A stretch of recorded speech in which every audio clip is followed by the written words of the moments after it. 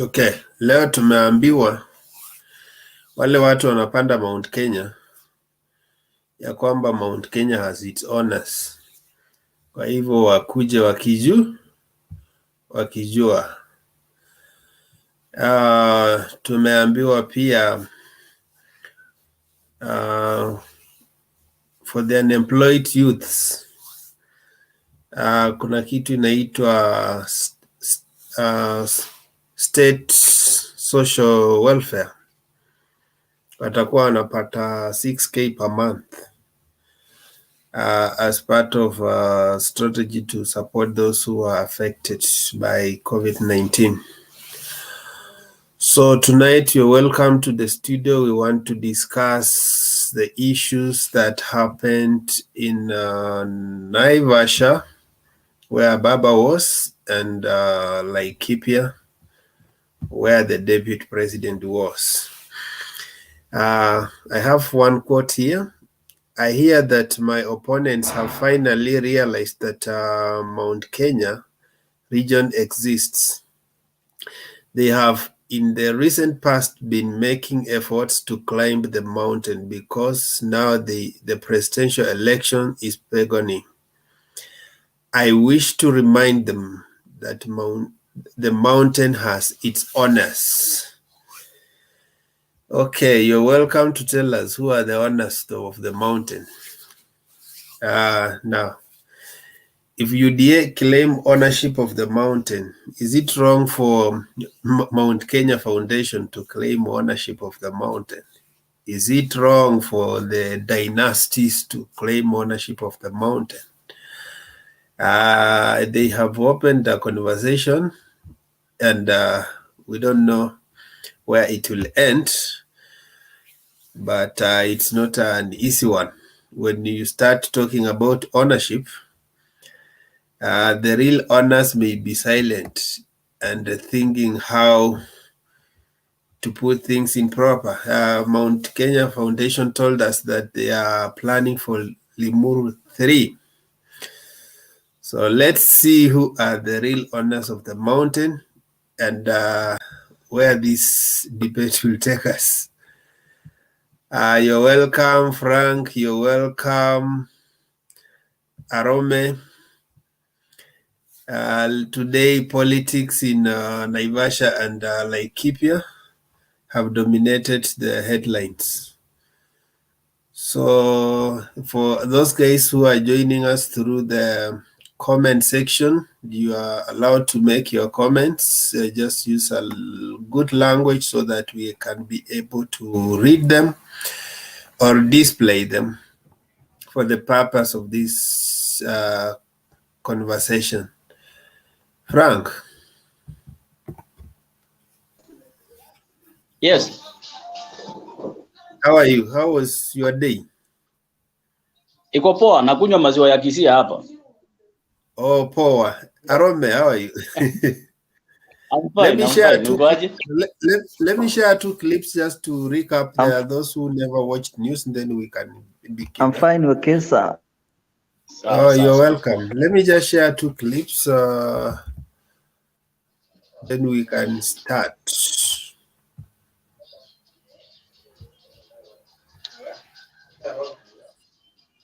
Is a family behind him, noting that he is not worried about the latest visits by ODM leader Raila Odinga to the region. Speaking in Nyahururu, Laikipia County, Ruto called on Kenyans to elect leaders who will ensure development in the country. Josh Onsare with the details. Arambe!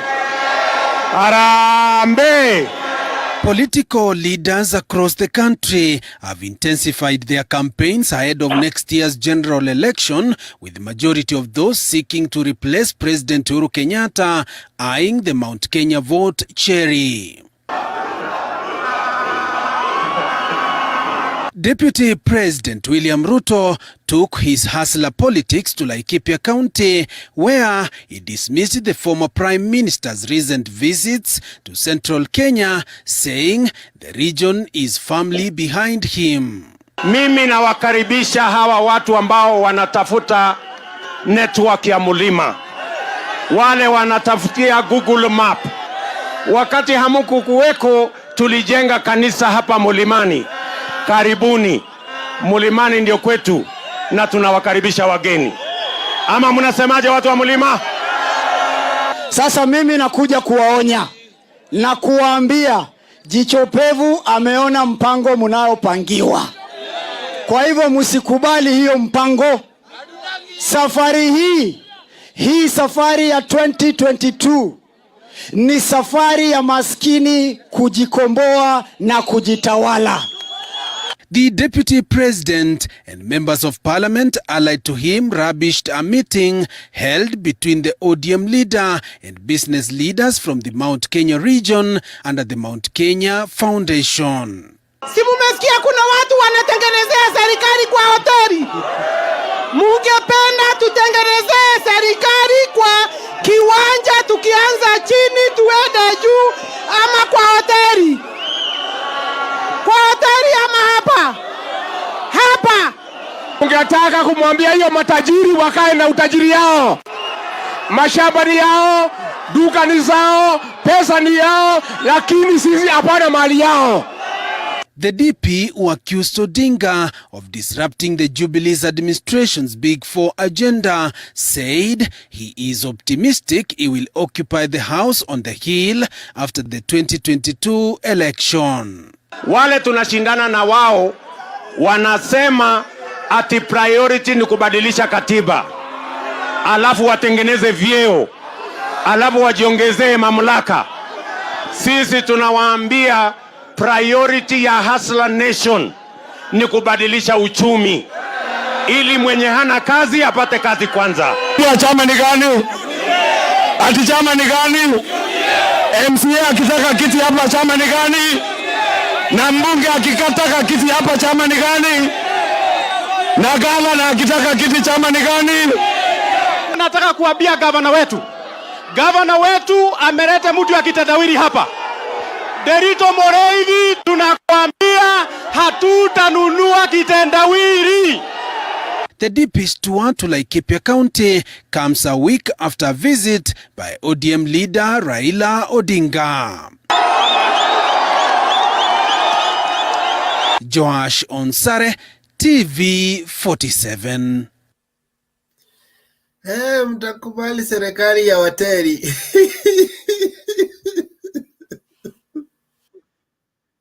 As unemployed Kenyans will get a monthly stipend of 6,000 Kenya shillings as a way of helping them to cope with the unemployment mess in the country should he succeed President Uhuru Kenyatta. Now, Odinga, who held a series of rallies in Nakuru town, said his government will transform the country into a social welfare state. Let's get an update from Stephen Leto, who reports from Naivasha. ODM leader Raila Odinga, while in his tour of Naivasha constituency, announced that part of his manifesto is about radical changes in the country to sort out the unemployment menace. Odinga says should he be president, he will make Kenya a social welfare state to ensure all unemployed Kenyans get monthly stipends. Kuona kama kila Mkenya anapata ajira. Wale ambao hawapati ajira, manake tutakuwa na social welfare state. Watapata kila mwezi kwa serikali shilingi 6,000. Sawa sawa. Naivasha. Odinga says the Public Service Commission has over the years not been able to absorb graduates from universities, colleges and other learning institutions. Hiyo public service inaajiri watu milioni 700,000. Na hizo zote hakuna vacancy, watu wamejiriwa hapo. Ile vacancy ambayo inapatikana ni 10% kila mwaka. Every year, the country's number of unemployed rises, with Odinga adding that the unemployment trajectory is worrying. Kila mwaka sisi tunamwaga kwenye soko ya kazi watu milioni 1. Kwa hiyo mpaka tutumie mbinu, hao vijana tutapeleka wapi? Na mimi nina hakika mituko na suluhisho.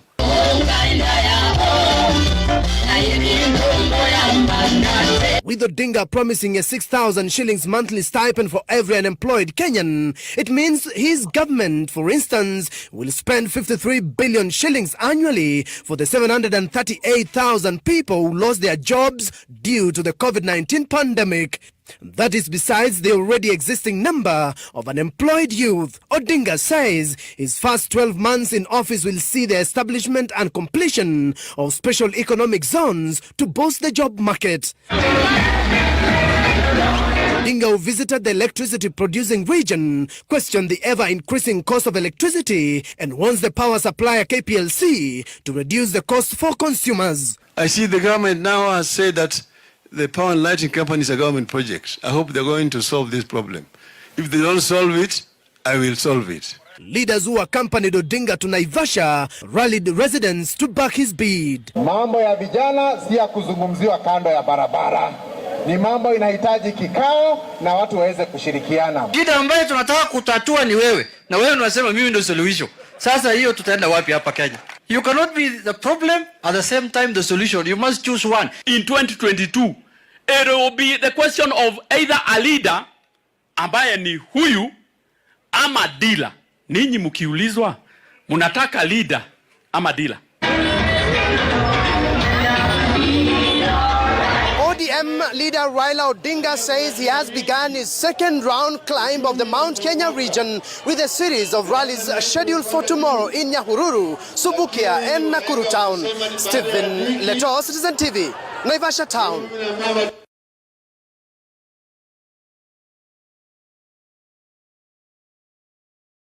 Okay, thank you. Welcome to the debate for the guys who have already joined us. We have Bernard, we have Frank, and Mala Arome. So we will go straight to our debate. And for those joining us in the comment section, we are seeing your comments. We will display them. Continue engaging us. For those who are asking for the link, we have shared more than twice. We will continue sharing the link as the comments trickle in. So I want Bernard to start straight moderating this. Leo nataka tu watch. You have a plan of massing me? Yeah. All the same. Thank you, everyone. It is things are shaping up, others are falling apart, but let us remain focused. We have a country to chart its way forward, and it is our responsibility to make sure that we are shaping the right opinion for our great country. So I would that as we begin to debate, let's be as objective as possible, putting Kenya first, then every other thing second, regardless of your party persuasion and your ideological persuasion. Kenya is priority, then the rest of us can follow. Haya basi, tuanze pale. Ni nani atakuwa kwanza? Aroma. Start with Frank was the first one, followed by Arome, then you, then Neto, so, and then Elijah. So you can follow that one. Okay, and then just housekeeping. If it is not your time to speak, keep your mic mute. It is important that it remains mute until you are able to speak, so that we don't have unnecessary feedback that creates noise instead of proper communication. Frank, take the floor. Okay, habari zenu, mkoaje nyinyi nyote? Okay, siku ya leo sijakuwa nimekuwa kwa kanisa. Unajua mimi ni mwa-SDA. I'm a true Christian, Seventh-day Adventist believer. Nimekuwa church, tulikuwa tunamaliza makambi. Kisii Central SDA Church, ndio nimekuwa huko, nimehubiriwa, nimeokoka. But nimefurahia kuona baba akiwa Naivasha. For the first time, baba anashangiliwa Naivasha. For the first time, naona Wakikuyu wanashangilia baba. For the first time, naona baba akipanda mlima Kenya.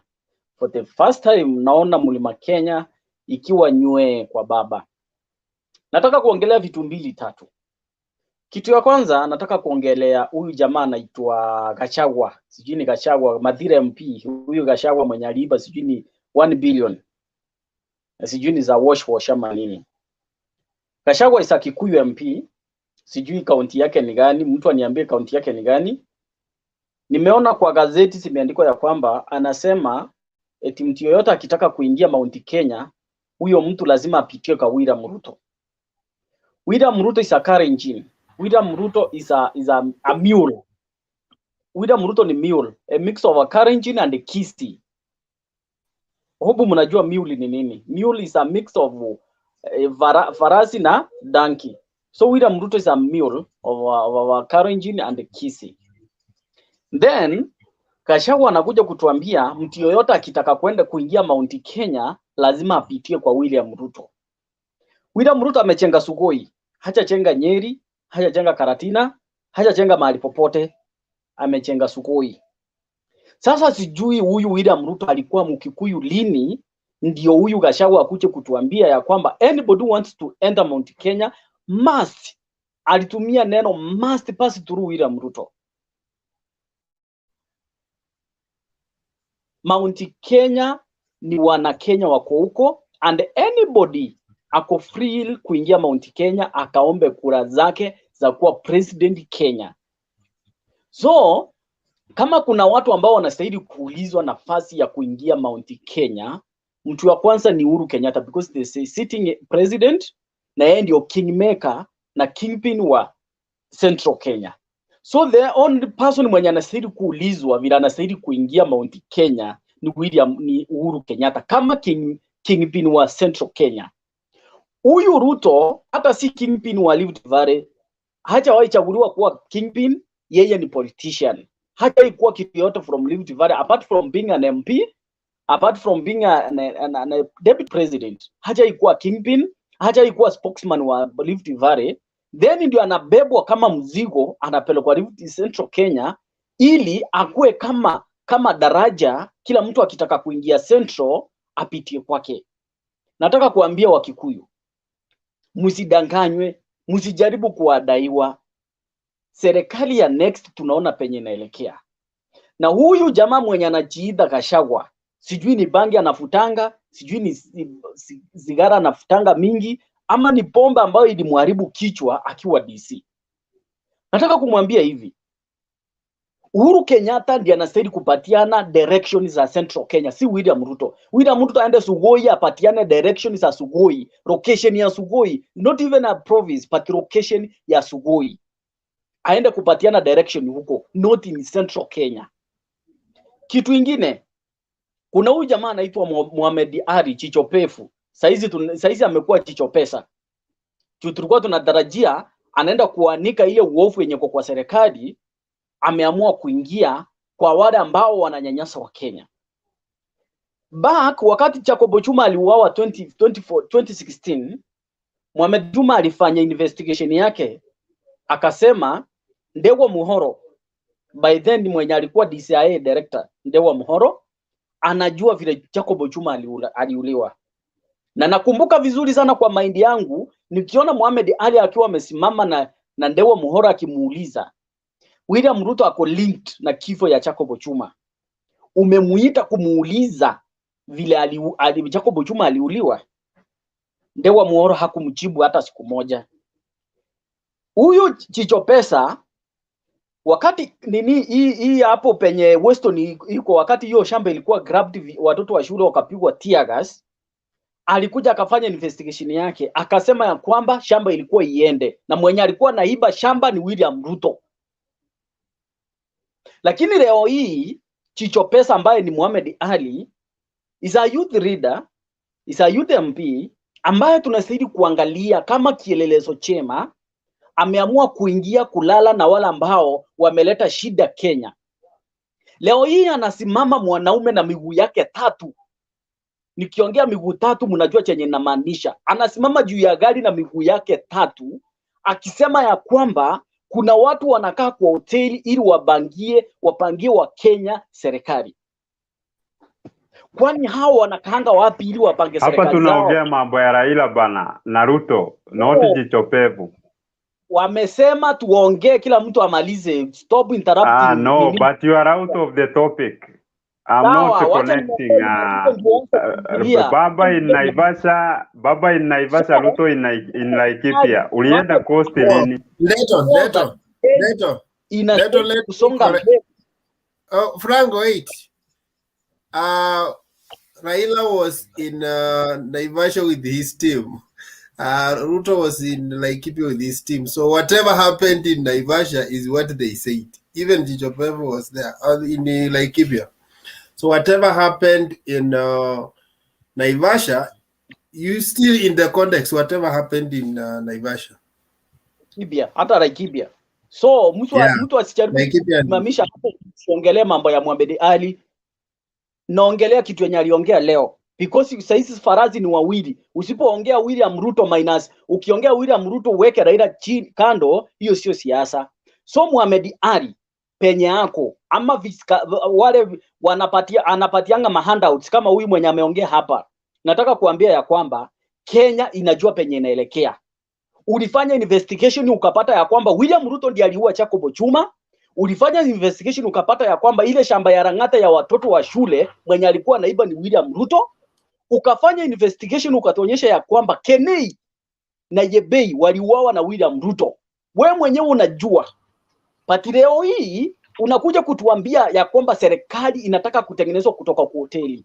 Hiyo serikali ndio tunataka, hata kama itatengenezwa ndani ya choo, hata kama itatengenezwa ndani ya sewage, hata kama itatengenezwa ndani ya mavi, pati tunataka serikali ambayo imesimama, ambayo itapeleka Wakenya mbele pamoja. We don't care penye nenda kutengenezewa. We don't care mwenye nenda kupatiwa mamlaka aje.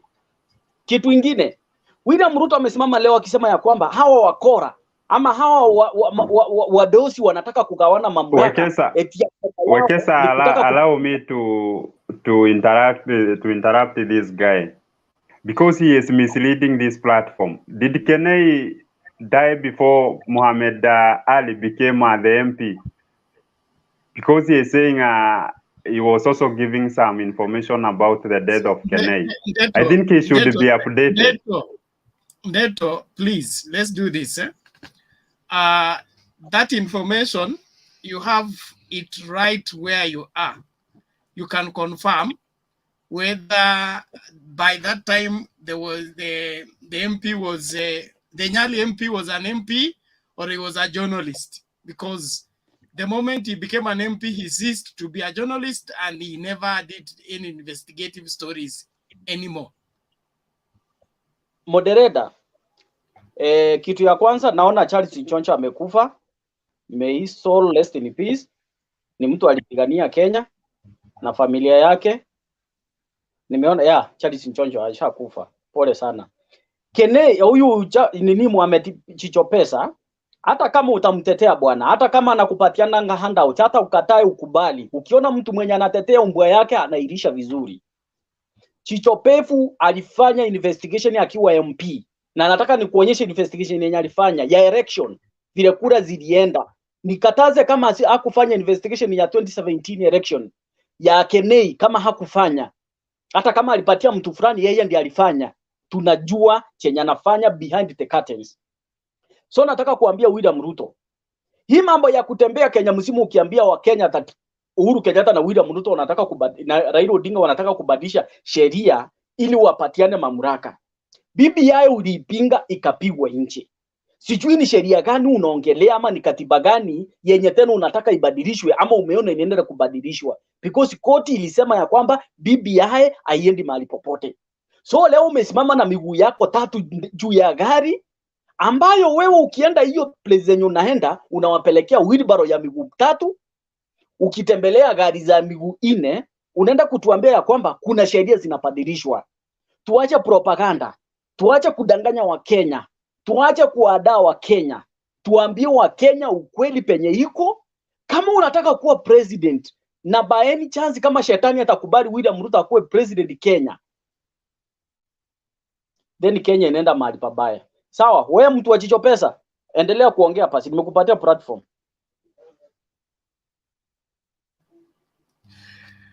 I think it's my turn now. Let's remain civil, please. It's too early in the day. I think it's my turn. I want us to restrict ourselves within our provisions in terms of the topic, and then also objective in terms of giving evidence of your claims. Let's not just throw around statements. They will we will be called upon to substantiate. And then also mind your language, because this platform is public platform and it is under international regulation. So we are not just restricted by the Kenya Constitution, but worldwide laws of media and the rest. So there are some words that are not allowed on this particular platform. Let's mind that. Thank you. I think it's my turn now. It is your turn now. Yes. Let's remove this banner so that I know whose turn is this. Okay, carry this on. Is Arome. Arome, continue. I was very much listening my friend keenly. I did not want to interrupt him. But I think he's carrying this Kenyan politics in his heart instead of the lungs, as Governor Mandag always tells us. I think I was expecting my friend Code to have changed his name to J NASA, though NASA is dead. I was also expecting him maybe to touch the issue of electricity. I think we're told in 1 week time electricity will have gone down, but that debate was avoided in Naivasha today, and they even went ahead. Okay, huyo mwenye alikwambia ndo muulize mbona ijaenda chini, mwenye alikwambia hivyo, because mimi kama hiyo. Relax. Relax, I gave you a time, my brother. Order everybody. Frank, you can keep your the point you want to interject, then you'll be given time to rebuttal. Let's not have exchange much. It interferes with the people who are following, please. And then let's also appreciate the fact that government does not work like even family. Okay, there are so many issues that are undertaken before a decision is taken. So if the fuel price is being reviewed, it's being reviewed. It doesn't have to end like, of course, Raila is not a president who can give presidential order. So he told us 1 week. Why do we hang on things that we know that are not right? He told us 1 week. Bernard, just to answer that, he said yesterday when he was in Rwanda, Bunyore, that it's going to happen in Parliament. It's going to be brought in Parliament, that it will be worked on. If you hear also what Matiang'i said, it's the same process they are going through. So it will happen.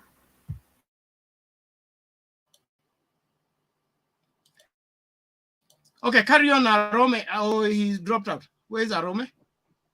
So Bernard, your point uishike. Point ya kusemaje? Hiyo ya mafuta.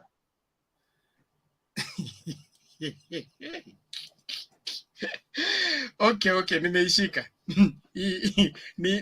Nikimaliza kuishika nifanyeje, Bwana Ndeto? Wewe una maswala.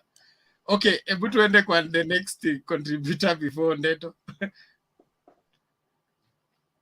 Arome ni kama ali drop off.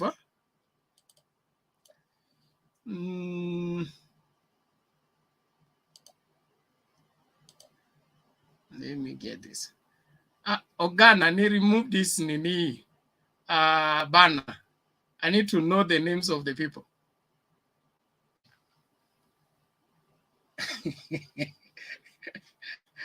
Okay, sawa. Wacha nitumie backstage. There is Dr. Musa, Karanja, Penny, and then so I think we are here direct. You can check direct. Thank you. So Musa came before Ndeto, ama? Okay, basi tuende kwa Ndeto, then tuendelee hivyo hivyo. I was really waiting you to pass me. So, but thank you that you have given me this chance. And wow, I am happy to see where we are getting as a Mutembei platform.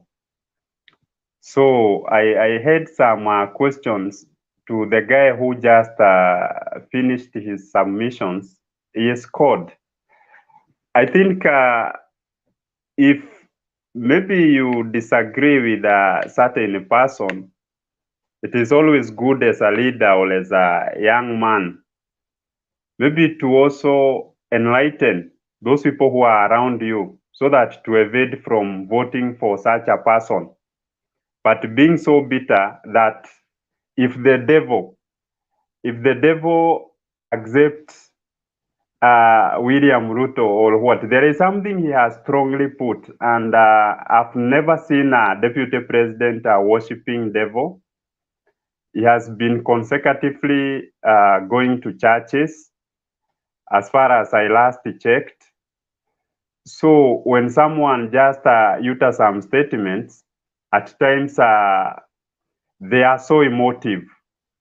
So I would say nowadays we do not even talk about Muganga, we do not talk about whatever, because we have come to discover that, religiosity is all about a person's decision. So when someone strongly put it that someone will be at the mercy of the devil to become a president in 2022. You are taking too much time on what, in my opinion, is not a non-issue. If somebody wishes, somebody is free to vow in whatever name he wants to vow. And but I was clarifying. I'm trying to clarify because you never said the DP worships the devil. Okay, no, you are the one bringing up all that unnecessarily. But when a person put across such, it is good to clarify because we belong. It is a local language of saying the unfortunate circumstance. Okay, you can cover, but I'm let not us leave it anybody. at that point. Let's remain within the debate and make progress. Let's not flog what is already dead. Let us leave the three-legged story. So today, Baba at Naivasha. Actually, I'm so happy to see how the politics of this country are shifting. And it is too early. I know much will change, we shall keep seeing various supporters moving from one side to the other, because I've discovered so far the horses which are so strong are two. That is Deputy President and Baba. And let me tell you, to me, I see an added advantage maybe to Baba through his rallies, the way he is trying also to visit and see maybe the land he has been omitting for quite a long time. I think since immemorial. It's too late that he has discovered he cannot make it without the central region. But I have like two things to observe. One is the kind of attention that is given to Baba, especially every time he has a meeting with various delegates. Like sometimes back, I think it is early in the week, we saw him meeting the MKF, the Mount Kenya Foundation. And it is good because they will play a very big role, maybe in support in terms of funds to the person whom they will feel best suit the presidential candidate. But in a way, majority of the population may be against that idea. More especially these people who are suffering at the bottom.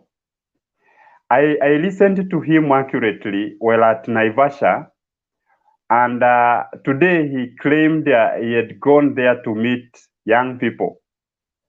And there are a lot of promises that he gave, that when he becomes the president, he shall bring a lot of a lot of changes actually. And also I could see his counterparts like Kanini Kega, who is a Jubilee voted MP. And the way he was saying is that he has been voting for Baba. He has not been voting for Baba because of his various reasons, of which he said that, it is due to tribal stuffs and such. But in 2022, he will vote for him. I watched him at JKL Live with Ilongo Kangata. And when Ilongo Kangata tried to push him that his presidential candidate is Baba, he was shying off in television.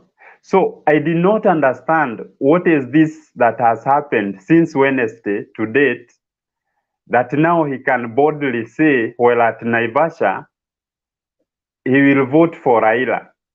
You know, it's good to check on those people who change their colors overnight, because these people could be so opportunistic, and that's why maybe they are following Raila Odinga.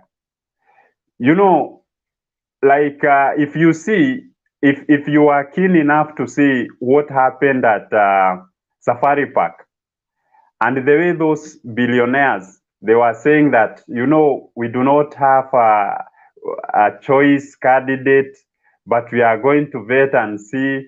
So I believe, some people, Kikuyu, they are known to be so friendly to money deals. So, and in a way, someone has seen an opportunity somewhere, only to find maybe the reason why some of these supporters, the reason why they are so close to Baba is because of the benefit packages that comes along with it. So to me, I would say, welcome Baba to Central, and let us do politics which is clean, something that shows unison, something that creates peace among people. We do not want to see an event when it will be said, the Kikuyu are denying Baba a chance to come in Central and ask for votes. No. Also, when we get to Kisumu as UDA, let us also see Luos welcoming William Samoei Ruto. Let us see even those other tribes also welcoming the candidate, like we have seen in Migori, we have seen in Bungoma, we have seen in those areas that used to be Baba dominated. Today, Ruto was in Nyahururu, and he also passed through Laikipia. And I like the way he is being accepted by the people. Like yesterday, some people tried to create some jokes that, he went to Masai, the Kajiado West East, and the husband to Paris Tobiko was not aware. I think there is much drama, and when people want to make a political meet a political objective, media is highly used. So, and today, surely you saw what exactly happened at Laikipia. He even said there are those people who are saying that he owns a very big tract of land in Laikipia. And he freely told whoever who claimed that publicly that he can go and allow the Kenyan citizens to graze in that land. So I think he is doing so well, and wherever he is going, we can see a multitude accepting him. So I'm also expecting the same will happen also when it comes to voting, because the way this guy is creating a lot of attention to the masses, don't think they are coming near him because they do not know. They have an objective. They know that this is the guy who is identified with the poor, those people at the low bottom. So, and that's why you can see during his rallies, there are very many people. You cannot compare the population that is following Ruto and that following Baba, except in a case like in Githurai. And we know in Githurai, you know, they pay attention to every person who is passing by. But in other meetings, if you are keen enough, you can see that Ruto is really trending. So let me also give another person maybe some time to make some missions, because we still have some other time. Thank you so much, Bernard. Okay, now Neto, there's a question that was in the comment. Whether you have been in Kenya or not, whether you are aware that Raila is the one who campaigned for Kibaki's presidency in 2002, and he went in every corner of every part of this country, including Central. Where do you stand by saying that he has been neglecting Central? Okay, you know, those are political observations, and the fact that Raila Odinga campaigned for Kibaki in 2002, it does not mean that he went deep and he was widely known in Kikuyu land. It is only that the Mount Kenya people discovered that, look, we have a friend here who is trying to support also our candidate. But it doesn't mean that he is well oriented in Mount Kenya region. That is my observation. What do you mean, Neto? You know, you deliberately refuse to see what is before your eyes. If somebody went to campaign and he went in every corner of the Nini, what kind of awareness do you see that he doesn't have when you are not in that campaign team? Bernard, you know, Bernard. Neto, let me cut you short. The problem, Bernard, you are the moderator, but you are very staunch support of Baba. So you are always insisting to be satisfied with any good statement about Baba. That one should not be even. Is the Aroma the one talking? It is not a good statement about Baba. It is factual. When you say Baba has been neglecting Central, you prove it. If he campaigned for Kibaki and he went in every corner, and Baba is when he was Minister for Roads, he went to every corner drawing out these roads that Jubilee is building, and then you claim that he has been neglecting certain part of Central. That is unfactual. And we should just report things the way they are. You don't have to twist them so that they suit your ideology. Who told you roads are being drawn today? Sorry. Bernard, this is the point. I never talked about roads being drawn. I said the infrastructure being built now was drawn when Baba was Minister for Roads in 2002 in the NAC government. Bernard, this is what I meant when I said Baba is not well oriented in the mountain. You remember the statement he made when he was in Nyeri, that he was unable to climb the mountain, but now he has gotten a certain donkey, and he is almost somewhere. If you listened to this guy from Kieni today, he said that Baba is almost half. He has climbed almost half the mountain, meaning he was unable before. And the reason why he was unable, let me complete this, please. Let me complete this, Bernard. Because what you are saying, you are taking figurative language to interpret it to mean something else. Let's go to Aroma. No. Listen what. Fanya hivi. We are going to Aroma. He was interrupted when he was making submission. You took his time. Let him make his submission, and we move forward. Is that fair, Bernard? Bernard, let me put in something. You will talk later, Neto. You will talk. The platform will still continue. So, I want you guys to understand one thing. Even though we are talking about the Naivasha and the Laikipia, two front runners to the top seat, this 2022 election is not going to be determined by what you have been doing in the past. As you acknowledge, when Saras Jirongo took the podium during the Mount Kenya, I'll call it Mount Kenya Mafia meeting at Safari Park, when he said, oh, okay, some youth have been brainwashed by so and so, okay, all sorts of things. What I want to tell you, what Raila did maybe in the 1990s is not a topic of today. Or what happened in 1990s is not going to be used by the majority voters of today to determine the 2022 general election. The favors that maybe Raila did to any Mount Kenya presidential candidate is what also Ruto did to any other Mount Kenya presidential candidate whom you know. Arome, so those can you be sincere? We've had finish. people from the mountain saying, let me finish. No, I just want to, let me just interrupt you a bit. He's here to make Bernard, a point to be interjected.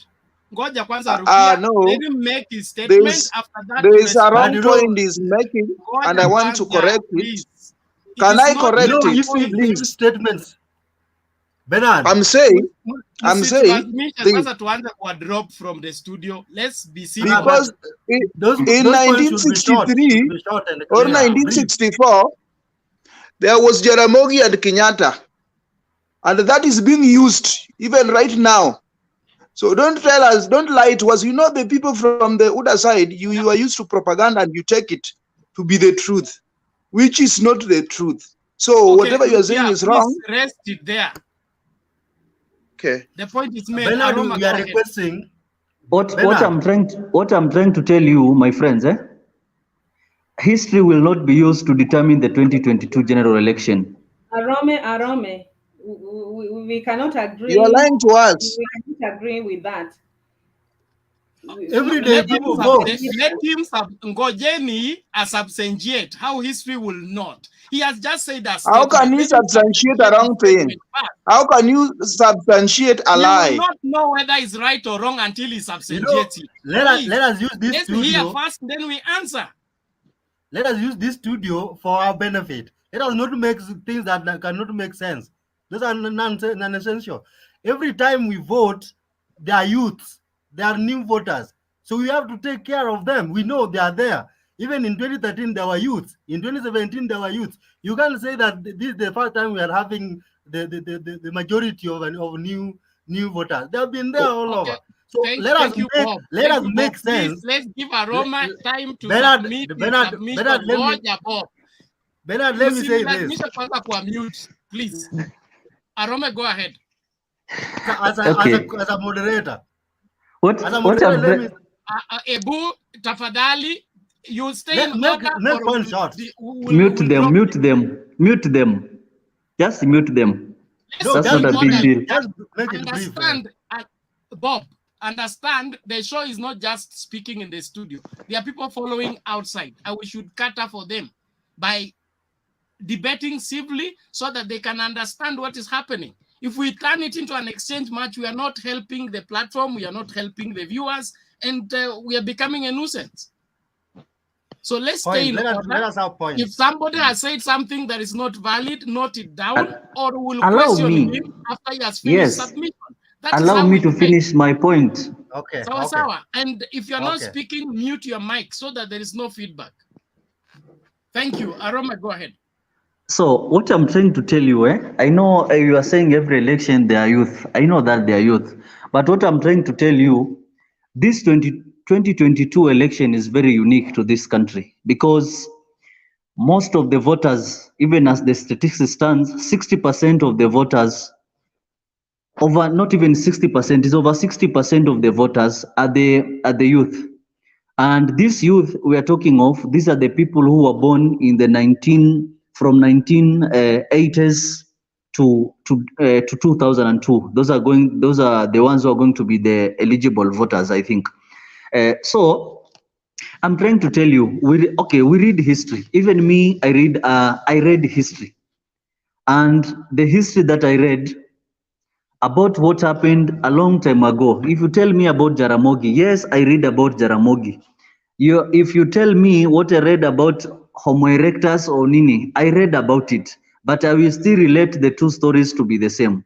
So as we focus towards this election, you accept it or you deny it. That is the reality which is on the ground. And even those politicians who are moving up and down, they know what the ground is totally talking of. The youth of this country have now seen that these people who have been in leadership, of these people whom even me, when I was in primary school, somebody was in leadership and he is still in that leadership today, can never change what I believe in. Yeah. If you take the current developments that we are seeing in this country, you know, many people have been telling us, oh, Ruto ni mwizi, Ruto ameiba hii, Ruto ameiba hii.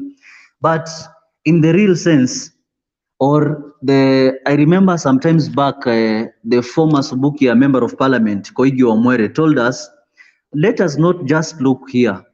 Those people who stole, or those people who ate, or those people who are eating the resources of this country, you are not even talking about them. And that is the reality in this country, not rumors, but it is the reality. Because even as we talk today, the timber industry, the issue to do with team cells, the issue to do with the Kengen, those who own shares, the issue to do with this imaginary losses which is being created in the Kenya Power and Lighting Company, because how can a supplier experience losses and the producer is making profit? So there are things that the youth of this country are really concerned.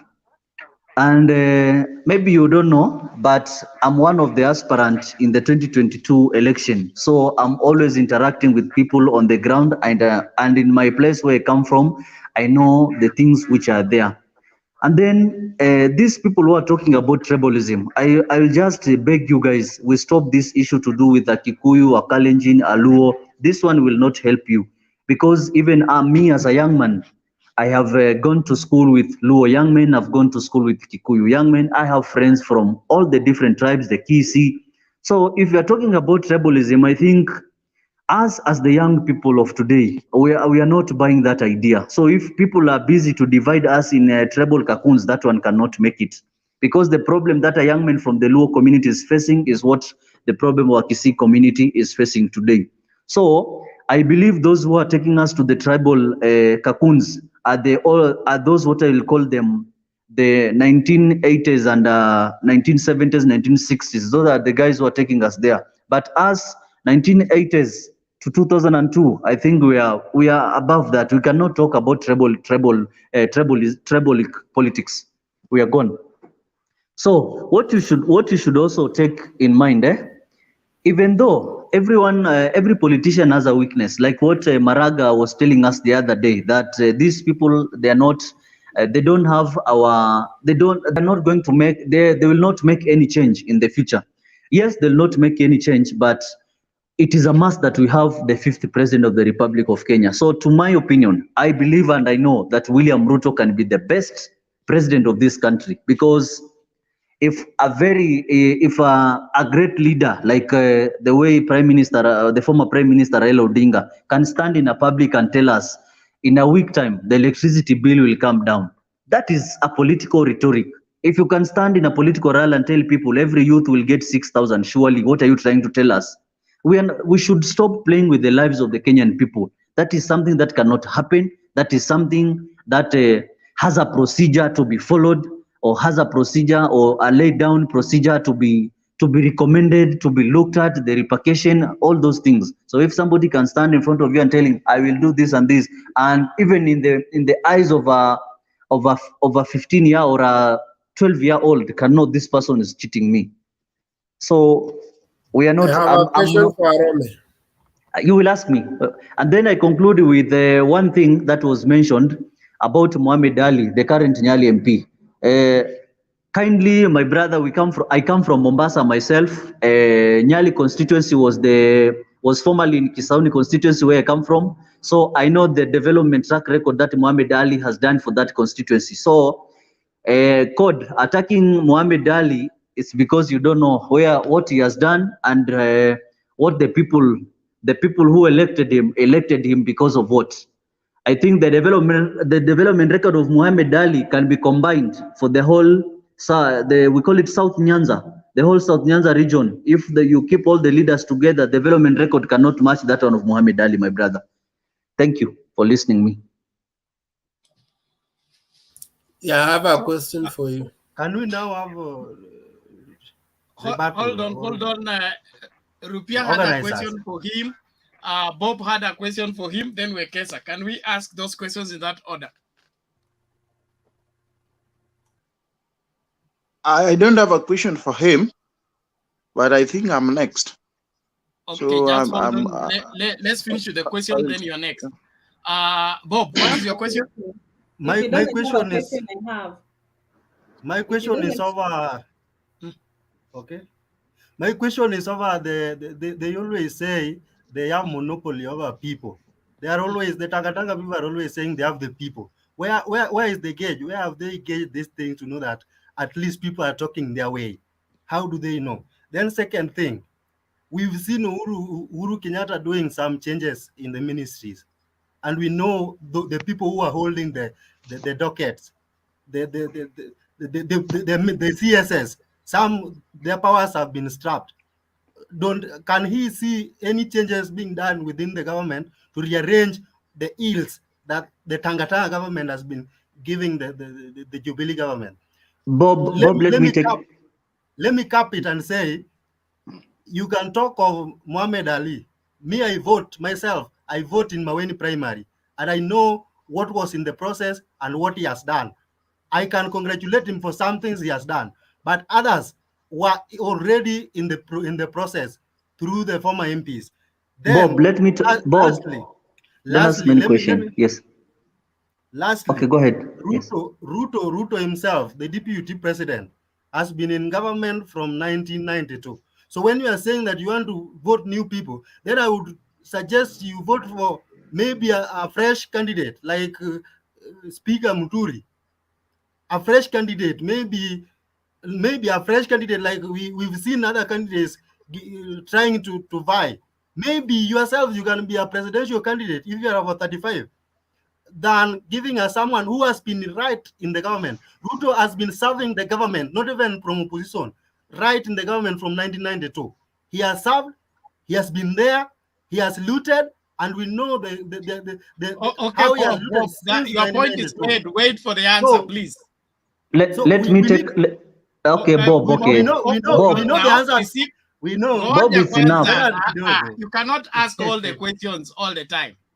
Relax. Bob, let him give us answers according to questions, not going about the bush. Bob, right? Bob, let me just answer. I will answer only one question. Bob, I will only answer one question. The one of us you have asked about the changes in government. I want to tell you today. I did not want to drag His Excellency the President Uhuru Kenyatta because of his stature maybe in the society, but because you have brought it, let me answer it the way it is. President Uhuru Kenyatta is the cause of all the problems that Kenya are undergoing today as we talk. And let me go to record on that. Because today, as we are talking today, Uhuru Kenyatta is the largest shareholder in KenGen. Uhuru Kenyatta is sending people to create some imaginary losses in Kenya Power and Lighting Company so that he can buy the company.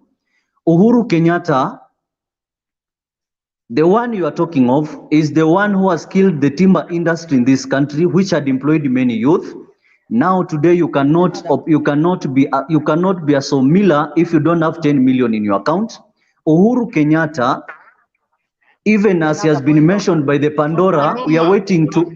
Aroma, okay. Yes. You are giving us sweeping statements. Give us evidence. These Don't are just not mention somebody's name and say something he has done without substantiating. This is not rumors. It is in. I'm hearing it from you. Bernard, you have a right to write a letter to seek information in KenGen. You cannot say Ayaga is not in this platform, okay? And you want us to believe. You should give us evidence why he's not in this platform. There is right for information. You can write a letter to KenGen to ask if who is the shareholder. What you are telling us that you have information from KenGen and the other places submitted to you about. So I'm okay. I'm trying to tell Bob The changes that were done in the Ministry of Energy, Bernard, a point of order. those changes are not even touching about the performance of the ministry or not. It is a political motivated move. It is And silence. Okay, Aroma, Because I accept you are a politician and an aspirant. Please, because today, there is a difference. Ngoja wait, kwanza. Bernard, Order. Order, everybody. Because today, wait, Bernard.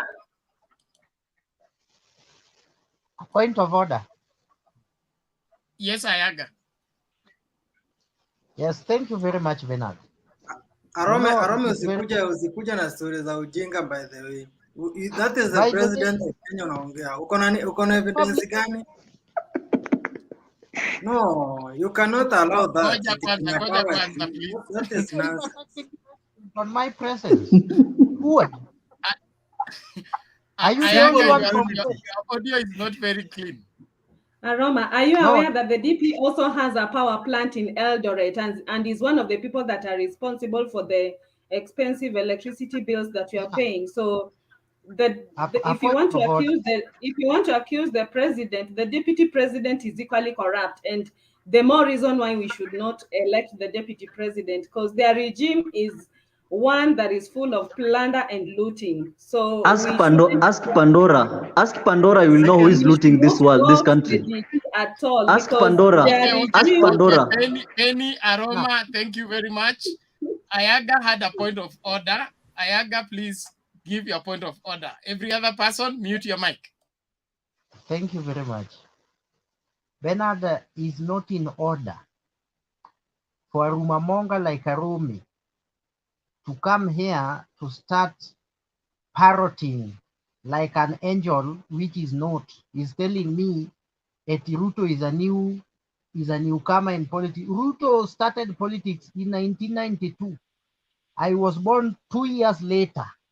So convincing me is very hard. Number two, William Ruto, the guy is propagating nonsense about abusing the president, has been in government all through. He has never fought for anything. He's just a joyrider in government. My friend, what we should do and what we need to do, number one, we need to respect the authority.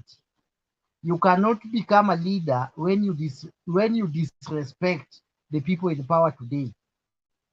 Arome, you have to withdraw for attacking the president of things, the rumors you are getting from somewhere, and bringing them here. Please, you have to withdraw. If you don't withdraw, there will be no peace. You have to withdraw the attacks you make from the Pandora Papers were made in 2002. I think that time you were walking naked in your father's compound. So you know nothing about Pandora Paper. Unless you haven't even listened to those Pandora Papers. You came here, the first time you were here, you told us you are a lawyer. I don't think kama wewe ni lawyer, na hata kama huko unataka kupigiwa kura Mombasa, I think your constituents might be watching, or the area, the locality you are standing. You must be the mistake they are going to make, like the mistake Kenyans made in 2013 by electing these two guys. Now you are defending one of them. Hatuwezi jump from the fire, the frying pan, na tunanguka kwa fire yenyewe. We are not stupid.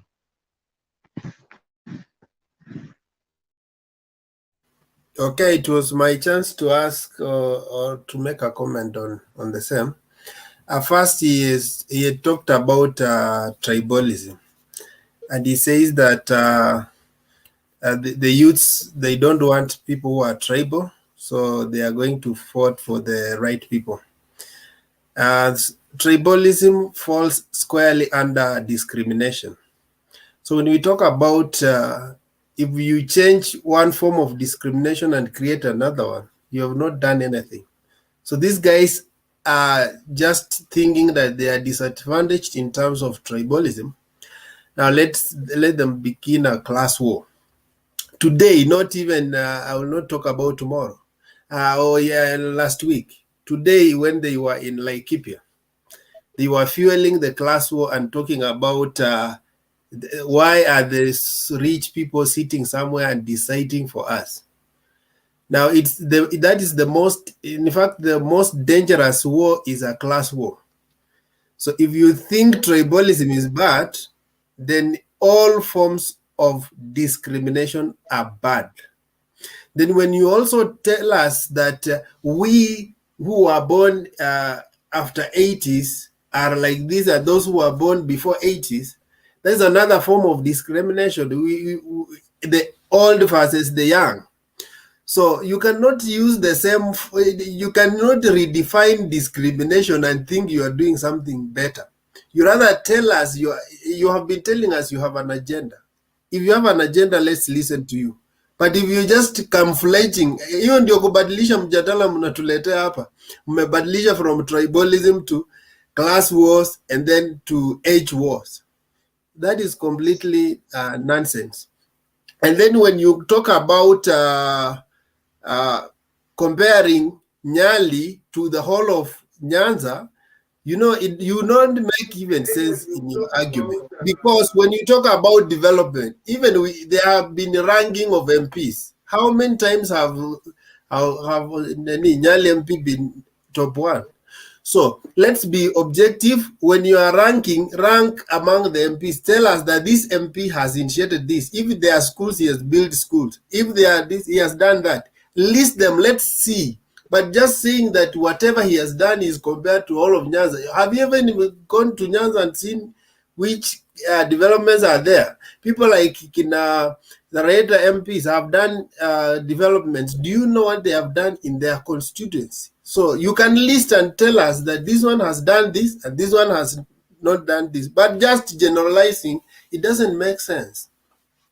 And also, Bernard, let me add something on what. No, Bwana, it is my time. You are eating my time. Something. I just want to add no, something you will add, on the issue. Can you add later, please? Half a Can minute. you add later? Yeah, on the issue of it's okay. We are coming to constituencies. Europe here. Just hold on. You are next. Yeah. No doubt about it. I am Bob. On the issue of constituencies and the fact that Moha has done, let me say he has done something, because these our constituencies have different needs. So you cannot rank constituency in terms of maybe infrastructure or development, like he has paved some roads. It is not enough. There are things that other MPs are doing which he himself is not doing. So let us rank MPs in holistic nature. What are they doing to their constituents in holistic, in social, infrastructural, in whole life? Because life is round. Life is not just about road.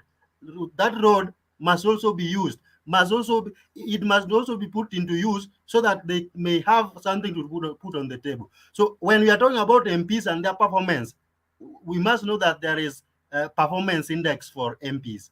Let us not just look at the infrastructure and then say.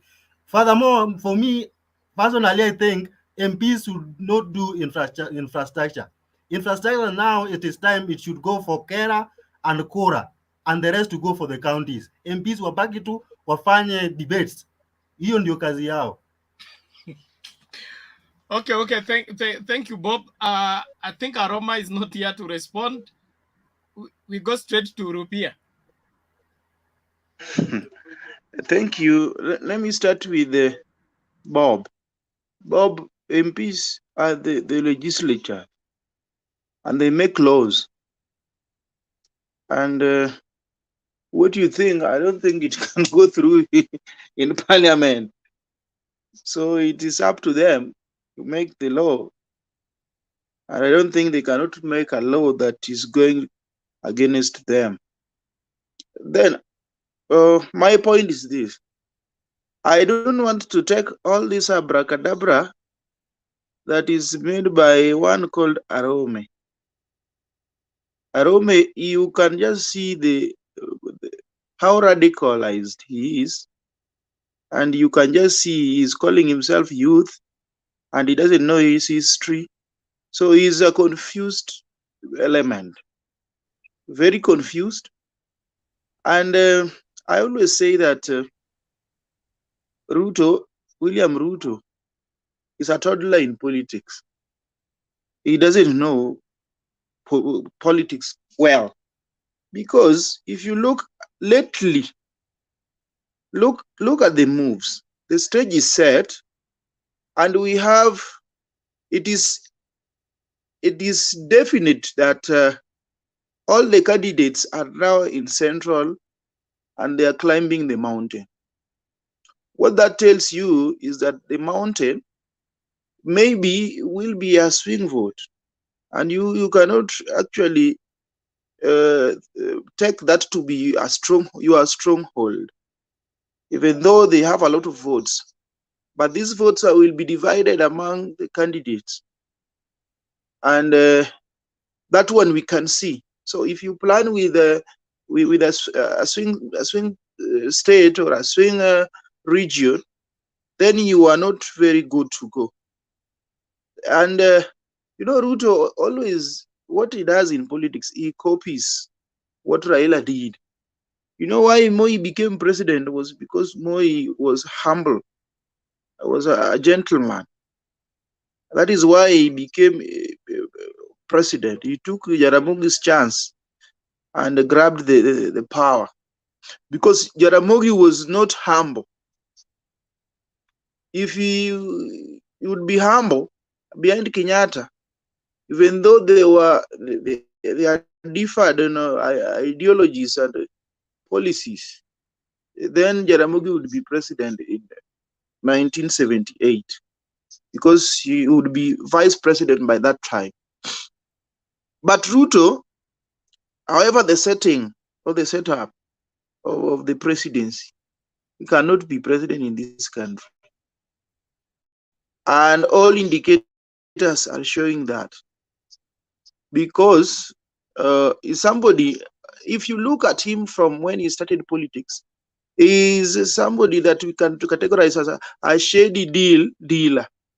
He takes part in shady deals purely, and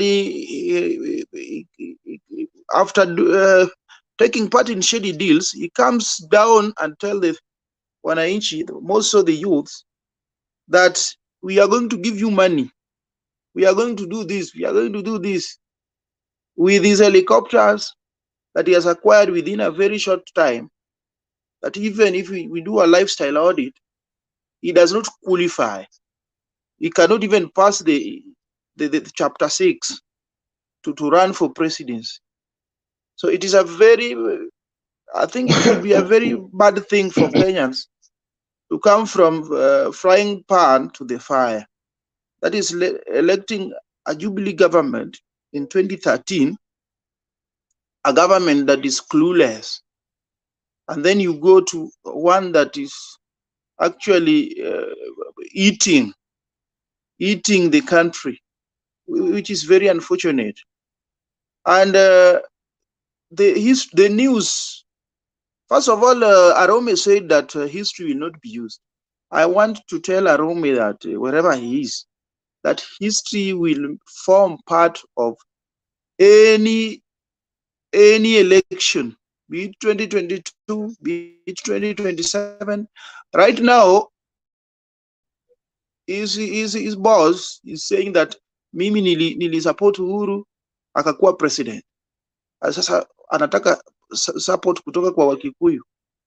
That is history. If you don't use history, then you are a nobody.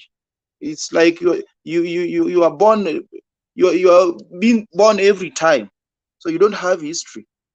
So history is very important.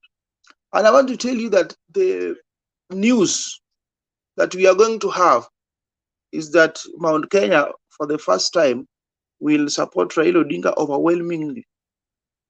Even if it is 30%, even if it is, but I believe it's going to be over 50%.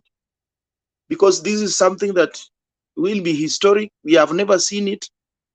And the issue of Kupanda Mlima, I heard you people dwelling about Kupanda Mlima. You know, in the past, we had the mountain and the lake at loggerheads, because their sons wanted their house on the hill. So we could not get together because we wanted the same lady, and this lady, we have to do we have to do what it takes to get this lady. So we are sweethearts, and we are going for one. We cannot be in the same boat during that time. But this time round, as it was witnessed in 2002, when the Luo community voted Kibaki, I think the Kikuyu community are going to vote Raila overwhelmingly. Even if we talk about kurudisha mkono, then Raila supported Kikuyu 1 or 2 times, and he was the first one to support the people from the mountain. I think in that order. But what I would advise the order, that you just need to go back to the drawing board and withdraw from presidency. Just tell your man to withdraw and not vie, because this thing is going to embarrass him. It's going to embarrass him. Tell him to support Raila Odinga in 2022. And maybe in 2032, he might come back. Raila Odinga might support him if he believes that he has got a connection and a good network in the mountain. That will be a very wise thing for Ruto to do. And if Ndetu, you cannot convince him to do that, then I think you are going to lose it. Once you lose it in 2022, you will even lose it more than us, because Raila was not as over-ambitious as Ruto, having acquired a lot of things, and that indicates that he's a corrupt man. Somebody has mentioned President Uhuru Kenyatta here, and I think he cannot substantiate. If you go to the records, I don't think you will get the name of Uhuru Kenyatta in any of the papers as a shareholder. And who told you it is wrong to sharehold somewhere? It is only wrong to grab. Like the same way Ruto has been grabbing land, he has been grabbing the state agencies. That is the wrong thing. But even in the Pandora papers, they said the Kenyatta family holds a lot of wealth outside, and money in offshore accounts. They did not say the Kenyatta family grabbed that money. So it is not wrong to be a shareholder. I think there are guidelines and there are rules that guides that. But when you grab, that is where you commit crime. So people who have grabbed in this country, we know them. And from there, I think even in your mind, you know very well that Ruto is just corrupt, and there's nothing he can do without corruption. Look at 1992. I was not very old. I think I was 2 years old during that time. And in 1992, there was YK92, and they actually made, they were wash. We call it wash nowadays. They are wash. And then all other scandal, like the main scandal, he was deeply inside it. That is the second one. And he was actually importing maize and holding somewhere in the Indian Ocean. And these farmers who come from Rift Valley, they also come from Sugoi. He is not even sympathetic with his own people. Doing that, and your people are suffering. Also, the people who are growing maize come from Rift Valley.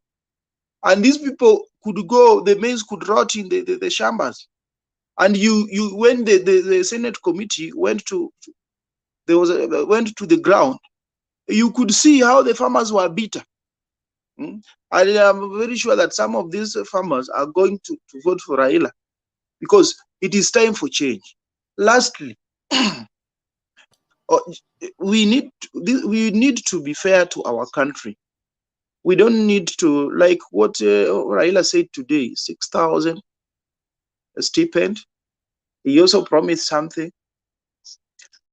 I think even that 6,000 stipend is not achievable.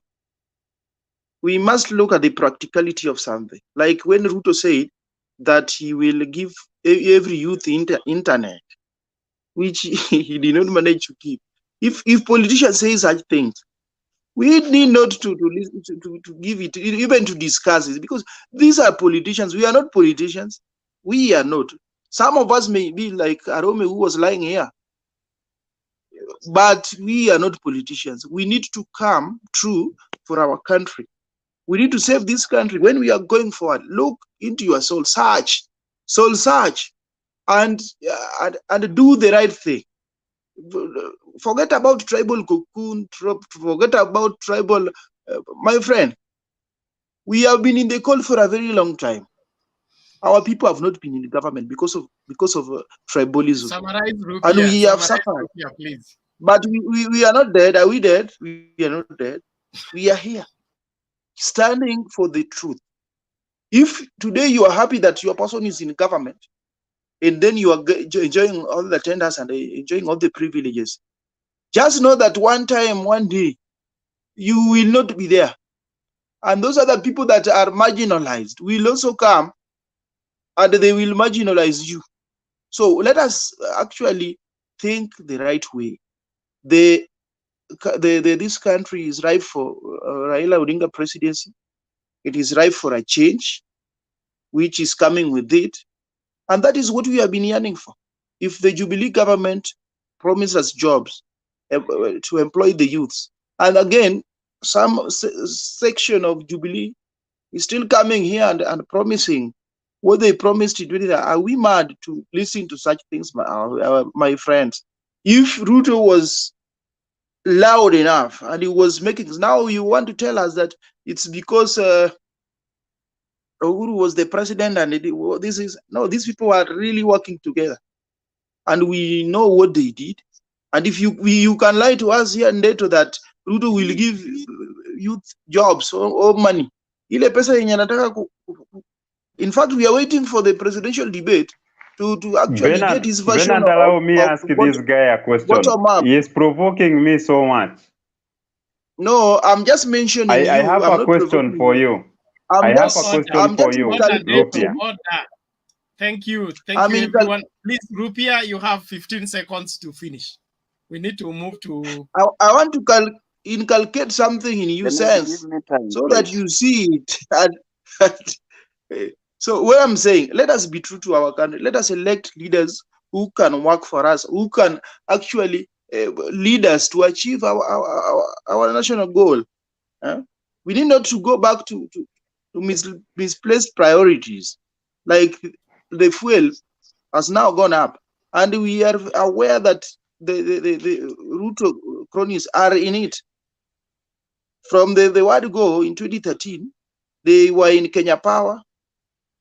I don't want to mention so many things that I may be called upon to substantiate, but it is like that. Thank you very much. Okay. I can now accept questions. Bernard, can I get some time? Thank you. Not now. Just hold on. I want us to restrict ourselves to our timelines so that we don't spend too much time on one person. And I want to give priority to the people whose their voice has not been heard yet. Can I get that question? Can I get that question from Neto? Because I want to do. Hold on. Neto, what is your question? Okay, Rupia, it's like you are so sure Baba will be the next president. And you are even encouraging me to shift to Baba's camp. Let me ask you a question. In 2002, Moi being the president, endorsed Uhuru Muigai Kenyatta as his project. And we saw what happened to Uhuru. He failed terribly. Then here comes Raila Odinga seeking endorsement from Uhuru, who is the incumbent. Don't you think the same can recur? Or what are you thinking about that? I don't think, because who turned tables on Uhuru in 2002? Who defeated Uhuru? It is Kibaki. I think Kibaki became president, and it's Raila who turned tables on Uhuru. And it's the same Raila who is vying. So I don't know how that, if now Uhuru endorses it, my friend Raila is now stronger, more than, I think he has now tripled. So the way he defeated Uhuru in 2002, he is going to defeat Ruto, because the country needed change that time. And that is the same change that we still need. It has not changed. So I think Raila will beat Ruto. My question was directed to the fact that, you know, the way Raila is associating with the kingmakers, don't you think the public might think that he is pushed, or maybe he is a forced candidate? So, and that way they will oppose him. Which public? I'm part of the public, and yeah, I don't I'm think talking like about people like myself, because I'm a voter. Order, please. I don't want to be the wherever, the bad one. I've already been given that blanket judgment. But Another question, Bernard. I think Beto, but you've been Bernard, you usually take sides. I'm not taking I sides. have been waiting for you to say one good thing with William Ruto, the way I substantiate about I'm not saying anything. Raila. I just want to facilitate the debate. But you are so discriminative. You are so discriminative, Bernard. I accept. In fact, I'm handing over the moderation to you soon, okay? So that we see how unbiased you are. But in the meantime, I can't be biased. I have no problem that you're coming in, all right? But in the meantime, let's do it this way. You ask a question, you're given an answer, and it was just, by the way, because we have Penny on the hold, we have Bob on the hold, and they want to make contribution. We can't revolve on one thing forever. Point of information, Bernard, for Rupia. Information. Yes. Okay, I think that is Rush. Yeah, Rashford.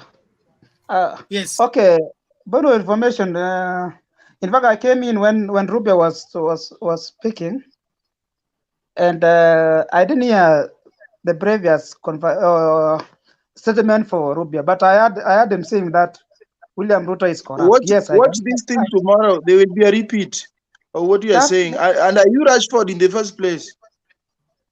Is your name Rashford? Yeah, I'm Rashford. So are you Rashford?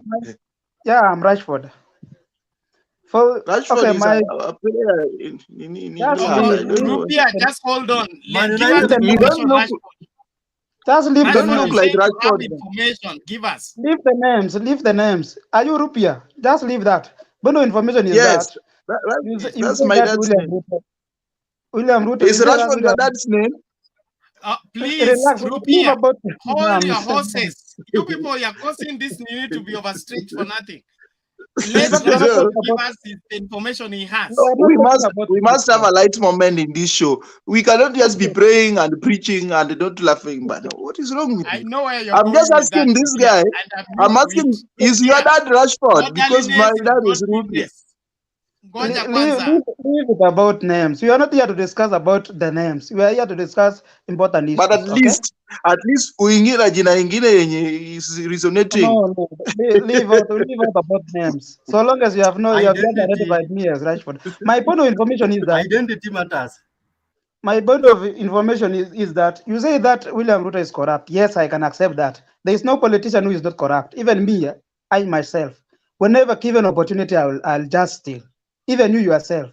But it depends the level of stealing. Then if you say that the fuel is just gone up because of William Ruto, I cannot be part of that, of such a statement. How can you say every politician is corrupt? So we should not fight corruption. Listen, I'm just giving out. That is a wrong mentality, my brother. Just change it. We need to fight corruption. We gave you time when you are when you are just giving out your submission. Thank you. So the information, hold on, order. Rashford, the information you had is that every politician is corrupt. Yes, exactly. And, given an opportunity, you can also be corrupt. You can steal, but it depends the level of stealing that you have. That is the only problem. That is the information you have. So where are you getting this information from? Then my point of information is that you are giving us is coming from where? So my point of information to Rupia is that he says that fuel is just gone up because of William Ruto. Then I can take you back to 2013 and 2017. Do you remember the prices of fuel in 2013? I think it was petrol was 106, then diesel 97, if I'm not wrong.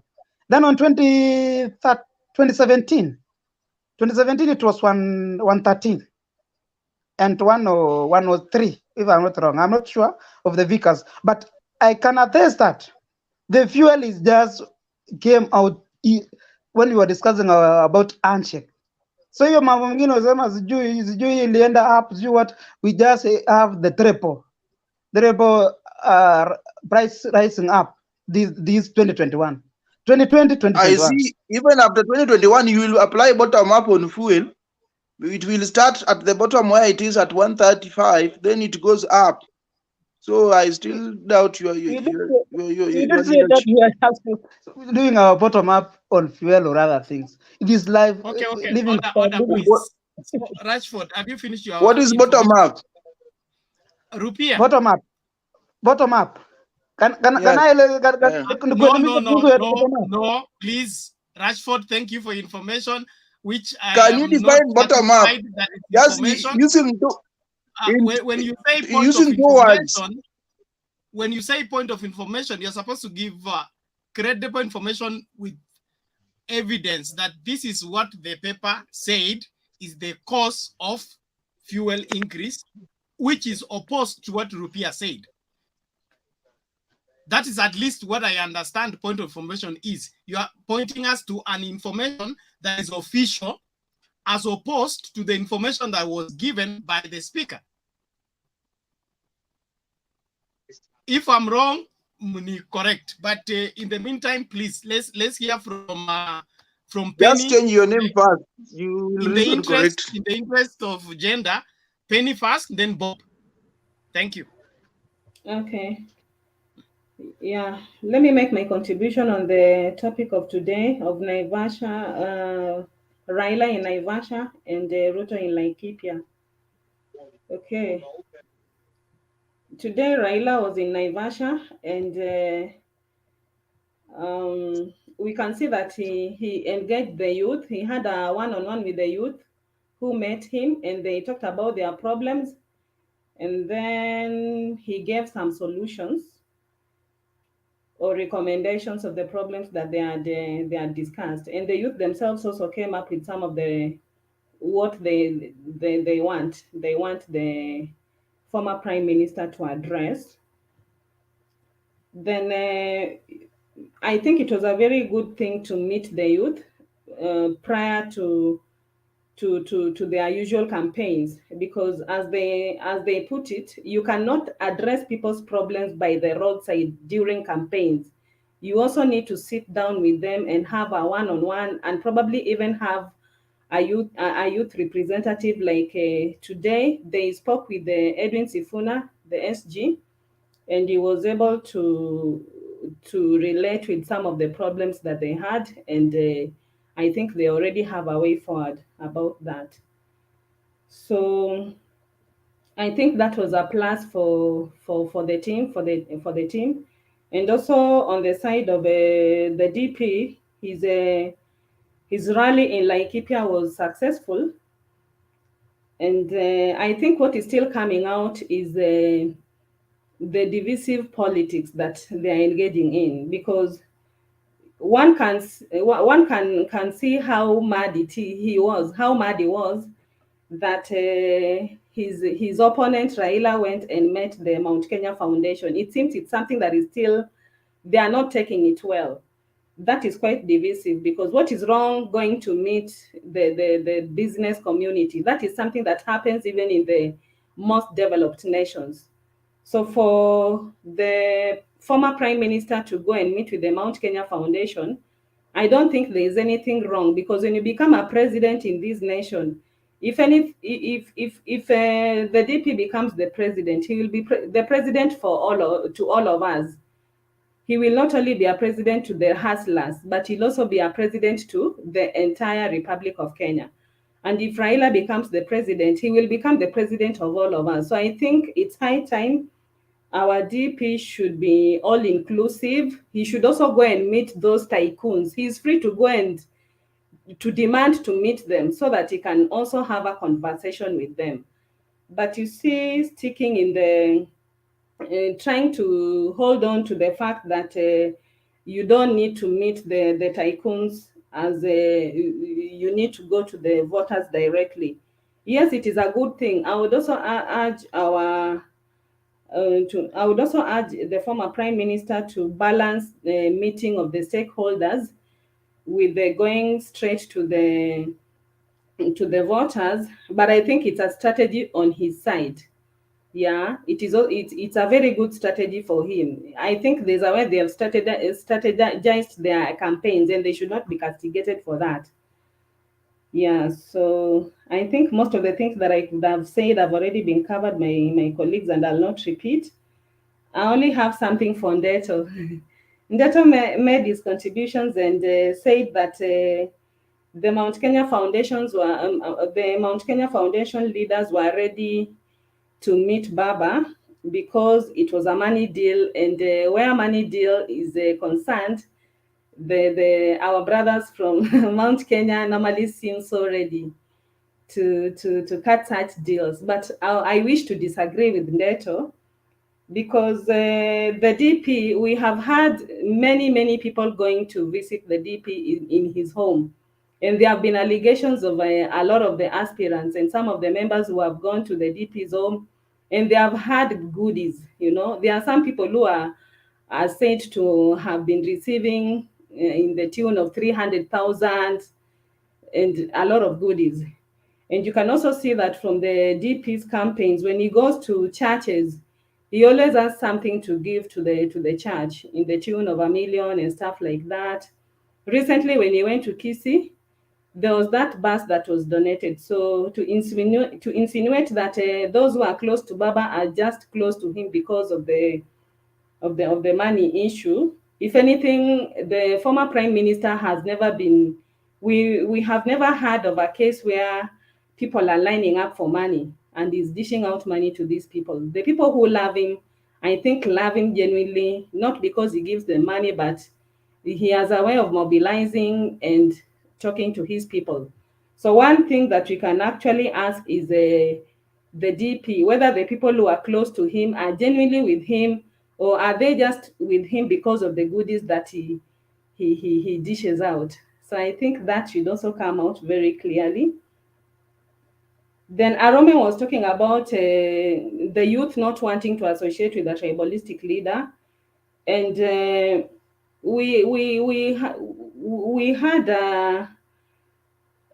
it has been discussed in the media the way the list of cabinet for Ruto, when given the opportunity to present his list was purely people from the Kalenjin community. And I think it's a contradiction, because if the youth do not want to associate with someone who is tribalistic, then for me, submitting a list that is 50% people coming from one community, I think for me that is what we call tribalism. And if that is what it means to forget about history, forgetting about some of the atrocities that are being committed by some of these people who are aspirants, then I think we are lost as a nation. We need to take into consideration, we need to question him that you are here telling us that you do not want to associate with the small tribal parties. You are here telling us that you do not want tribalism.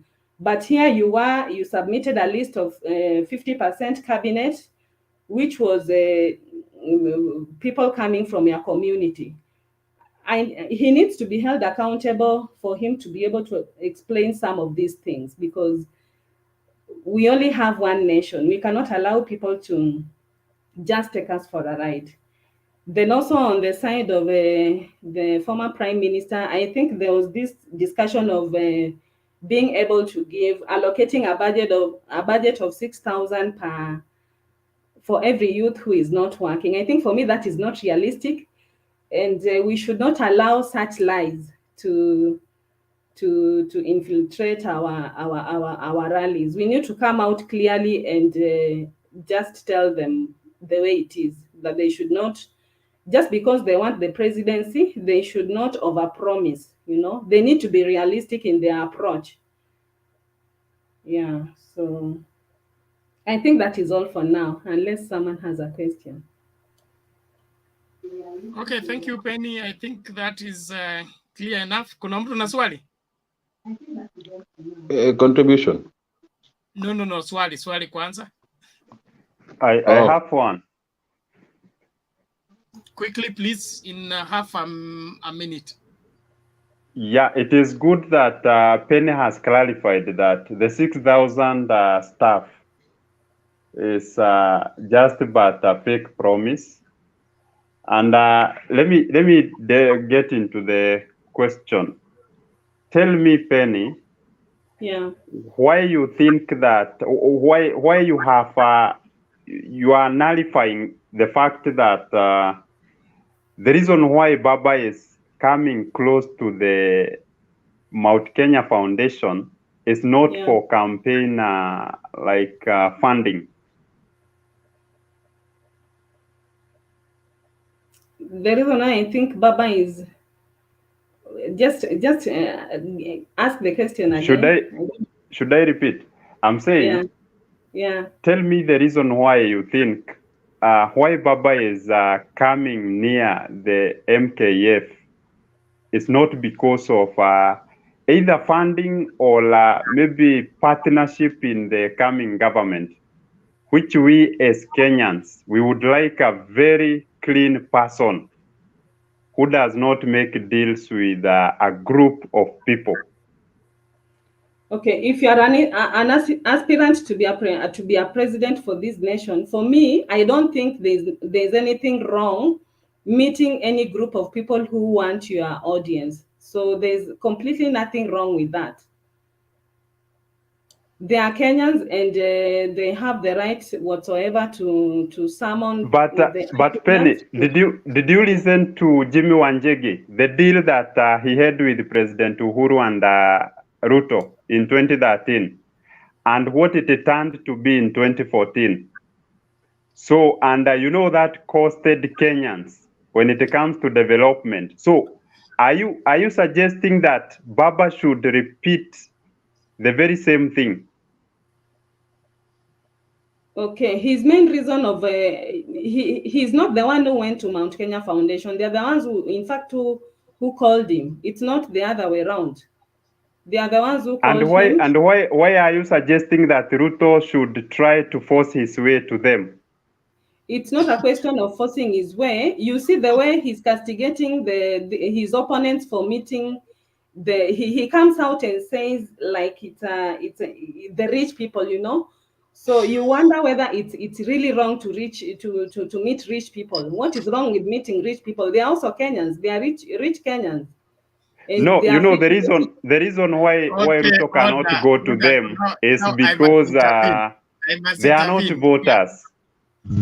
What do you mean they are not voters, Leto? Bernard, let's not stretch this beyond what is necessary. Bernard, can you give time, Leto? Neto has made submission. Neto was asking a question. He has been answered. No. Submission. Mr. Bernard. Goja kwanza, please. Let's not overstretch one question to take the whole show on one question. Yeah, they've talked for long. They've talked for long. Mount Kenya Foundation that invited Oka and invited Baba. It is not Baba who called for lunch and called the Mount Kenya Foundation to come. It's the other way around. So why are we turning it the other way around?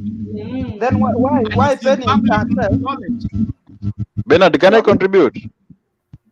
Bernard. Hey, Goja kwanza. The next person to contribute is Bob after Penny. Wait. Let me make. Okay. And then if you want to intercept, you lift your hand. You don't unmute and begin to shout.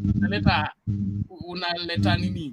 Feedback inakuwa mingi, alafu kunakuwa na kelele. Wale watu wanawatch wanakuwa na shida. Mute. Keep your mic mute until it's your turn to speak. If you want to intercept, you lift your hand. If you get noticed, you'll be given a chance. If not, then subiri tu hapo, note it down. When it's your turn to make submissions, start with that and then continue with your submission. But let's restrict ourselves to 3 to 5 minutes in our submission. Don't go beyond that. Okay. Let me make my submission very brief and in the same line that Feni was going. One, I want to start with Baba. Baba is going in a right direction, if I can say, because even the balance, he is trying to keep his stronghold. We saw him in Luanda the other day. We've seen him in Bungoma, in Kakamega, but he's also trying to eat into those people who did not vote for him in 2017. So strategically, if you look at what he is doing, he's on the right track. And I want to disagree with my sister Feni that the balance is there. You see him in Central, then the next day you see him in Western or somewhere in Nyanza or in the coast. So he's trying to balance. Maybe he has not gone to Eastern, he has not been to Nairobi enough, but we know there are things to come. Then secondly, about him, I want to say that the only side that I'm not sure of is the strategies that he has been using in the past. Like a time like this, we would be seeing the Women League, the Youth League, the association, those Friends for Raila coming on to support him. We have not seen such formations because we have seen leaders grow from such formations to become very formidable. So if we can bring in such formations and such groupings so that he can instill some leadership in the youths and in women, then he can be a real brand. Lastly about him, I would say that if he uses his strategy well, and one of the strategy is the Oka side, to keep them near him, then he is able to beat an enemy. And one of the laws of power says that if you find time to beat an enemy, beat him well. So I think if he can put the Oka near him, which I know he will maneuver his way, then he will be able to beat him like in 205, the way they beat Kibaki in the referendum.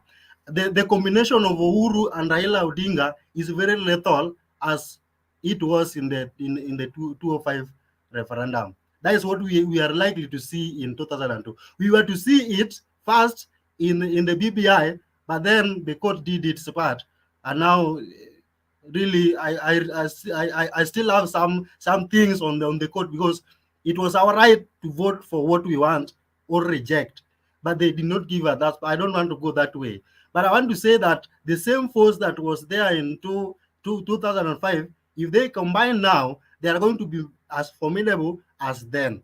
Then another thing that I want to say, now I want to change on this other side of Ruto.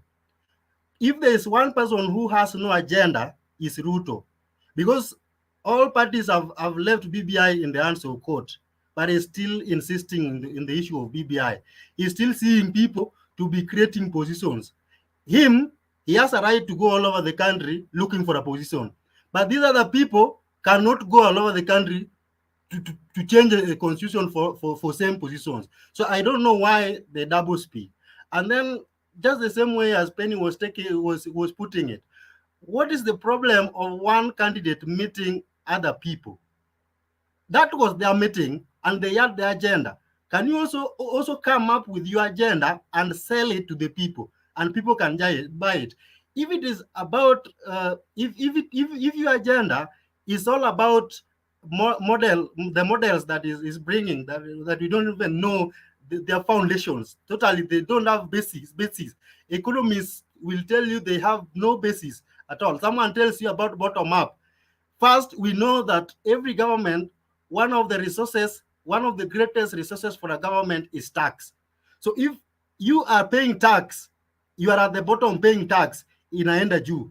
Does it mean that hiyo pesa venye imeenda juu haitarudi because it is from bottom to up? Or what is he saying?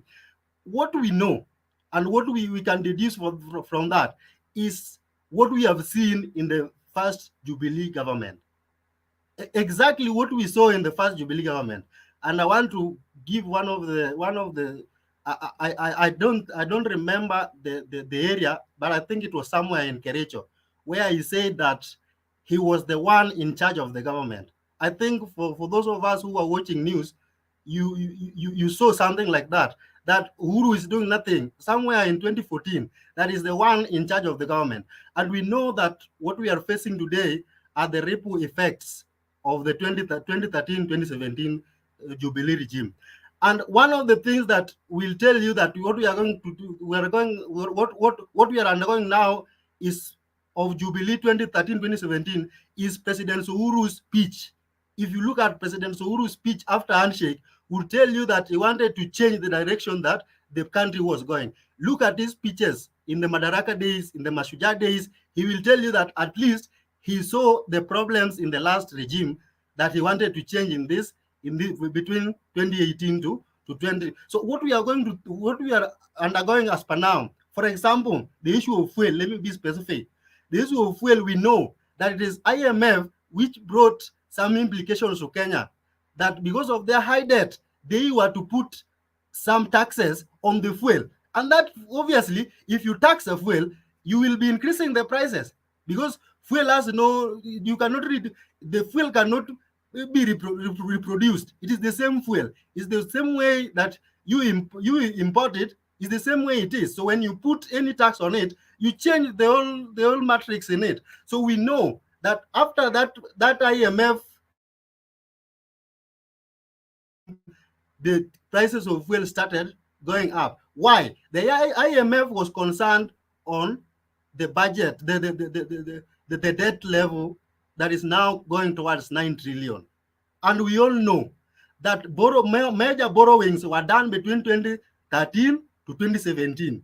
We all know that those borrowings most of them did not help Kenyans. In fact, huge of them were taken to individuals' pockets. And we know someone can say that the buck stops with the president, like my friend was trying to insinuate in the past, Arome. But we want to tell him that we know that president was very clear on agenda that he had for the country. He had given some money, like the 21 billion. Ruto went to Kirinyaga County.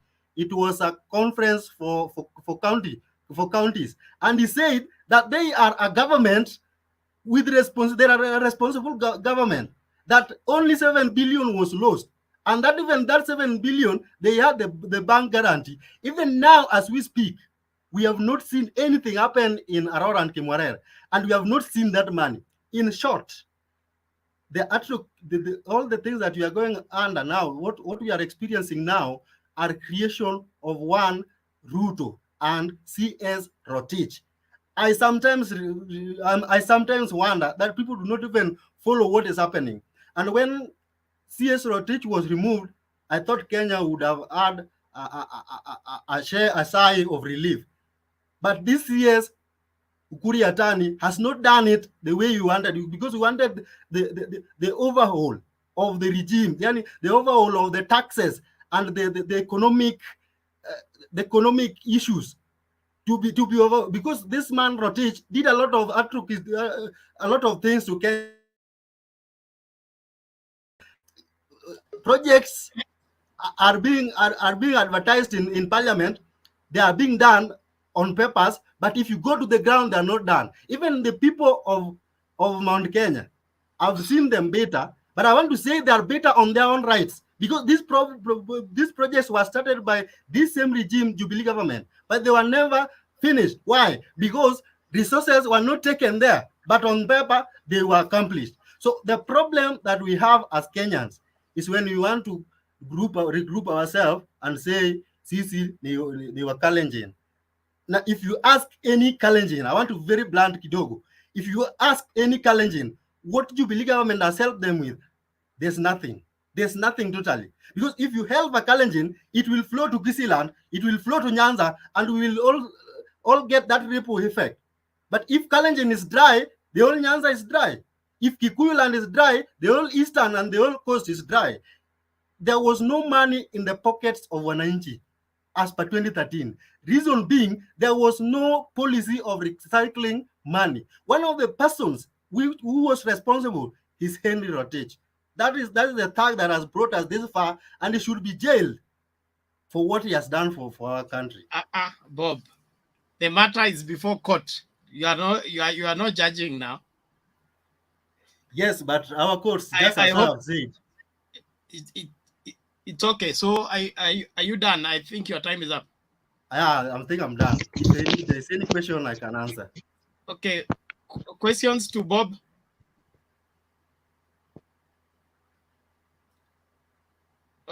Okay. So I think the issue of fuel is very clear. The taxes were imposed by IMF. I have a question. I have a question. It's okay. I have a question to Bob. Ask your question, please. Bob was ameongelea mambo ya fuel. I think there was a kiti allocated for cushioning the issue ya mafuta. It was around 80 billion. Yeah. What happened to that money? Like I have said, the regime in our Kenyan regime, we try to solve our issues with outside things, while we have the insisting institution that we should use. If you look at the money was allocated. Yeah, it was allocated, yes, but it was not. It is there. It was not voted as a vote head. It was not given to the respective ministry. When money has been allocated, that means that money is somewhere. It is only a matter of being allocated on paper, but it has to be followed by physical money. Yeah, it has to be allocated on paper first. Huh? Yes. For it to be allocated on paper, it means that money is equal. If you have a budget, then it goes to collect tax to look for the money to feed the budget. Yeah. No, that money is equal. If you have a child, this is government. This is government. This is government. Your child is going to class. Look, it is your administration in your family too. You have a child who is going to school. And that analogy does not work. What will you go for first? That analogy, let's look for the 80 billion. You said 80 billion. It is being followed. We will report on the same. Yeah. Naomba tuendelee. Okay. Where's Raphael? Where's Raphael? I'm here, Bernard. I'm here, Bernard. Something you deliberately. I'm here. Okay. Go ahead. You are 3 minutes start now. Bernard. Thank you, Bernard. I was on Facebook and then I bumped on the discussion. Nevertheless, I'm really happy. But I would want to contribute today. Are you getting me? Go ahead. I would want to contribute. I would want to contribute today based on the political rallies, the two of them that were in Laikipia and Naivasha. But before then, we will not run away from history because it judges the bearing of our future. Like some of us were alluding to the fact that we should not check into what happened in the past. Actually, if you want to go and move on, then it means you really need to know where you've come from, the problems and the setbacks that you've faced. So I think the person who was alluding should take note of that. Number two, here is Kenya, and we need peace, all of us. When Uhuru Kenyatta, the president, and William Ruto came together post 2007, I think there was a need, and a genuine need, to bring back the unity that was lost as a result of the post-election violence. And also by the fact that they were also enjoined in a case to the ICC. So that is what brought the first handshake that really was trying to bring the Kalenjins together and our brothers also from Central together. Now, one big question that maybe, Ndeto, if you will find time, then you will answer to, is why do you think now when Raila has had a handshake with Uhuru Kenyatta, then it becomes a problem? Is that not also part of a unity deal that we really need to do as Kenyans? That is number one. Number two, I think the discussions around our rallies have changed.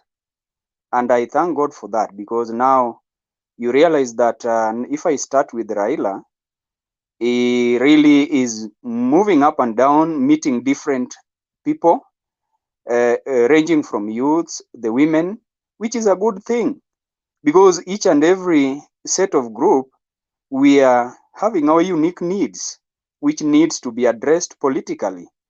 And this is that time that all these needs are supposed to be put on the table.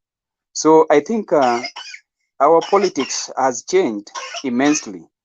The only problem that I have with my very able deputy president is the class wars. I want to repeat it because there's one who talked about it. Now, we are running away from tribalism by bringing peace, doing all the handshake and embracing one another as Kenyans. But now if we set in the class war, that is one of the worst wars that we cannot find a solution to.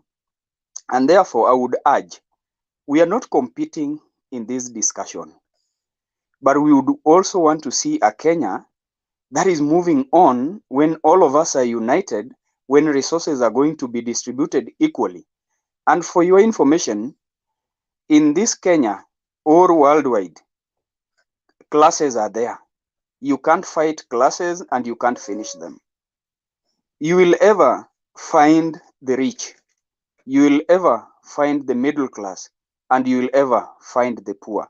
But then, to strike a balance, we need to bring the poor to a level that they feel they are represented by the leadership that they choose every electioneering period. That is a good thing. But if we say that some billionaires somewhere, this was really burning me, and I requested Bernard to give me chance to respond when my sister was talking, and Deto was saying, it is Raila who invited the rich billionaires from central Kenya, which was not true. I think all of us need to embrace one another. All of us need to accommodate one another regardless of our classes. But now the big question again that I want Ndeto to answer to, why does the deputy president become so much agitated when Raila meets the Mount Kenya Foundation? Why is he becoming so agitated? Because I think, being that he was one man who came together with our president to really bring Kenya together, would be much more happy when he sees Raila going to the mountain, when he sees Raila climbing the mountain. Because at the end of it all, Raila is also a Kenyan, just like the rest of the people who would really want to be supported from the people of the mountain. So I think we need to be very candid in our discussions, and we need to direction. And somebody, I think he left, this guy who was coming from Mombasa, was saying Ali really did a lot of development. You can't compare to the constituency, in fact, Nyanza as a whole. That is a misplaced statement, because now the funds that are given as CDF, which they really control, I think that money, you cannot compare the money that is given to the Nyanza constituencies and even the Western as a block, as he was alluding. You can't compare the two amounts. The amounts for the maybe like 3 or 4 counties in the Western block are too much compared to what the Honorable from Nyali was given. So I think that was a misplaced statement from him too. But one last thing that I want to say, going forth into this election, the people who are supporting UDA, I want to urge you to tell the deputy president to tone down. Kenya is not running away. He's still young. And if there is anything that we as Kenyans, regardless of the number of years that Raila has been in power, if there is anything that we can do to Raila, not looking even into the tribe, not looking up even into the social class, the much that he has done can be counted vis-a-vis compared to the vice president. Let us reward him this last time so that he can also give us what he has and what he's been having in store. I think sometimes we need to reward statesmen who have really fought so hard regardless of what we are being fed with, regardless of the information that we get from our kingpins. No, we need to really change and have our own stand and our own contribution and our own measurement of how the political atmosphere is running in our country. Thank you so much. A question.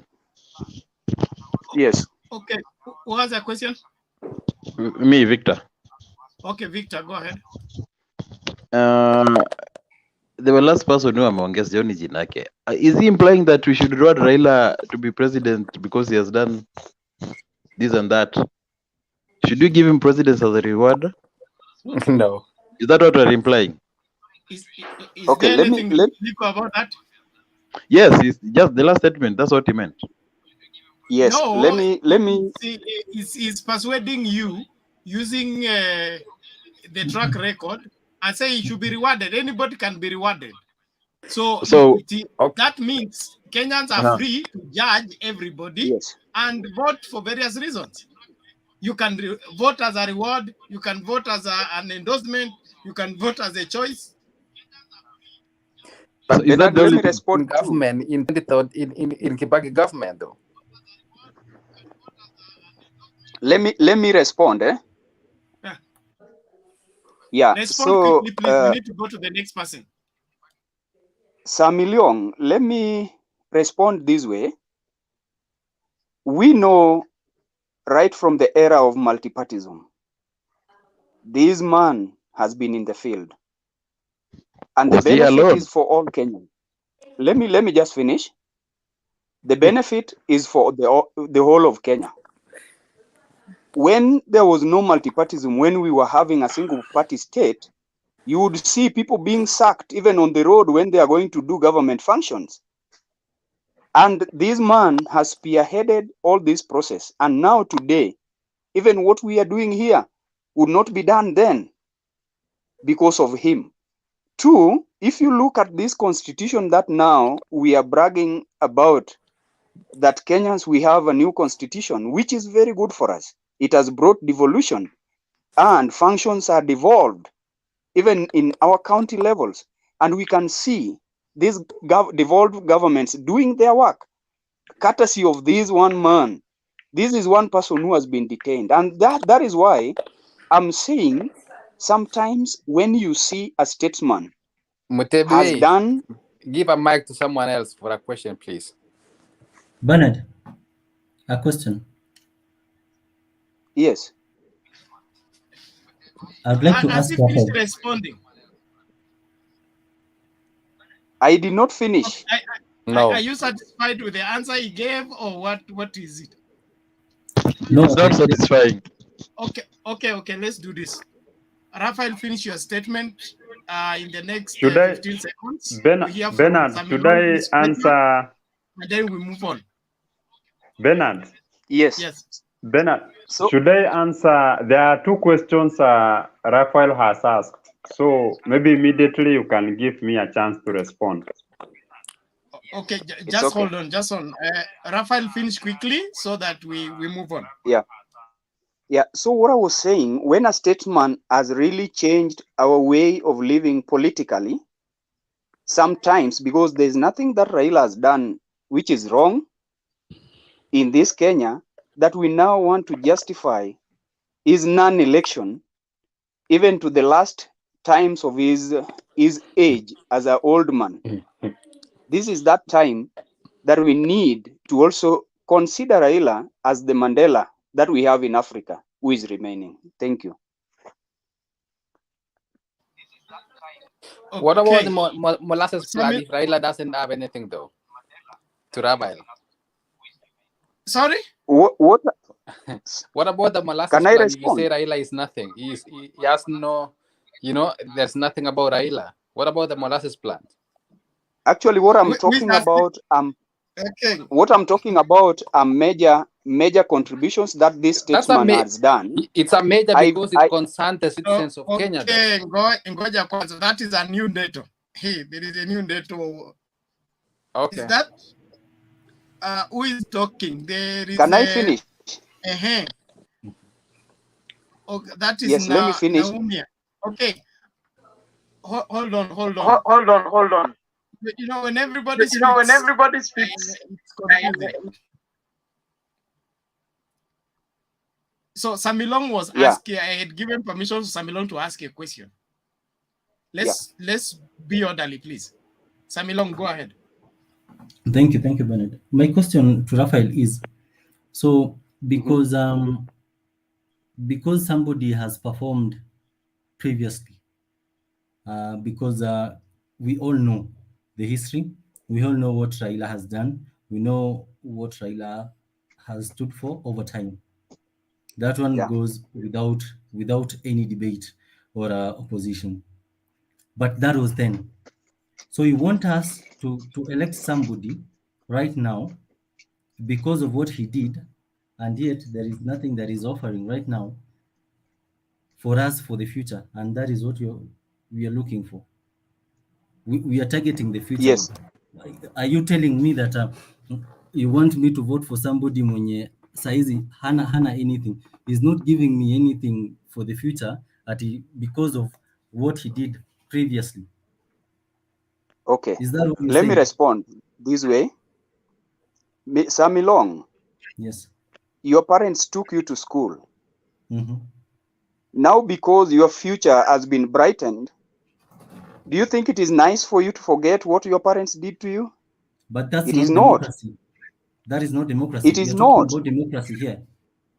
We are talking about democracy, and that is part of democracy. Democracy entails even rewarding people. Why do we celebrate even these Jamhuri days, Mashujaa Day? Why do we remember our heroes? We remember them because there is a role that they played. A home is not a Because that democracy. is our history. So Bernard, can I answer Raila him?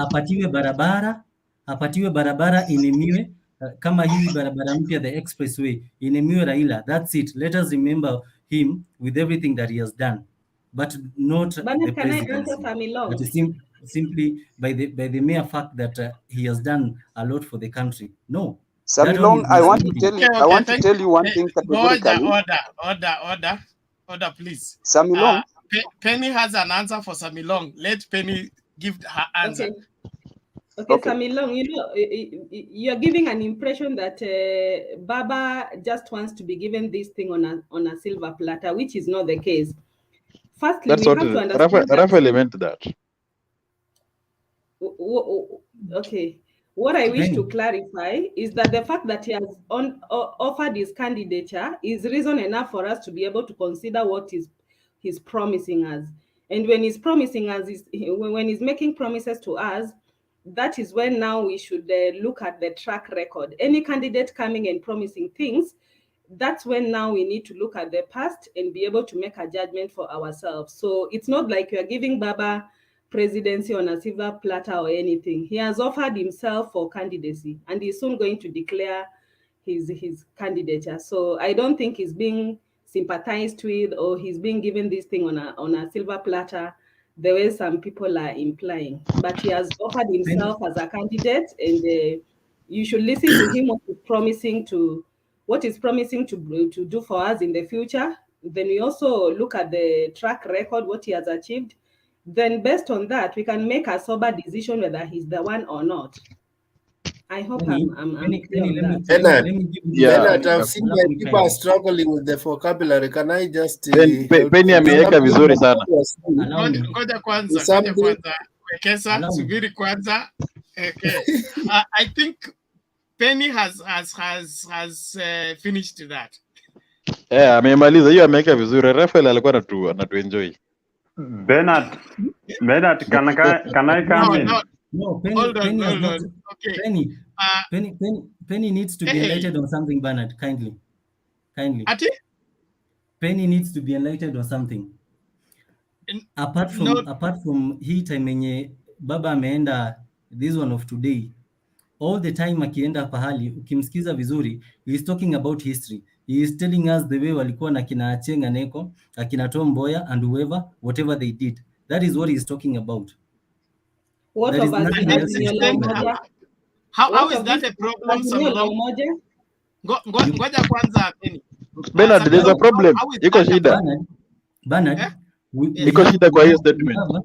And I can tell you how. No, Goja Kwanza, please, one person at a time, and for us to have Bernard, clarity. can I answer that? We are targeting over 6 It is million Samilong I'm voters. talking to. Only Samilong can ask for your assistance to give the answer. Yes. So Samilong, what is wrong with the Raila's historical accounts? The problem is this. We have 6 million new voters that are coming in that are pro-millennial. These kids, what they want is to be told or to be assured that now that they are going to finish school or they are done with their education, that they're going to get job, they're going to get opportunities to uplift their living standard and their parents. It's not about whatever happened. Okay, they want to know that their future is going to be secured. What they need right now. Samilong, there's no shortcut in life. Let me kindly finish. What these people need, or what Kenyans need, is to know how we are going to fight corruption, how we are going to settle this debt that you have over 6 trillion right now as we speak. Yeah. What we need to know is, after I've taken the HELB loan, how long am I going to be? How long the grace period is going to be? That is what we need to hear, not about history. That history, we celebrate it on our calendar. Baba is campaigning for the future too. Okay? Because even where you are working right now, when you went for interview, you went with your CV, and your CV doesn't hold your future. Your CV is an account of how you performed where you were, that qualifies you for where you are, and then now you can perform for the future. So if you tell us you are ignoring a very critical point, Bernard. What this guy is saying is very correct, that Baba is assuming the millennials. These people do not want to know about history. The millennials did not drop from heaven. If he keep telling us about 1960s, Bernard, if he keep telling us about 1960s, how does that help a Form 4 leaver? History of the world in Standard 5. Okay? Bernard, you know, and history of the world, the First World War, the Second World War, it was not. Bernard, you know, the problem you have. The problem with you people is that you nullify everything. Ngoja kwanza Ndeto. Sikiliza. Ndeto, you should also listen to this point. 2 questions to answer. Okay? Just hold on. I know. We're coming to you. My interception of Samilong is one.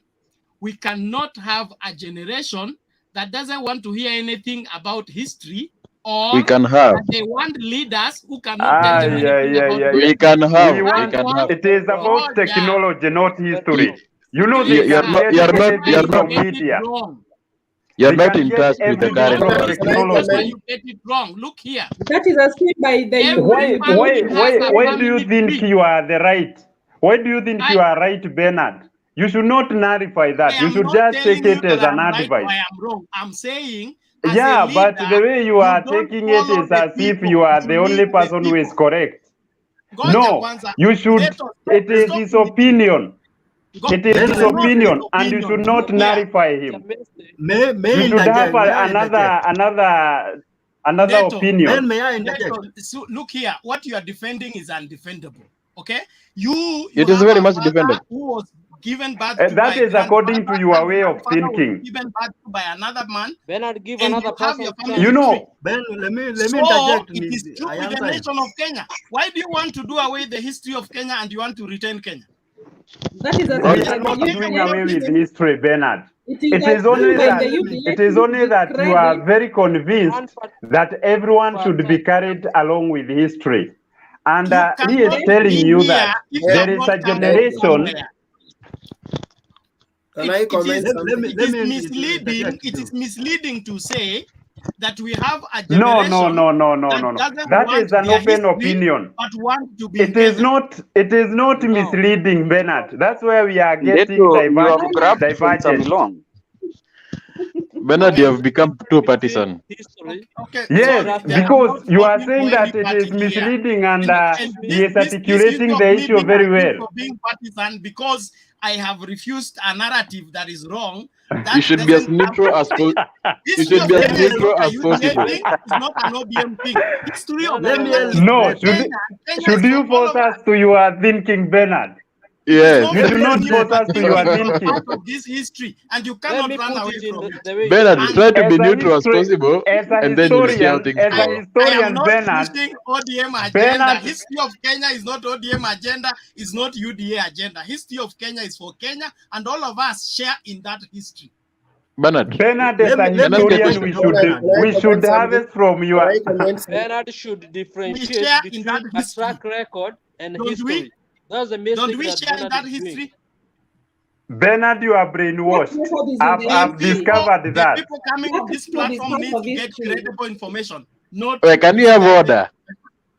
Okay, Then order. let me Everybody That order. record is Let's part of make history. progress. Wekesa, what do you want to say quickly? We go to Ndeto. Hata mimi Yeah, niko na mambo yangu.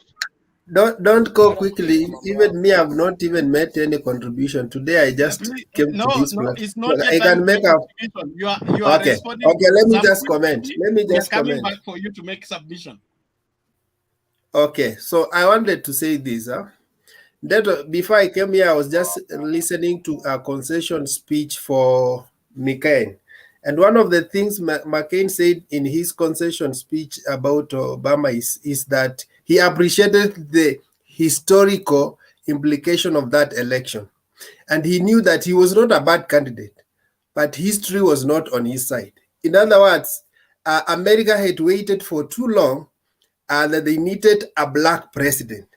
So there is no generation that runs away from history. The Americans had known that Negroes had been neglected for several years. Even there's a president who predicted that 40 years ago, and it happened to Obama.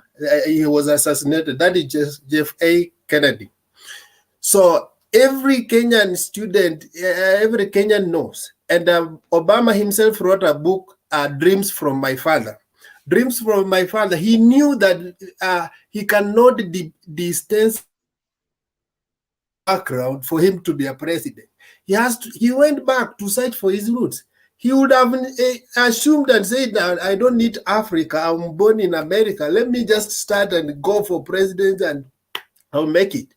But he saw there's a need to go back to your roots and understand where you come from and what are the challenges. How did you find yourself here? And that is the connection. That is what Raila is telling us, that we guys, we have been fighting and we don't know why we are fighting. So for me to tell you exactly why we are struggling, and most of us actually we have bitterness and we don't know where we got that bitterness. And this bitterness came from the Kenyatta and the Odinga family.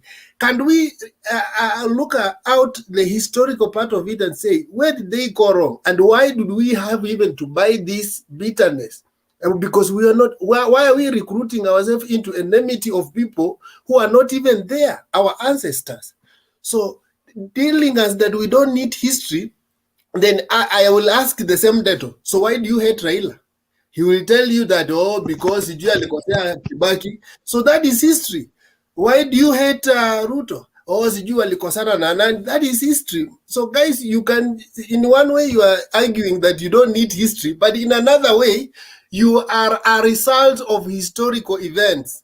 We hate certain candidates because of what happened historically to our tribe. We like certain candidates because we like Ruto because historically they came together with Uhuru at Afra Stadium. So you cannot tell us, you are just playing with our mind.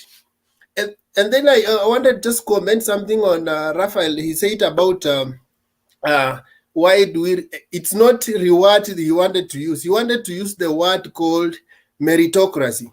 When somebody has gone through a process and achieved that, he fought through the liberation and the other one. So he merits to be a president.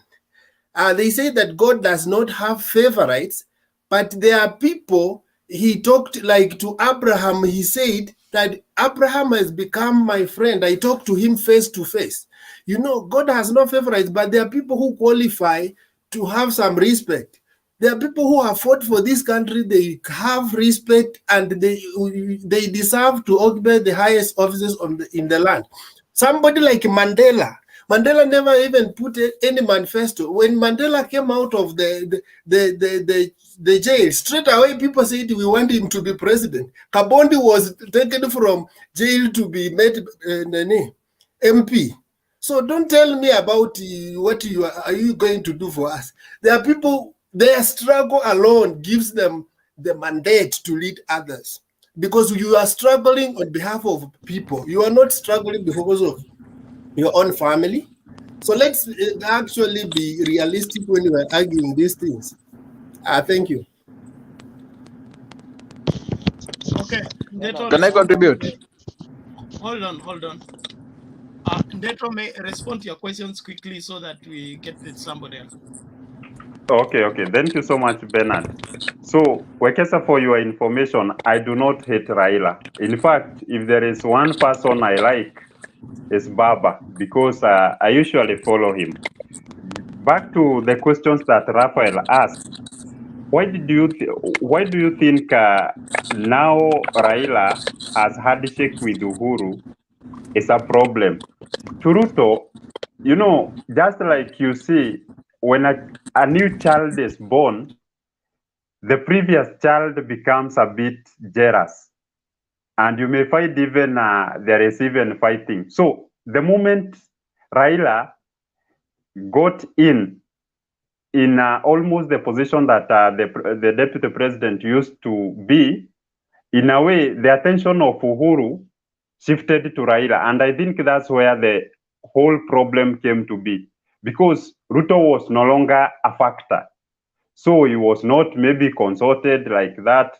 And in a way, being voted by the people, he felt it. And that's why he is much against this one man, Raila. The other question was, why does the deputy president become so agitated when Raila meets MKF? There is one thing I would like to tell you guys.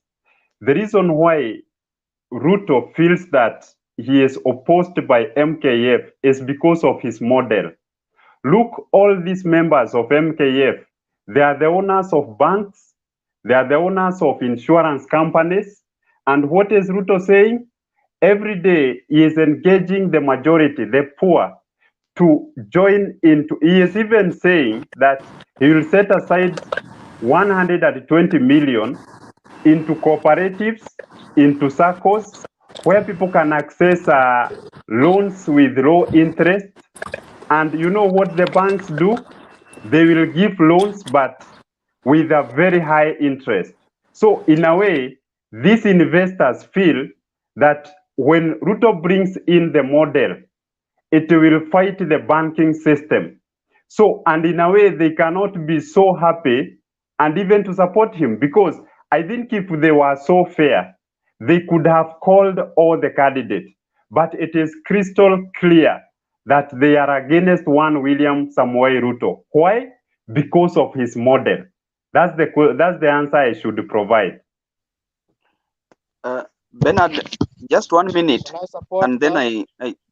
yeah, Raphael still. Questions, please, Pierre. Yeah, I just want to clarify for Ndeto one thing. You and me knows very well that 2007 Raila won the election. That is a fact. And he was never given that opportunity. But still, he was a statesman enough to swallow his pride and to say the country is bigger than an individual. And still, he did not run away. They worked together with Kibaki to a given point. I have a question. So I expected that from Ruto too. Even if Raila came into the picture, that was to help them build on their legacy. At the end of it all, the two people who ran and won the election would still remain to be President Uhuru Kenyatta and the deputy, William Ruto. So every other thing that would have transpired from any act of governance would still be to their benefit. Mutebe, I have a question with Rafael, please.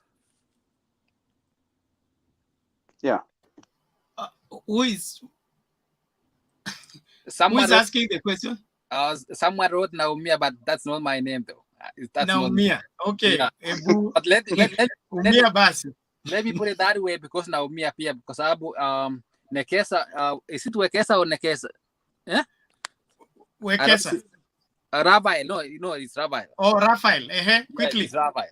So he put a question on about Raila, and I have a question to him. Yeah.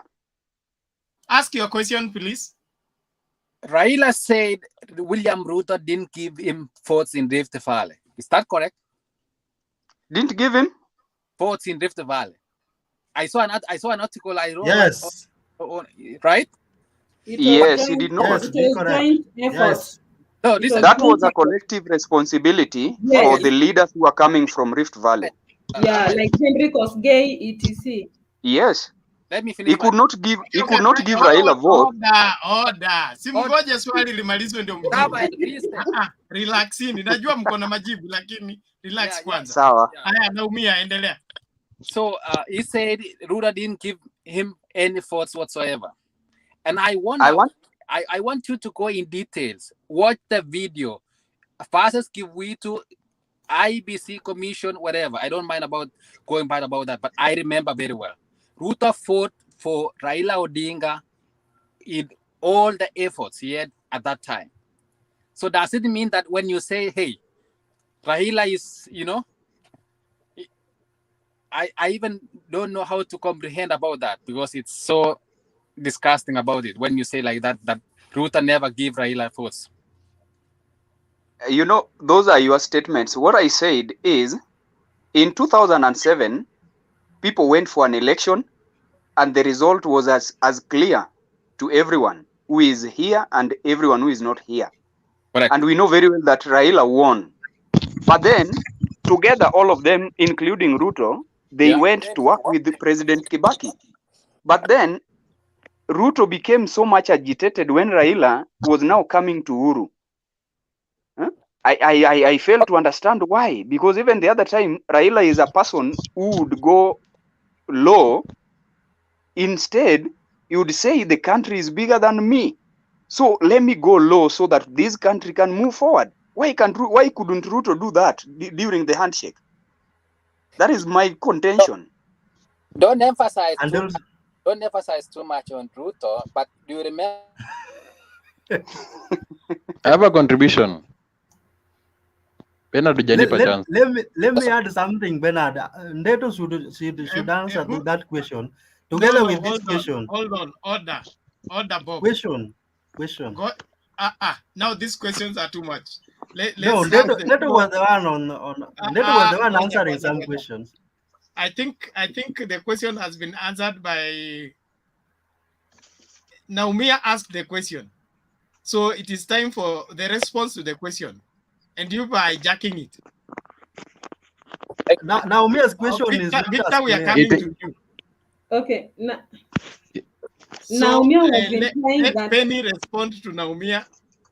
Naumia was implying that it's Ruto who fought for Raila's votes in the Rift Valley. That is the one who made Raila garner a lot of votes in Rift Valley. But I would like to respond to him that in the coalition, there were other Rift Valley players in the effort in garnering the votes in the Rift Valley. People like Henry Kosgei.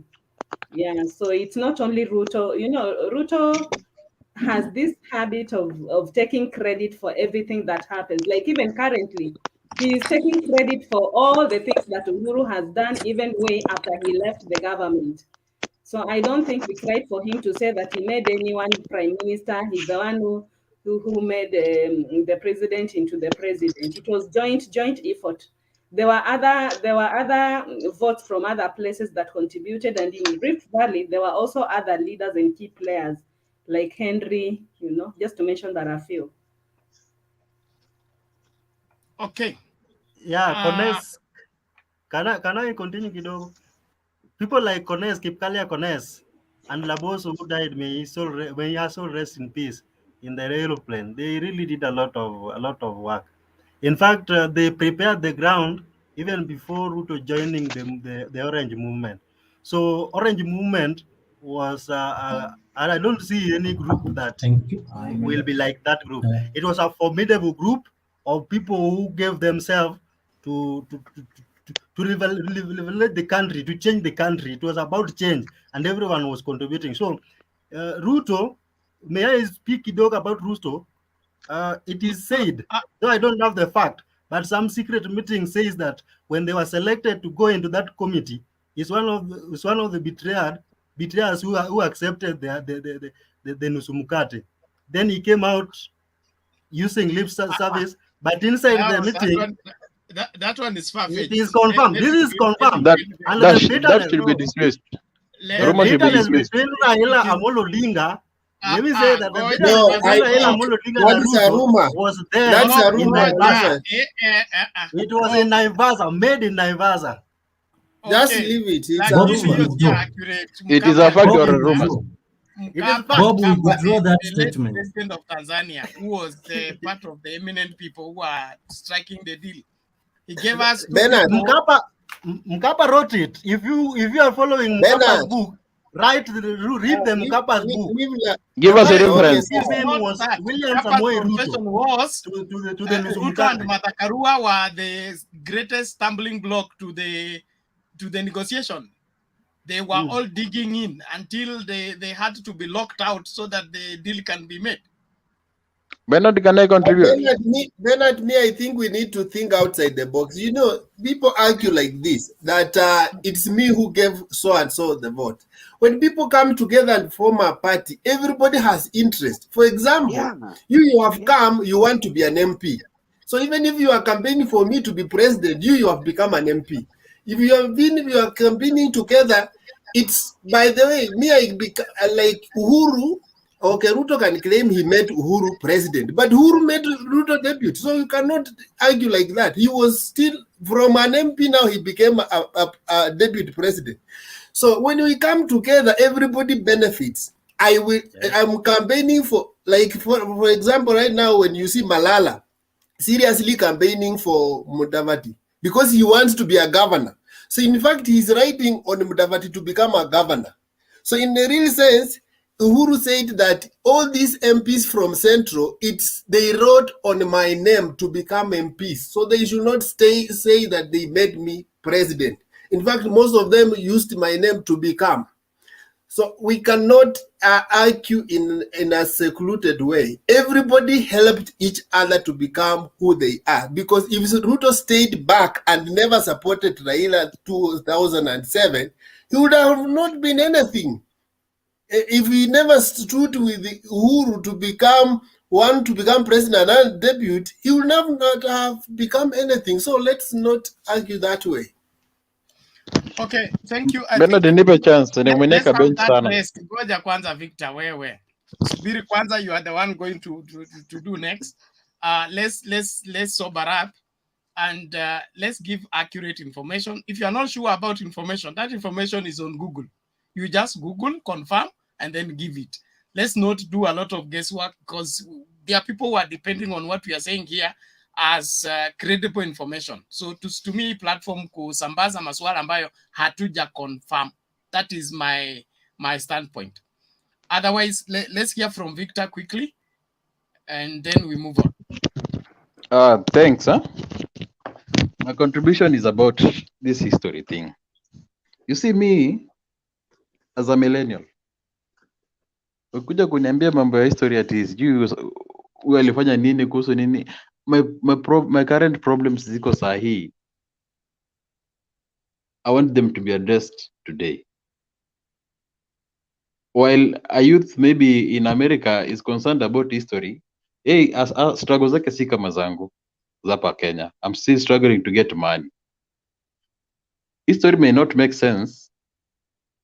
That's why Ruto amemanage ku capture hii watu wengine klasi ya chini because he addresses their problem at that time. So unajua hapa Kenya ni watu wa hand to mouth. Ukimpa yake kukula leo na mwingine akuja mwambie stories za sijui ilikuwa nini ama nini. Hiyo history imsaidii. It does not solve his current problems. And then another thing. There's the issue. But before you go to another thing, Victor, Don't you think you are being selective? Because on one way you are saying that our Jama, the reason why we are suffering is because of the historical mistakes that mababu zao walinyakua shamba. In fact, right now you are assigning Uhuru's problems to his father of Uhuru's problems to Uhuru. You are taking historical mistakes to Uhuru, and then on the other hand, you are telling us that you don't follow history, my friend. You have to be realistic.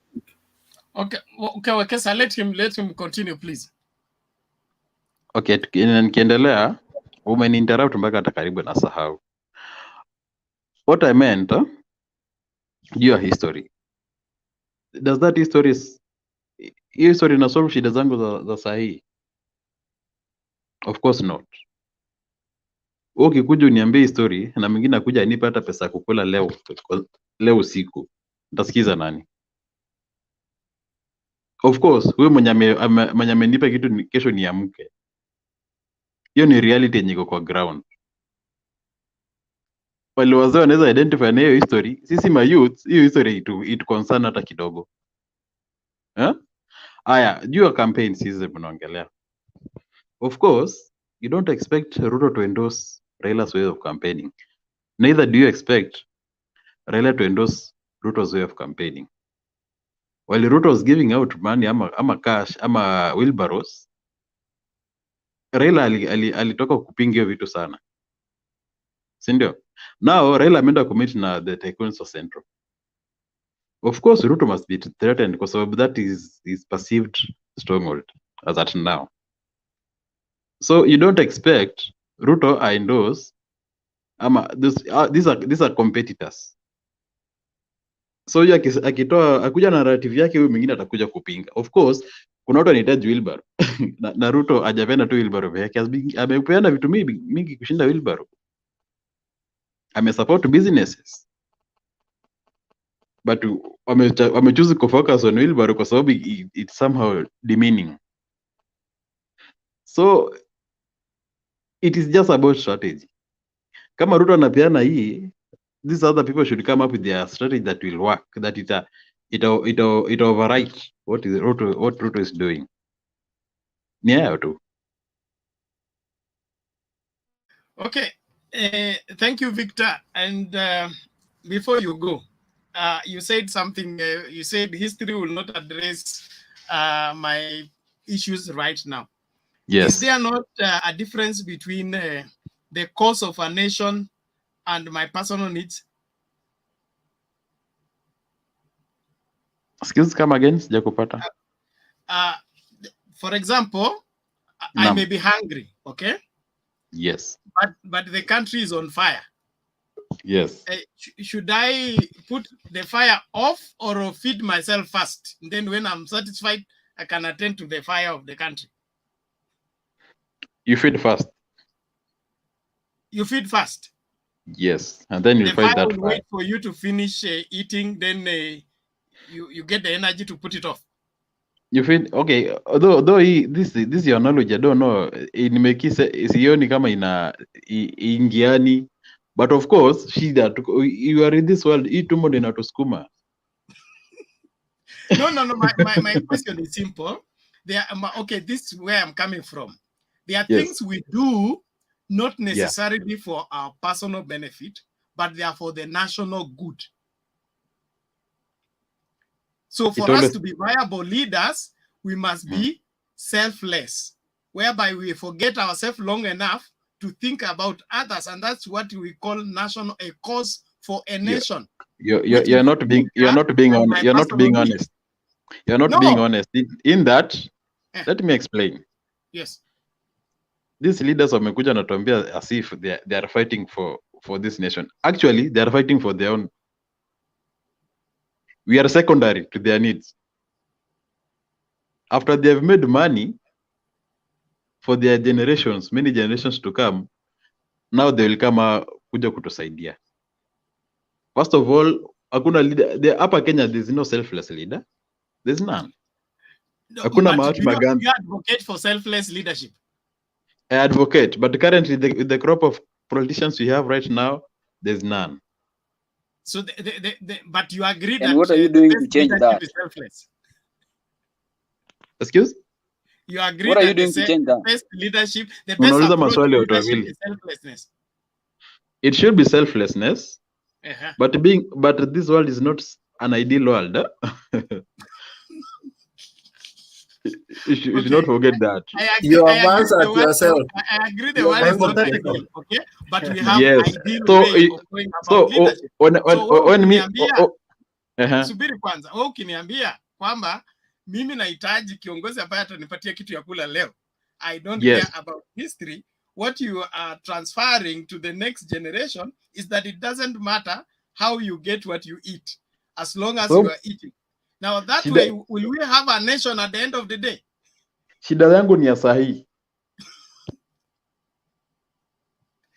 But Vic, have you ever visited a doctor? Yes, I have. There's a difference between a doctor and a quack. They say a quack, when he sees you, he can anaweza ona hii ni malaria na anakutreat. But for a real doctor, he will ask you the history, and you think that why is he taking time to take my history? But he wants to know the cause before he treats. But a quack will look at you na anaona huyu anahitaji kitu fulani anakugonga. And sometimes the patients wanakufa because of those medical mistakes. But a real doctor will take time, take history, and sometimes you think that he's wasting your time. You are hearing pain, you are feeling pain, you want the treatment haraka. But for him, lazima ajue the history, what caused that, and then when he gives you the diagnosis, it's accurate, precise. Wekesa, you are losing the point. Kindly, Mr. Wekesa, allow me. Mr. Wekesa, it was my question. The question was directed to me. The question is directed to Victor. Let Victor respond, and if you need to add on, please, you will. I want to get to Samilong to make his submission, and then who else? Naumia has not made his submission. Let's give the people who have not yet said anything first, then we can now take the second round. Victor, respond. Let me answer Wekesa. You see, that example does not quite fit with this kenye tumeongelea saizi. Naona the bit ziko different kidogo. Why? You are a political doctor. You want to treat a political disease, cancer, leprosy of a nation. Why the nation is struggling? You must understand the history. Should I come in, Vicky? Yes, I want to. Ndeto, can you help me, because me nimeshindwa correlate your example. Okay. Yes, Wekesa, I think where you are losing the point is this. Vicky is telling you that what you are saying is a fact to a person who have walked all along, people who are aged. But the group we are talking about, these are people who want results. They just place today and the next hour they want results. They don't care about instant coffee. I listen to Kina Raila tell us the history of this nation, and I was happy. I was just 13 years. Listen where you are missing the point. Listen where you are missing the point, Wekesa. It is here. You are right what you are saying. But the population we are talking about, of which we are expecting like 5 million in Mount Kenya, those who are living from 4, those people who have just entered college, these are people who cannot resonate with what you are saying. They just want to see a person who is touching on their needs, a person who is telling them what is the next thing he will provide to them, not what happened in 1960s. They want the next minute. Now, my question to you, Ndeto, is you are vying as a member of parliament, okay? Are you going to follow the youth, or you're going to lead them? You know, I have identified the problems which they can see. So I will tell them what they are seeing, not what I know used to exist. But you are telling us, because this is a generation that has no appreciation for history, we should forget history and just address what they want. You will the point is this. The point is this, Bernard. We should not forget history, But the group we are talking about does not care about history. That's the point. Like me, I don't care about Which history. group? That is a wrong assumption. My group. These people who are 17, 18 years, 17, 18 years and 19, they don't care about that. I wish you do your research. Don't use the subject to be taught.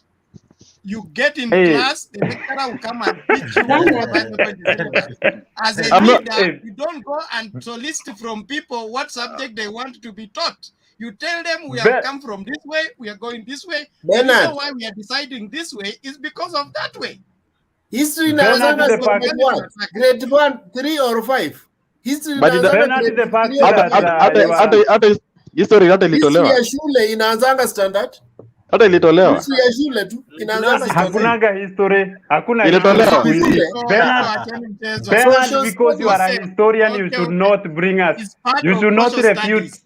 Social studies is history. I have kids who are in school. Mwache hii propaganda. Social studies is not history. Social studies is not history. CBC haina I'm a history. teacher, my friend. I know what I'm saying. So don't come here Social with propaganda. studies not Don't social come studies here is not with history. propaganda. CBC haina history. Part of it, they just cluster things together. Okay. All in all, history does Hold not on, make hold sense on. to me. Hold I on, have Bernard, Bernard, as you finalize, do you guys believe in the Bible? Do you guys believe in the Bible? Even if William reads it every day. The Bible is only history and history of Jesus Christ, history of Abraham, history of how God created the world. The whole Bible is history. The whole Bible is history. You have a problem of giving unnecessary examples. Order, history of mankind. Why do you want to know why you were created? Why do you want to know Wekesa, we are not about the Garden of Eden? Why do you know Wekesa, we are not against history. We are not against history, Wekesa. Okay, ndio tumesikia. Thank you. All Bible verses mmesoma. Let Penny say something, then we go to Samilong, please. Thank you. I have one comment to make. Now, Yes, Ndeto, I want to respond to the statements that you have just made, that our youth between 18 years and you didn't give the age bracket, but you have said that our youth up to 18 years, up to 35 years. 18 to 25 years, they do not care about history. So what I'm asking, are we failing as a generation to instill some sense of some sense of understanding to our youth that there is history, and we are instead instilling a culture of bribery and handouts? So whoever comes and can give them handouts and bribes is okay. So you forget about history. I have this feeling that the UDA guys is a It is not about UDA. It is not about UDA. It is propaganda by the UDA to discredit history, so that our youth It's are not about vulnerable UDA. to handouts, so that our youth are vulnerable to handouts and bribery. And Even Raila gave money. And it's for also michango. it's also asking by the opponents of Baba to discredit his achievements, because they have nothing to offer to they have nothing to offer, and they've not achieved anything historically that they can present to us. So it's just asking by the UDA to discredit Baba's achievements, and they also want to replace history with a culture of handouts and bribery by issuing short-term solutions rather than being leaders of integrity that will give solutions that will be long-lasting. When you're given 1,000 today, you'll use the 1,000 for that moment, and then you'll be broke for the rest of your life. When you I have a question to Penny. Sorry? I have a question directly to you. Victor Ngoja Kwanza, please. Let's remain in order.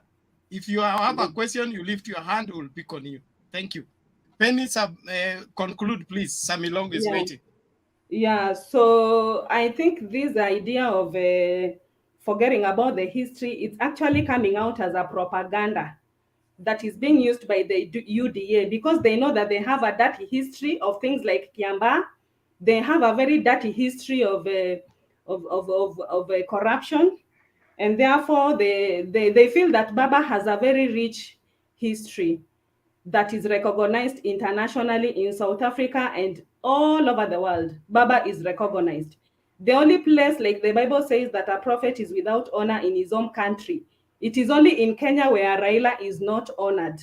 The international community recognizes what he has done, his fights for liberation for this country, the multipartyism and stuff like that, devolution, are all those are things that Baba has fought for. So I think our UDA brothers should stop spreading this propaganda that history is not important, because they want we are coming up with a microwave generation who want solutions right now and then. They want to be given handouts, and that is why I think our UDA brothers now, even this bottom-up thing, you saw the other day Millicent Omanga purporting to be helping one of our sisters in the name of Kwamboka by pretending to be giving her, is it umbrellas and stuff like that. So I feel that this bottom-up thing is just propaganda, and it's not going to offer any solution to our country, because there is that aspect of disregarding history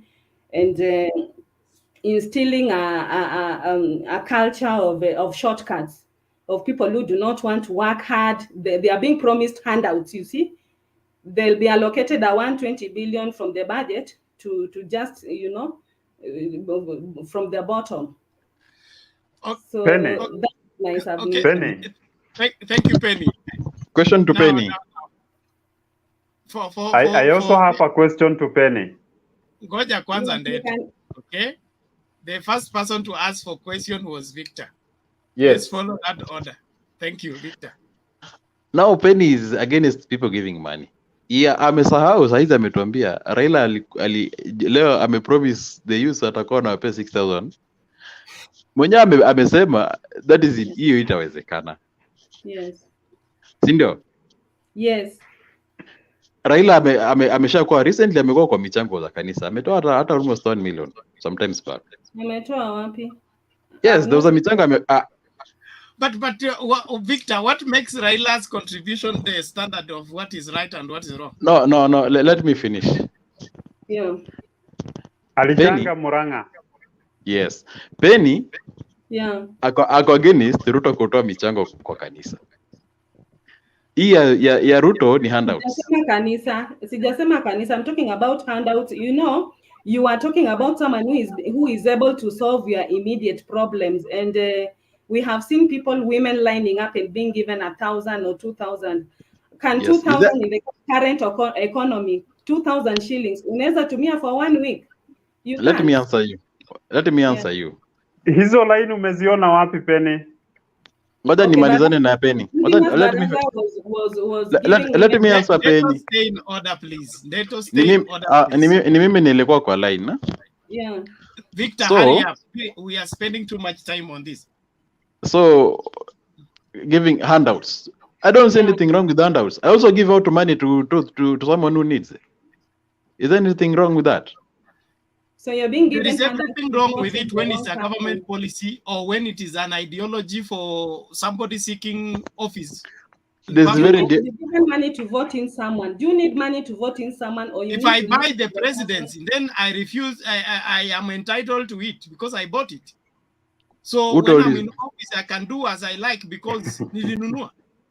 How sure are you? You did not hear what was the piano Rosa? Mrade said that is Murade. Tulilipia. That is Murade. Yes. Okay, Victor. So if you accept money in exchange for some order, please, some order. Order, Bernard. Penny ananiuliza kitu. Okay, Victor, question. In the Bible, there's an account that is given about Jacob and Esau, and we are told that Esau sold his birthright. So you see, when these politicians are giving you 1,000 and 2,000 as handouts, and you're hungry, you pick the money and then you go vote for them. You are selling your birthright. You'll never be able to experience any meaningful change, because as soon as they take the money, they are not after your welfare. They don't have the welfare of the interest of the citizens at heart. Their main aim is it's like they are buying you out so that they can go and plunder and continue looting. Penny, who is giving out money? Who is giving out money? Where Is has that a Ruto question that given I money need, to people Samilong? Is that a individually? question that I need to answer? Samilong, today, Because you keep on saying today, that people are keeping today quiet. money was issued by Deputy Bernard. President. 1 minute. Bernard, I have a question. I have a question, Bernard. Hey, subiri kwanza tafadhali. Wekesa, find on YouTube Order. a video by Ditmas distributing Barasa. money and play it so that we don't argue on this matter. Yes. Is Didmas Ruto? Is Didmas Ruto? Hey, but he said this was doing. You guys, you know, he is also vying for MP. Look for video. Look for you video. said who is giving out money? We are giving you an example of somebody giving out money, okay, in preparation of the DP coming into place to prepare the crowds. You should not target that way. And then Is it well? Bernard, a question for you. Is it dated? No, guys. Where the DP has gone in this campaign. I have a question for you, Bernard. Is the clip dated, Bernard? Yes. I have a question for you, Bernard. On the screen, you know something. I have a question for you. I have a question for Bernard before you go.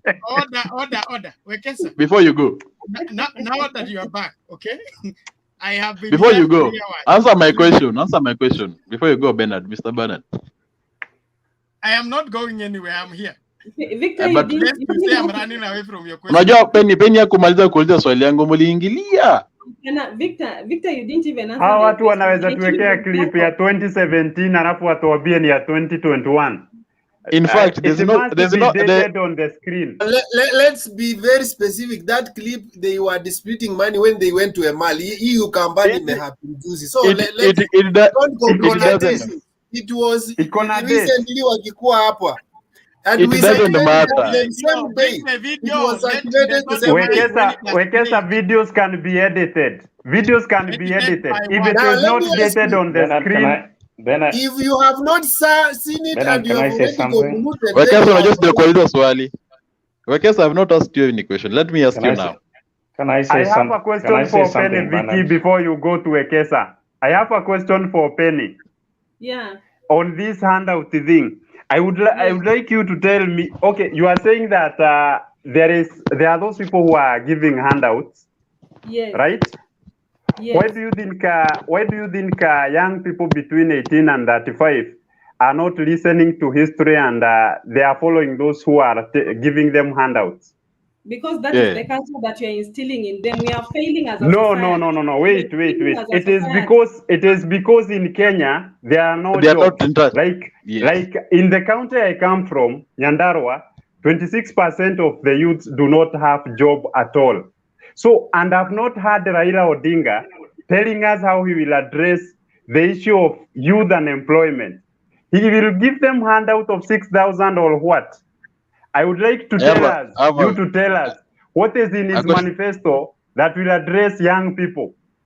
A question to before you discredit what Ruto is doing with his bottom up. Okay. Thank you. I have a question to Wekesa. Wekesa hajaulizwa swali. Let Penny respond first. Let Penny answer first. Nisaje swali na sija contribute. I have not made any contribution.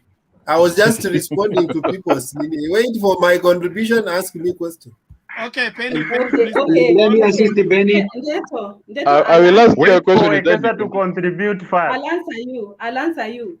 Okay, in his manifesto, he has promised to concentrate on the local industries. He's opposed to this idea of people importing stuff, and rather we should concentrate on our local industries, build them, and these industries are going to offer jobs to the youth. Where did he share that statement? Because I've been following and I've not had any manifesto from Baba. It is a where is it in Naivasha or at Mount Kenya? Where? Okay, when you come back, I'll let you know. I'll let you know next time. Yeah. Please let us be authentic with the information. Neto, No, she is creating a manifesto. I've not heard that from Baba. He has Baba has not declared. He has promised. I am Baba anasimama hata akisema Baba anasema tu inawezekana. Ile manifesto ya Baba ni inawezekana. Kindly, Ben, That's a Ben, movement. A question to I'm Penny. sharing the clips right now. Just keep quiet. I'm sharing it right now on the. Meanwhile, let me ask Penny a question. Local agriculture is one of the issues. Local industries for raw material in agriculture. That's one of the issues Baba has been talking about. Yeah. Everyone is talking about that. Today. Why don't we have a moderator today? Nasikia tu akichambua national anthem. National na anthem Wilibaro. anachambua, Anachambua anasema Wilibaro. inawezekana. Sasa Bernard, can you take control? begin to drop Can you take control, National Bernard? anthem. Bernard, Penny, can I have you a take question for control, you. please? I have a question to Penny. It's a bit disorderly Yes, today. please. You can ask Are we, these people are are running we out going of to submit or you're going to do Okay, this? order everybody. Order. Order everybody. Mute your mics. Everybody mute your mic. Okay, please let us remain civil. Okay, and let's not hijack a question to become the subject. If a question has been answered, you either accept the answer or reject the answer. Give reason why you are rejecting. But don't turn it to now become a to, fro, push and pull, and then utaki kuambilika. Tafadhali. Ili wale wanafuata kipindi wafanye nini? Pia waelewe ni nini tunaargue kuhusu. Story ya manifesto ya Baba iko mpaka kwa Twitter handle yake iko. Story ya industrialization is available. Wekesa is looking for the clip. When the clip comes, we will play it. But it is not bad to accept that this one has a plan and this one has a better plan. But saying this one has no plan because this one is the only plan, I don't think we are hopeless in Kenya to fall for any plan that is being thrown around. We still have got brains in this country and people that can provide proper leadership for a better country. So we should not just pick something because it's been cashed around to us. We still have got options. Thank you. I think we go straight to Samilong, who had not made the submission. And then Patriot also came in. There is who else who has not made submission. I can see my ancestor. Okay, Samilong, go ahead and keep within the time limits, 3 to 5 minutes, please. That means enda mbio mbio tafadhali. Okay, Santi, thank you very much. Naona mpaka Asili TV ameniambia nimengoja kweli. So first of all, I'd like to tell Penny that we actually honor Raila very much, such that we recognize him as the former prime minister. Na in all national official events or occasions, waga amekiwa mpaka kiti yake. So in this country, we honor Raila. The other thing is, I would like to say this about history. There is progressive history na kuna inaitwa retrogressive history. Hii progressive history ni kama hii ya blacks. Somebody, I think it is Wekesa or somebody was giving an example of US history kwamba it was about time that they get a black president. You see, that one is a progressive history. But now this one ya Kenya hapa kwamba ati mtu anakuja anatuambia kwamba venye alikuwa wakihang out na kina Tomboya na kina sijui huko na how they came to decide something. That one is not helping. In fact, it is wasting of resources and time. We acknowledge the fact that this person is among the few people in Yomibaki living, and they did a milestone for this country. That one is that. Another thing I'd like to say about the history, let us know limits. Unajua, the problem with Kenya, we don't know how to limit. We don't know where something ends. That's why we politicize everything. 5 years after elections, we're still talking about politics, and there is no any discussion on development or progressive socio-economic discussions. That is the problem with Kenya, and it's where we are going wrong. history is good. There is a analogy that Wekesa used at mambo ya daktari. You see, a doctor will ask you the history of the beginning, the source of your ailing, but he will not start telling you, you know, I went to Makerere University or I went to UN for 7 years. That one is irrelevant to the patient. That is the point. Kwamba Raila, whatever he's saying right now, kwamba, you know, I was with him, I was with this, that one is irrelevant. Give us the points of what you want to do for us. Tell us that this is the future, or this is the dream that we have for this country. We all know that Raila's political career has always been in the opposition. That is the fact. And another thing I would like to declare right now and to say without compromise or any doubt in my mind is that Raila does not have any stand apart from anything that is opposing against the government. Yeah, he's a bargaining leader since 2002. That is, I think that's where my little history in my head goes to. Since 2002, when he said Kibaki Tosha, I came back in 2007. He left people akina Ruto and everybody. He came in, wakafanya nusu mkate. These after during Uhuru's time, ndio hii handshake. He is a compromised leader. People call Kalonzo watermelon, but Kalonzo is much better because Kalonzo does not betray anyone. Those are the kind of history we need to look at, because that one built somebody's character. If somebody cannot, because this one states clearly and tells you everything about this person's character. Yeah, hata kesho akienda you know, let us look at history that actually states something or says something about the future, not something that already happened and that one is settled. You cannot be telling us each and every time that you are among the people that fought for the second liberation. That one is done. We are done with that. We appreciate it. We celebrate it. We celebrate Sabasaba each and every year without any opposition from anyone. That one is that. But now, if somebody keeps on betraying and somebody cannot stand by their word, what does that tell you? That tells you that this person is somebody that can swing anyway at any time, somebody that does not have character. Because if you can go against an agreement that you have written down, what about the word of mouth that the presidents usually give from a president to a president representing a state? How sure or how safe are we as a country with such a person?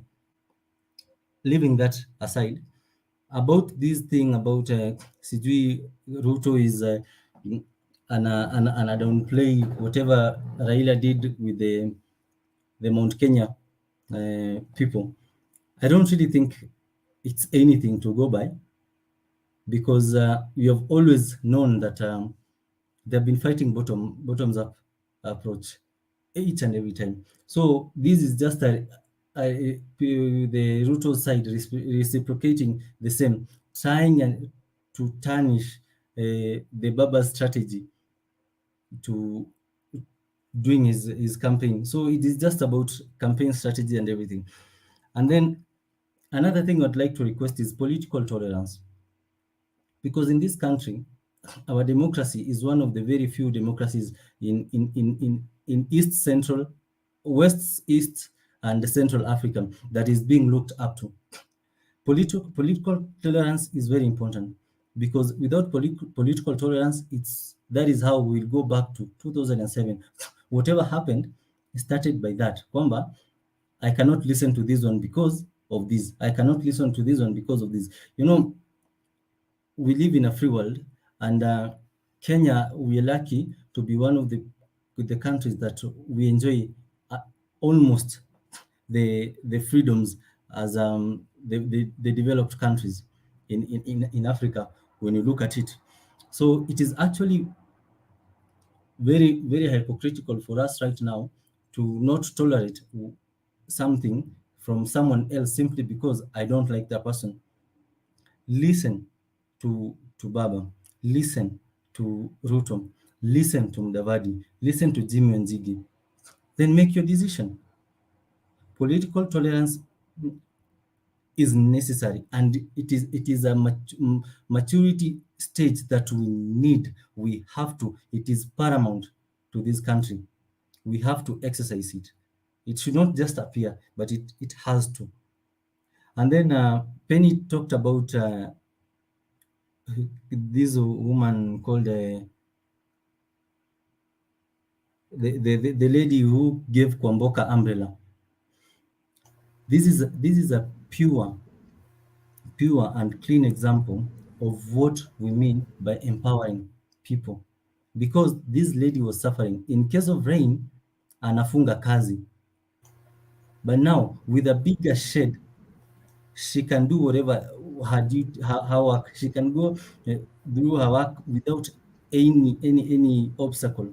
Mvua ikinyesha, jua ikiwa, anafanya kazi yake. This is empowerment. You cannot downplay that. You cannot try and we demystify it. It's nothing or it's So something. Milong, I need to correct you on something there. You see, Millicent Omanga was trying to overstate. She was overstating, and it seemed like she was even conning the public by telling the public that she has given this lady cash, which she hadn't even clarified how much it is. She said that she had given this lady some umbrellas, cash, and some stock. So it's until some time later that now this lady comes out clearly and clarifies that what she received from the senator was actually 350 shillings worth of stock, the waru, and umbrella. The umbrella and the two aprons. Yeah, that is what she received. But you see, from what she had stated in her Twitter handle, she was actually misleading masses. So you could see that this bottom-up thing is a whole con. It's a whole con trying to con people that they are assisting people, while on the other hand is just a PR. It was just a PR. Why are you tagging an individual with a party? It is the truth. I'm quoting factual things. You go back to YouTube and look. No, I've not heard this Mr. Lemillion. I've not heard him talking about ODM. I think you are also too much, Penny. Penny is just cherry picking. I'm not cherry picking. I'm stating facts. Yes. I'm stating facts. Penny, look at it in this this way. Bottom up is being used to. If you have to tag everyone with William Ruto, Penny, then no. It is not. You people are selecting exactly what you are hearing from Penny. She has chosen that direction. It is the nominated senator that went ahead, posted a post, and in praise of bottom up, okay? And colors were here. Gunia ile iko na waru mingi ndio wanasema our party sebo is a wheelbarrow, not an umbrella. Kala ilikuwa ya UD. Mumeingilia. Acha Samilonga malize. Order. Let's go back to Samilong and Penny. The rest of us, mute your mics. Our party, remember our party symbol is a wheelbarrow, not an umbrella. Deto, if you don't stay in order, Deto, what about Kala? Kala Bob, be out of order. Bob. Penny. Thank you. I'm not against the wheelbarrow symbol. What I was trying to bring out is that this whole idea of a bottom up is a I don't know. It's a con game, because Penny, you see, the senator was implying in her Twitter handle. In her Twitter handle, she had implied that she gave money, which she didn't even state the amount. She stated that she had given stock, and she also stated that she had given umbrellas. So the lady later came out and clarified that. Deto, use your eyes on the screen. Guys, was she given that money by William Ruto? Was she given that money by William Ruto? You guys, you are misleading also. Deto, check the screen. Everybody, attend to the screen. Bernard. Yes. There is something on the screen. I do not see well at night. Yeah, but that is a youth agenda. You can go to the Papa's Twitter handle and download the whole of it. This is an inbuilt. It has just been developed. And it's the date you posted is there. You can go and check. Even did add a manifesto. Manifestos are just normal things. Can you please be allowed to finish? The way it is duplicated, it's one thing, but in like 10 slides. Point per point. Can you go there and check it? Go, Wekesa, understand, UDA guys cannot receive anything from the other side, whether it be good or evil. That is their doctrine. But you cannot produce a document at the moment, then you convince us that it has been there. A month ago. It is you who is late to get information. Leave alone that. It has been on WhatsApp. We have campaigned for the last 2 months. Mr. Bernard, I have been stalking Baba's Twitter account. I have been stalking Baba's Twitter account. Order, please. Order, please. Then to give people time. Finish your submission quickly. We move to Patriot. I only have this is the second last point. What I wanted to tell Penny is that Penny giving money, we should not be extra entitled in this country that when somebody says something, you're entitled to be given full details of it. Mtu akisema amepeana stock, did you people really expected Kwamboka apatiwa 100,000? Even the Bible says, be faithful with the small that you have, so that why did you expect ati apatiwe afunguliwe duka, ama did you expect afanywe sasa yeye ni stockist wa viazi? That one is being ridiculous and unreasonable. Samilong, on the Bible thing, it also says, don't let the right hand know what the left hand has done. Why should we put it on Twitter? Because we vote for somebody. Hi, Bernard, wacha kutumia Bible mahali penye ifai. It is a campaigning strategy. We are in the Bible. Bernard. You want Bible, we bring you Bible.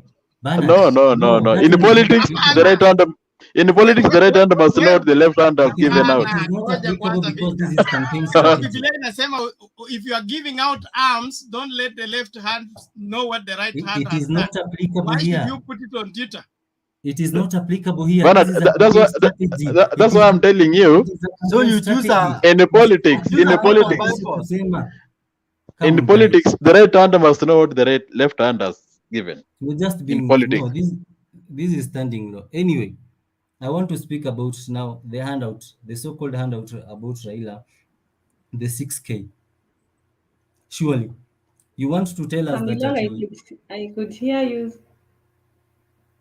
I could hear you discrediting me about the Millicent Omanga issue, but what I was trying to bring out is the fact that she shouldn't have been deceptive. Why was she trying to overrate what she did? When you give 350, come out and say that you give potatoes worth 350. These other guys were holding a whole sack of potatoes, purporting as one who purporting as a something. Penny, what if that lady was lying? Victor, Goja, Penny, kumbuka kwamba did she go there by her personally? Did she go there? We are not told. She was not there. Whether she went she there. sent people. She sent people. So what you're doing is judging her based on the people that went on the ground. Those who are his people are people. We know Kenya. We know Kenya very well, and let us not bury our heads in the sand and pretend that the people working with Millicent Omanga were Russians. How sure are you that Millicent Omanga, when she was giving out these things, she gave out the right things? Na ikifika kwa ground vitu zikachange, na hizo pictures zikipigwa, picha zikipigwa zilipigwa kusatisfy Millicent Omanga, akatumiwa picha na akapost based to the best of the knowledge that she had. Yeye anajua kwamba this is what she did, but on the ground unaona. And so what if that lady lied that she never got any money? She got that's a possibility. She got potatoes worth 350. Unajua pesa si kitu tuonesha. Pesa is not something that you show. I think we are dwelling on non-entities. There is a response. There is what Omanga posted. There is what the lady posted. There is the response. If you want the three, we can share. We have them. Yeah. So you don't just dwell on the inventors. We know what the lady posted, what Omanga posted. We know the response of the lady, and we also know the response of Omanga after the lady posted. So you guys, why are you, instead of searching for information, you are just here speculating? Wekosa niko na swali kwako na kungoja. Why do you speculate that there is information? It was a walk. That lady is a your answer now. Shida ni venye Penny anauganisha hiyo situation na William Ruto.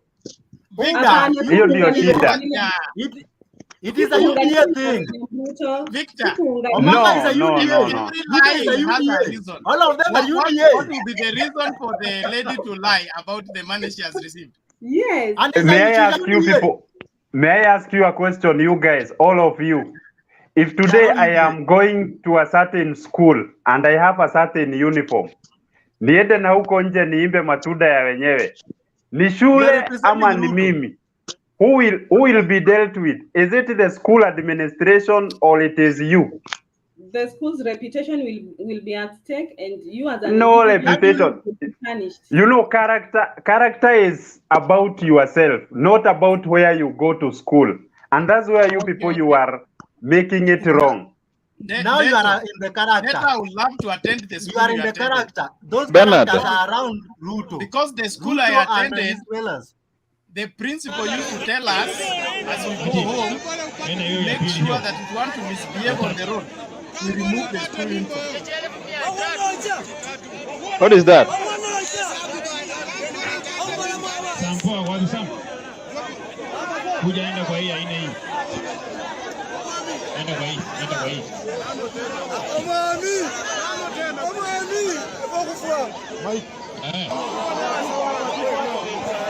I have a question for you, Bernard, about that clip.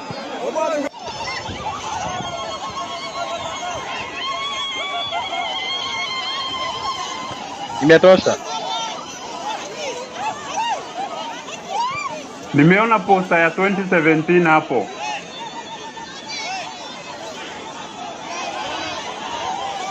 tulikuwa na mask.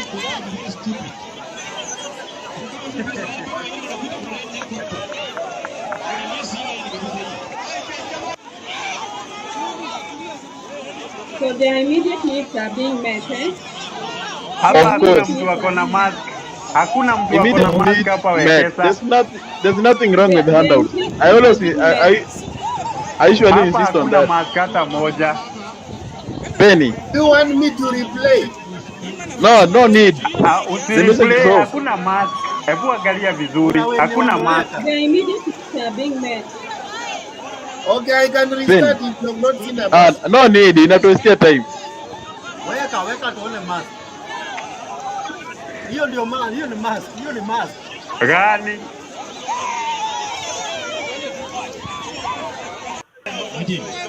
Enda hiyo ya pili hiyo.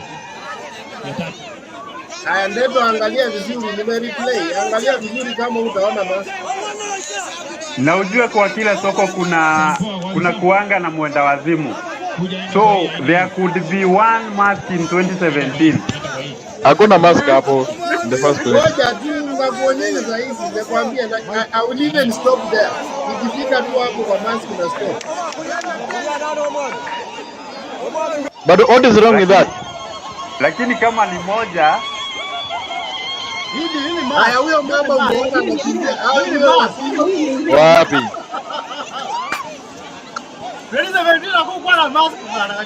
Aya, toa basi. Wekesa. Mr. Wekesa. Every market has a madman.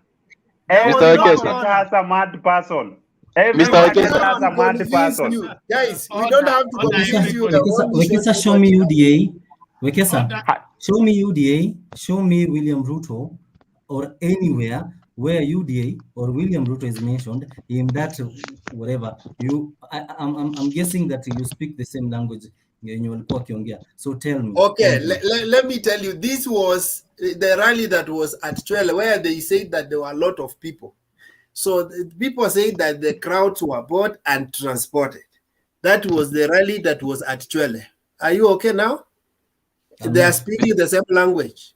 And I can show you now that you want to see the rally now after that. Usiweke video tena inatuwestea time. I have a question to you. No, you guys don't like facts. The problem with you. I have Why a do you question. even want to go to the next topic and you are not giving us facts? You- Why do we Wait, have to go to the next Wekesa. topic? Why don't you Wekesa, listen? May I ask you a question? May I ask you a question, Wekesa? Okay, order, Wekesa. please. Order, please. Let me ask Wekesa a question. Order, please. You people, you want to turn this thing into a pull and push. If the May I fact ask has you been- then, you want to deny Bernard? the fact, you are entitled to. What facts are there? So, let's do this. Bernard, have you ever heard of the adage that goes every market has a mad person? There is no one person that the man distributing the money is the point man for DP. Is the Hiyo maski ni moja. Which other facts are you looking for? Money Hiyo maski ni moja pekee. Hapana. Hiyo maski ni moja. That thing is available on YouTube. Go and check, listen to it, check the date. You can. There is even a system on how to check to check when the video was taken online, and you will be told. Bernard the and date Wekesa, I have a question for you. location. So let's not push on that too much. I have a question. A question on the same? On the same, of course. No, if it's on the same, to achane tonight, let's make progress. Then kwa nini unaweka na utaki to critique? You want to critique the tape? I want to critique your intentions. The intention of putting the nini, you deny Yes. that they are no. No. To show you that they are under. The problem hata kuweka inapiga kelele. Tumeshaona. Weka tuone venye wanapeana. No problem. No, please. I want Patriot to make his submission and Ancestor. No, but I have to ask my question. Ask your question quickly. What is it? What is the problem with handouts? The problem with handouts is that they blind you from asking right questions. It's a bribe. It's not even handouts. Is a baptismal name for it. It is a bribe. And Another question. IPC is supposed to disqualify people who are bribing. According to you. Another question. Bernard, another question on the same. emotional. You're emotional. Unaongea, you don't want to listen. Let me also So who is talking? I am listening to your question. I've already answered you. Handouts is just a camouflage. The real name is bribe, which is against the law. It's corruption. I'm asking you a question. Bribing them for a crowd. The crowd came and the crowd left. There was nothing else. Bob, subiri kwanza. Let Victor finish his question. Tuondoke tafadhali. Yes. Wekesa, pause hiyo kwanza. Maneno ya Victor, tusonge mbele tafadhali. Carry on, Victor. Aya. I'm asking you because me, I don't see any problem with the handouts. Because if you are hata ukinipa handouts, does that stop me from asking you questions? Yeah. How? It blinds you. How? Okay. How? Let's do this. There is no society that there is no society that accepts somebody to be induced. In contract law, okay? There is in contract law, if somebody wants you to sign a contract, and then there is what is called undue influence. This undue influence can be in form of a bribe, or it can be in form of somebody having authority over you and you're under him and is forcing you to sign. If you prove can you define it? Define bribe. Can you define a bribe? No, you have a lot of questions. No, Victor. Bernard, allow me to say something. What you are doing is refusing to accept what is there because of what you believe should be. Yeah. Any form of Bernard is the one who is doing that. Given you to influence your judgment on any matter. Bernard, you're the one who's doing that. Bernard, I'm sure umeshapeana pesa. Bernard, allow me to talk to Not Victor. for public office. I give out money almost every day, but not seeking public office. And I don't advocate for anybody to buy public office. If you are going Bernard, to let public me office, answer go there Victor. to serve people. But Because that does not you stop will you have from to. being generous. You can assist people, take people to school. Today I was in a meeting where we are looking on how to sponsor people to school. That it has nothing to do with I want to be an MCA or I want to be a governor. So Bernard, you are a corrupt. Bernard, meaning you are a corrupt. I did not say that. I am saying you have said you give money every day. Ben, you have said you give money every day. And you Bernard, are here. You assist different people. I don't take You snap guys- and arrange it them on. Bernard, allow me to interject in this issue of handouts. Okay, Raphael. Yes. Now, Victor, let me tell you one thing, and all of us who are here. Yes. You know, when you get to be influenced in order for you to vote for a given candidate by you accepting these handouts, know that one day, one time, there's payback time. This person does not dig this money from the garden. This person might be having investments which he is draining currently as he campaigns. Ultimately, when he gets this power, in one way or the other, in the numerous contracts that we know that they camouflage themselves in, they will have to get their money back. And you shall have eaten your handout in 1 or 2 days, and you are home dry and still needing more. So handouts are not the best things that we need to accept from these leaders. And today, by a way of information, the deputy president gave a young lady, an artist, a hawker, 100,000 shillings so that people could see how he is really generous and is giving. Yes, so it is something which we really need to discourage. And you, Victor, the way you are talking is not right for a patriot. If we are fighting corruption, if we are fighting corruption, and handouts are bribes, just like Bernard is saying, and you still want people to be bribed in order for them to vote for a given candidate, then I don't think if we are really working very hard to make our country be voting. You're failing to address my question, please. What is your question? I've just asked you. Not Bernard. What is wrong?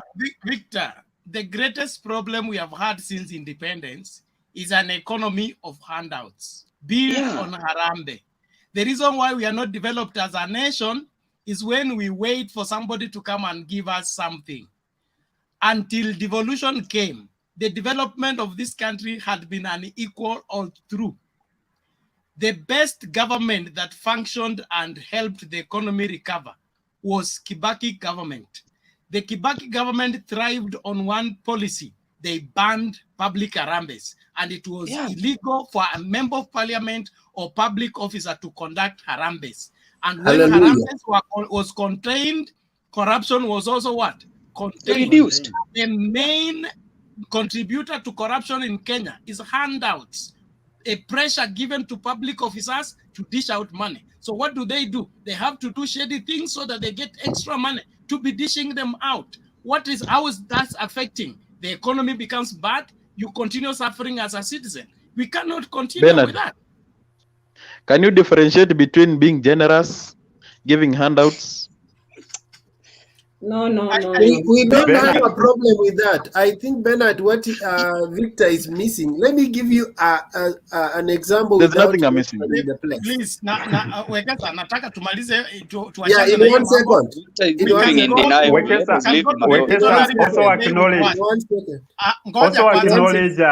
Acknowledge the presence of community ancestor.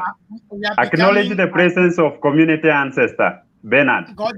Yeah, then if Victor should not be asking questions and we need to the money. Tuchukue muda kwa swala ambalo tunalielewa na tusicheze na maneno na akili za watu. Okay? No, whoever wants to vote for handout economy is free to. If you want to baptize it and give it a new name, you're getting emotional, Bernard. But the consequences thereof We are not going to fall switch. on you. We have already seen it. So you are either perpetuating the ills or you want to be part of the solution to the ills. So naomba in the interest of time, let's get Patriot to give his submission.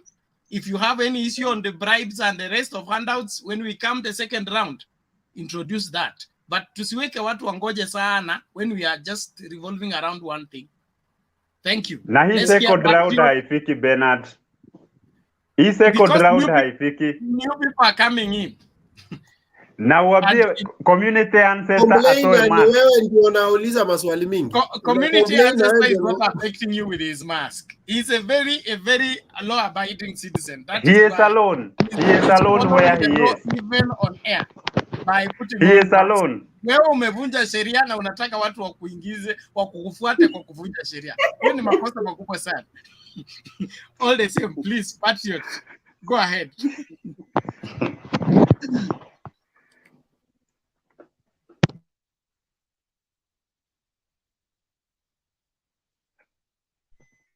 Patriot, unmute and talk. Yeah, I am there. How are you, my fellow panelists? We are good, Karibu. I will start by giving the truth. I will start by giving the truth because the truth shall always set us free. Today is one of my worst experiences I have had on this platform for the following reasons. We are a very, very respected platform, if you didn't know, by the way. I wish we were the same from yesterday and back, yeah? But today, to be honest, we need to do something. There are many people who are watching this platform and they're learning every day. If this was my first debate I was watching today before I joined, trust me, I wouldn't have joined it. Today, there's a lot of shenanigans. We've not been respecting the moderation of the platform, and that is very unfortunate. And we wouldn't want to be provoked, some of us, to start asking what is the level of some of the education of the people who are on this platform. That might sound abusive. Let's have decorum, the way we've been having, the way we talk. You will attract professionals. You will attract people who will teach you something. Let's not expose our ignorance. If you don't know something for sure, allow others to teach you something, because all the good teachers were taught by teachers at some point. And if we can't allow that, trust me, people will be laughing at you. You expose your ignorance so publicly and you're speaking very broken English here. It's not fair. If you don't know something, ask, learn. You'll be somebody tomorrow. So to me, I think we need to do something about that, Bernard. Please, as my fellow panelists, we need to be respectable. That is the way we do. This thing is being shown across the world. Everybody is saying that. So kindly, you take that positive as my fellow panelists. Okay. On my today's contribution, the first thing I will speak about is the legitimacy of, I'll start with the latter, of course, the legitimacy of money as far as campaigns and luring people to vote for you is concerned. To be very honest, morally speaking, money has really manipulated the course of democracy in many countries. And it has been a tool that has been abused. The excuse is everything that you do in politics requires money.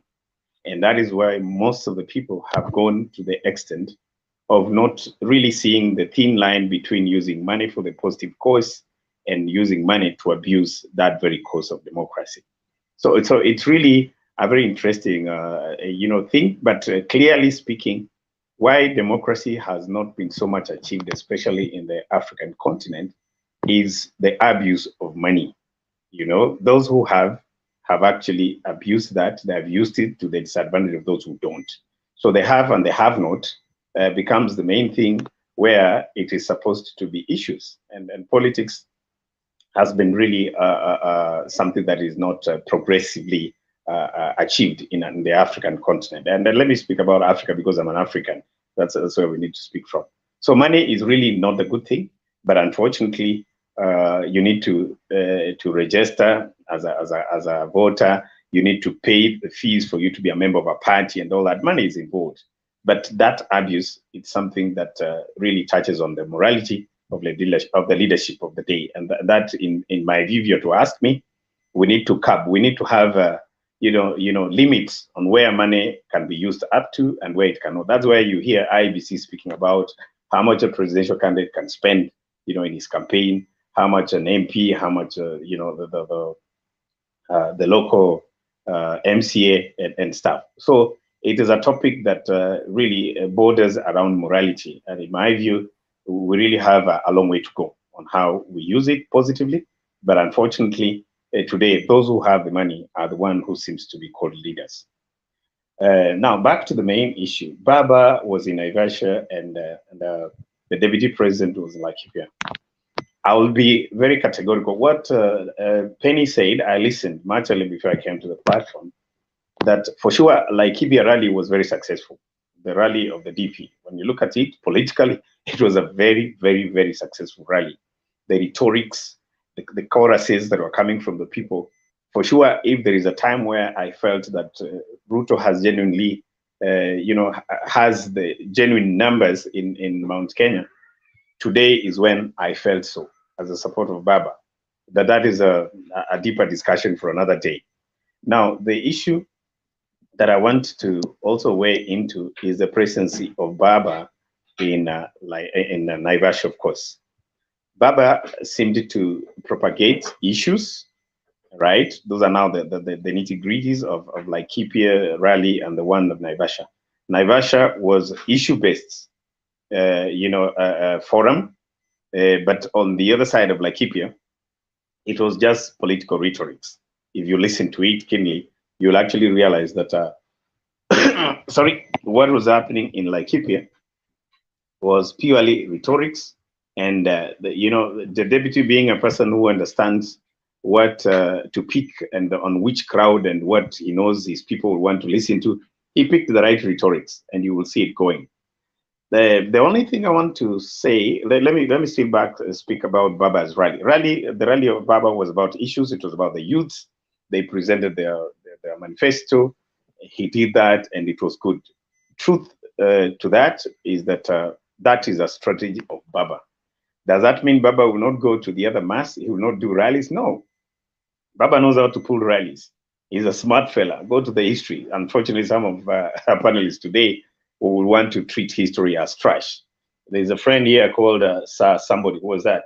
Sir, I can't see him again. Where is he? There is Millie? Samilong. Yeah. There's somebody who called him Sir somebody. His reasoning, in my view, is very myopic, because when you look at what Baba does, Baba is a very serious strategy. And you can only know Baba if you look at the history. Now, you're just a young man who was born the other day. You don't want to look at the history. How will you be able to understand these leaders who know what history has been as far as our country democracy is concerned? So to me, for you to be able to analyze the leaders of today, who are all men also, because leadership is not only defined in the age of bracket of the young people. All men are part of the leadership that we want for tomorrow, because the wisdom that they have is what we want to actually extract from. I mean, the wisdom they have, we need to extract that as an ingredient of defining our future. So history is okay.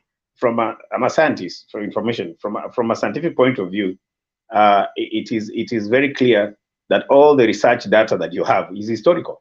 Research data is historical, because that's why it's kept in books, it's kept in computers. That is history. So if you are not going to treat history as an important, ingredient for you to define where you're going, then I don't see the reason why we're reading books. Every item that, and I'm sure some of us are using computers, we're using our laptops, we are using our phones. These are items that actually keep the historical data that we require for us to move forward. So I want to also be very categorical to almost conclude by saying, as I listen to you through, there's something I have for the brothers who support the deputy president. And my message is this: take it or leave it, because that's democracy. the next president of this country is Raila Amolo Odinga for just a few reasons. One, the language that the Uda people are using in itself, it's chasing people who are the liberal group who will have actually tilted the question. Then the other thing you need to know is that when you look at the demographic distribution of the votes that were for NASA, Raila then, and Uhuru in the last election, you realize that the main votes for Uhuru came from Rift Valley and Central. And then today, look at the demographics of the expected votes of Baba versus the votes of Ruto. You realize that one person has gained and the other one has lost. Who has gained in that demographic distribution of votes?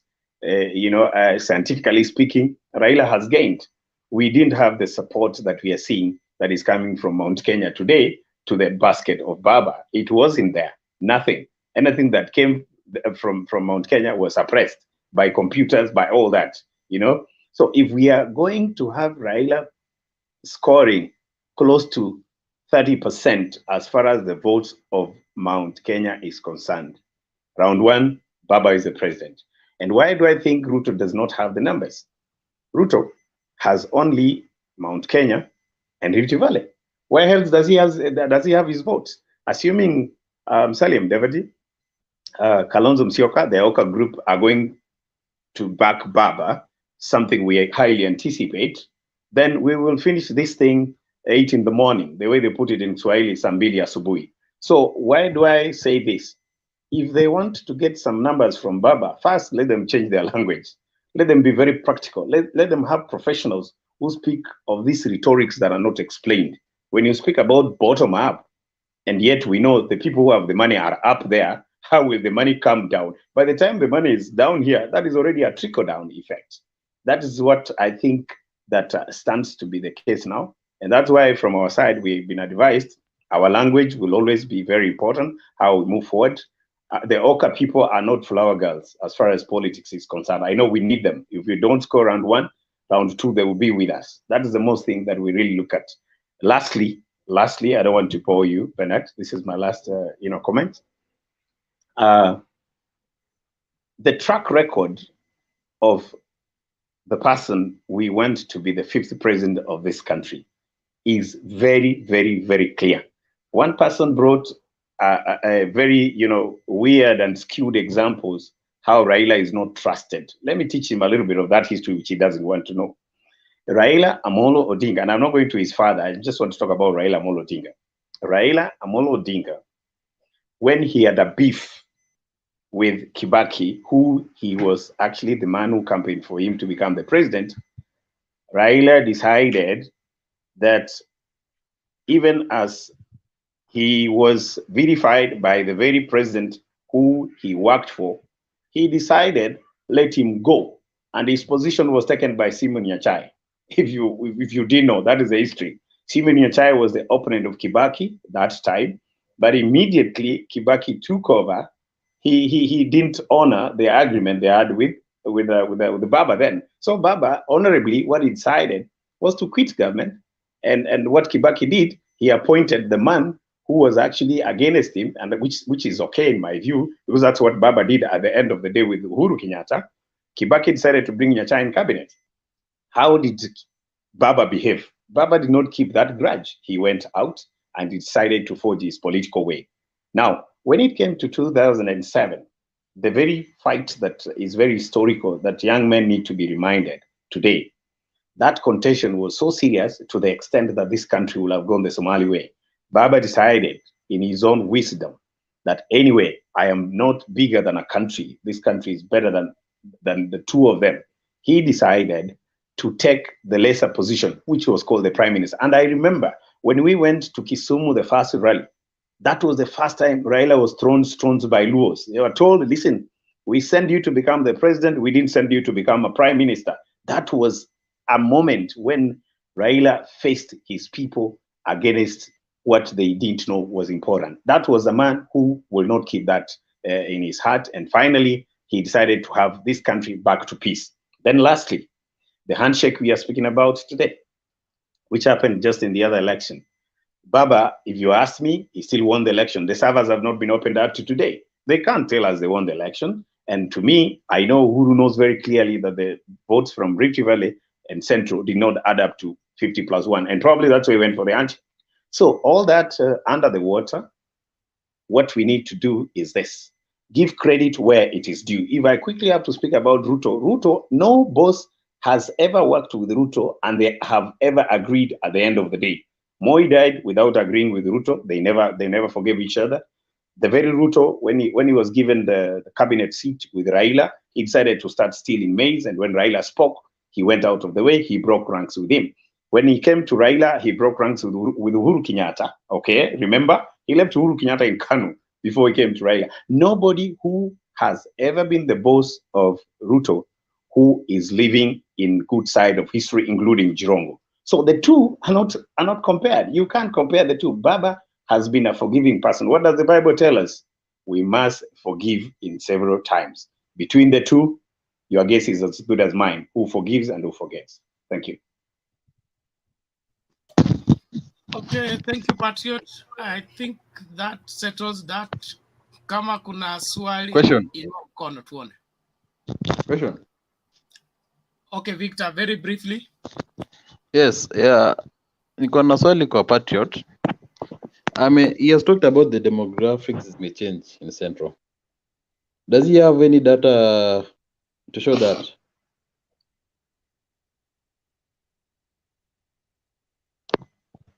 Can I?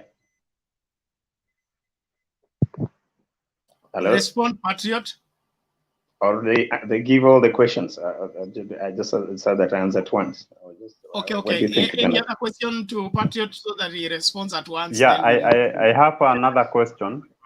Quickly, why do you think, because the way he has posted the last statement, like we know who forgives and who does not forgive.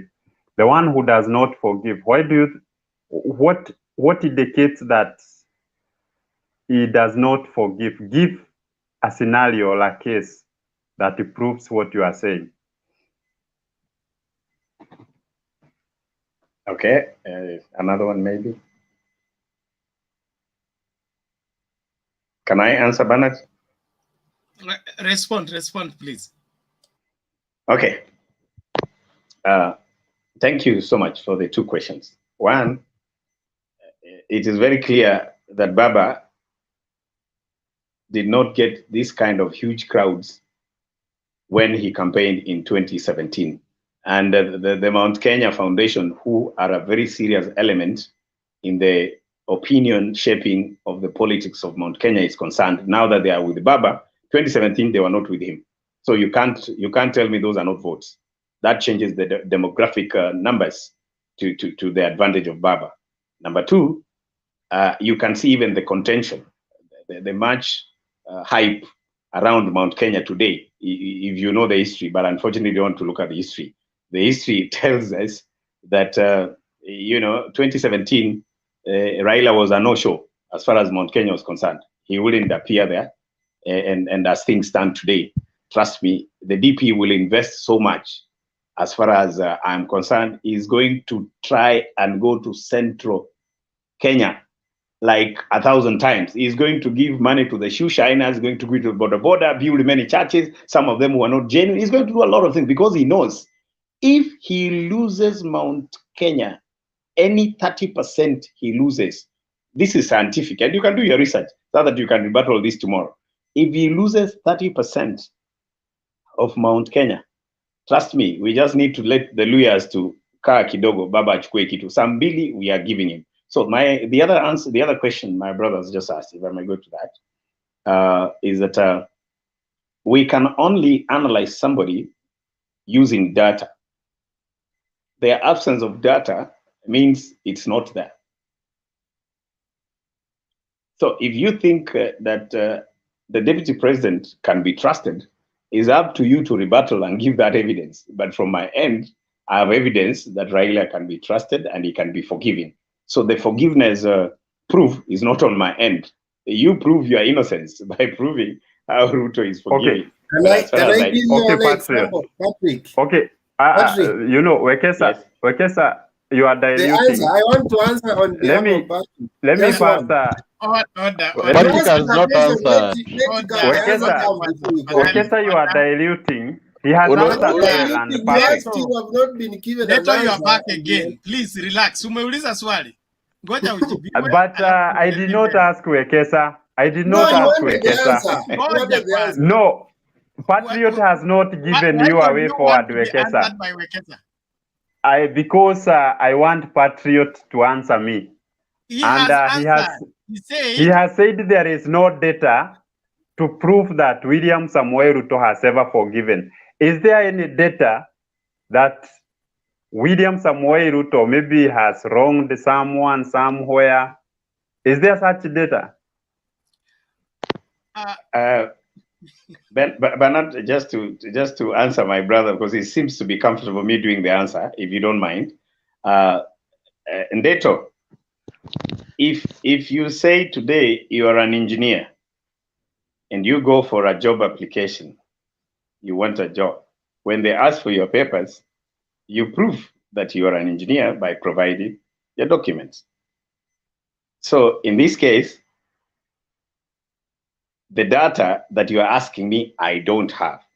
But since you have it to the positive characteristics of your candidate, then provide the evidence. That's what I mean to say. That's why I'm saying the very same way you are lacking information to support that he has never forgiven is the very same way I'm also proving to you there is no data about him wronging someone. No, just a minute then. He is a clean man. Why can't I share one data? One. Just a minute, Wekesa. Wekesa, hold on, Wekesa. Okay, Neto. Now, do we give you the job because you've not carried your certificate? You're only telling us a word of mouth that you are an engineer. You don't have the papers. We cannot prove it. Do we give you the job? Are you telling me we give you the job in the absence of that document? No. Yes. You cannot give the job. My point is this, Patriot. You know, if you do not have the evidence that he has ever wronged someone, why should we have an evidence that he has ever forgiven someone? Because there is no evidence proven in documents. You forgive what you have wronged. A question to Patriot. It is also how you respond when you are wronged.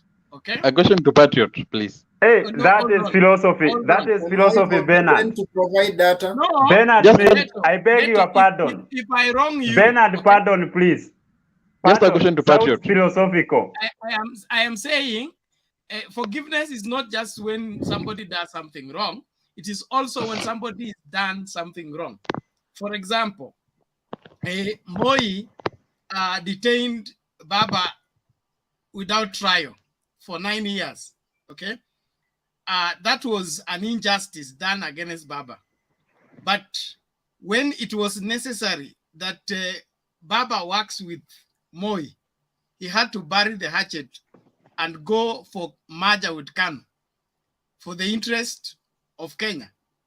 So that means they were adversaries previously. Bernard, sorry. Their relationship until they became friends. Sorry. Forgiveness at work. A second, Bernard, please. A second, Bernard. Yes. Just a second. Yes. What Ndato wants is not that side, because I've already qualified the forgiveness of Baba, which you are correctly doing. The question Ndato wants to be answered is why I think Ruto is not forgiving. That's what he wants, if I got him right. Please. Yes. Can I answer one? One instance. Yes, Wekesa. Wekesa, go ahead, and I was going there, although. Okay.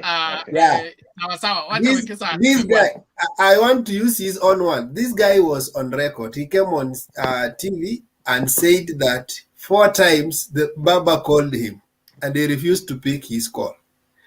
So the issue is, these guys, after walikosana kwa coalition government, the guy carried him, and he never had he has never created a room for reconciling. Maybe he thought Papa wanted to reconcile with him, so he said 4 times he never picked his call until, and he told us that until Uhuru himself, Uhuru picked and they talked.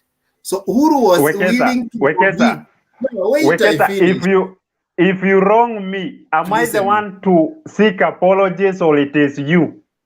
Because the situation you are bringing on board, it is Raila who infringed the Reconciliation relationship. happens from both sides. So this guy, when somebody calls you, the conversation begins there. But when you refuse a call, you are saying, I don't want to release somebody from my heart. Watch evil. You can also say the mediator. You can I have say a question to the third Patriot. party. Because if you betray me today and you keep expecting me to come and seek forgiveness, but is that a then fact you are or wrongly no? placed. I have a question to It is Patriot. Mr. Bernard. Victor, Deto, this is someone who goes to church. He keeps going to church and quoting Bible verses, and the same verses that he keeps quoting tell us that we should forgive 70 times 7. So I don't understand all these things you're arguing about. If someone is not forgiving, they are not just forgiving. Penny, if your mistake is deliberate, there is a possibility of you repeating even after I forgive you. So we better remain. What do you understand by 70 times 70 7? times 7. In a single day. 70 times 7. It is not deliberate. It is not deliberate.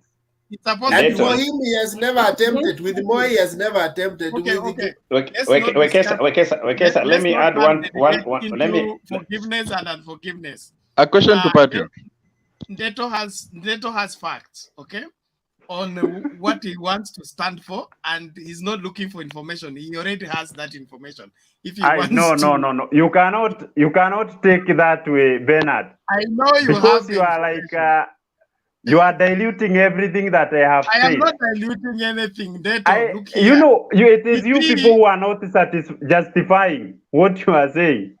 I am okay. I told you I was going there. Okay. I had a question, Mr. Bernard, to Patriot. Question add your point, Bernard. Maybe it can be another question, Bernard. Another question I finished to answer so that we move on, please.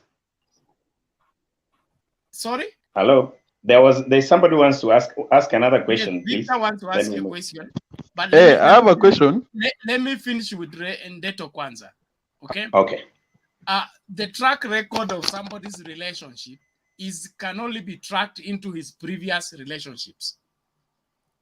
That means how Ruto behaved in KANU, how he behaved in ODM, how he behaved in PNU and ODM, and how he's now behaving in Jubilee, okay, can either show as somebody who is forgiving.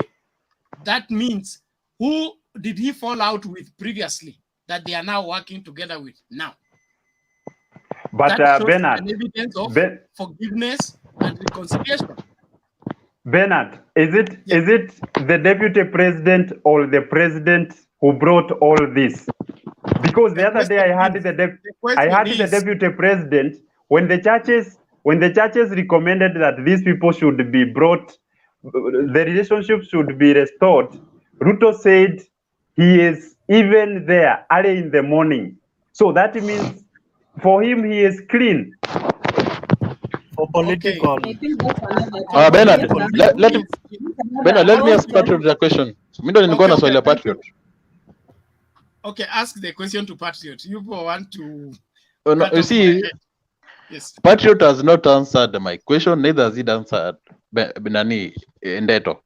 I asked about data, verifiable. Unajua, this speculation unasema ati because he met some influential people in Central, that's data enough. We want verifiable. Is it an opinion poll? And then he question Ndeto hujajibu mpaka sahi because he has asked your question and then unamrudishia your question.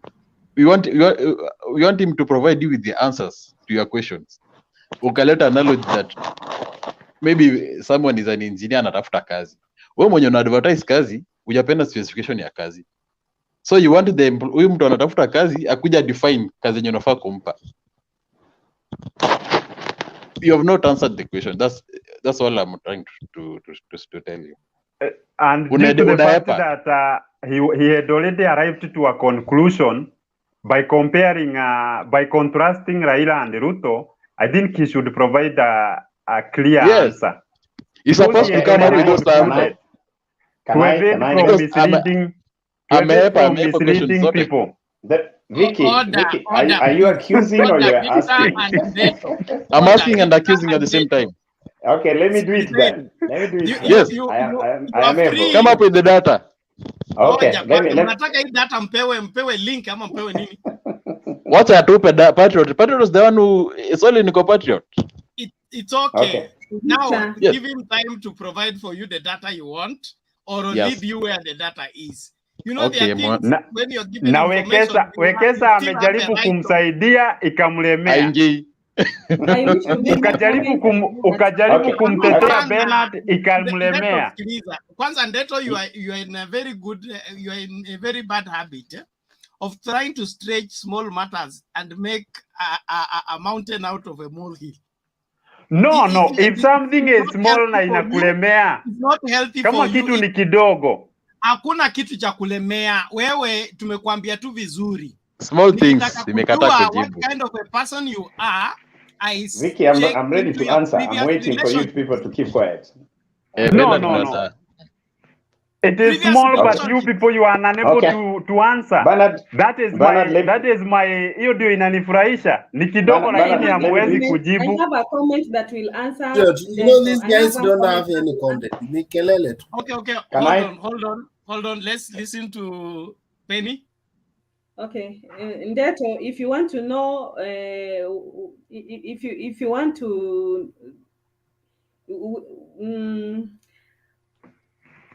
if you want to know if Raila will get a lot of support from Mount Kenya as opposed to the previous periods in comparison to the DP, you can attest to the fact. You see this about that was not the question. That was not the question, Penny. You want facts. You are diverting.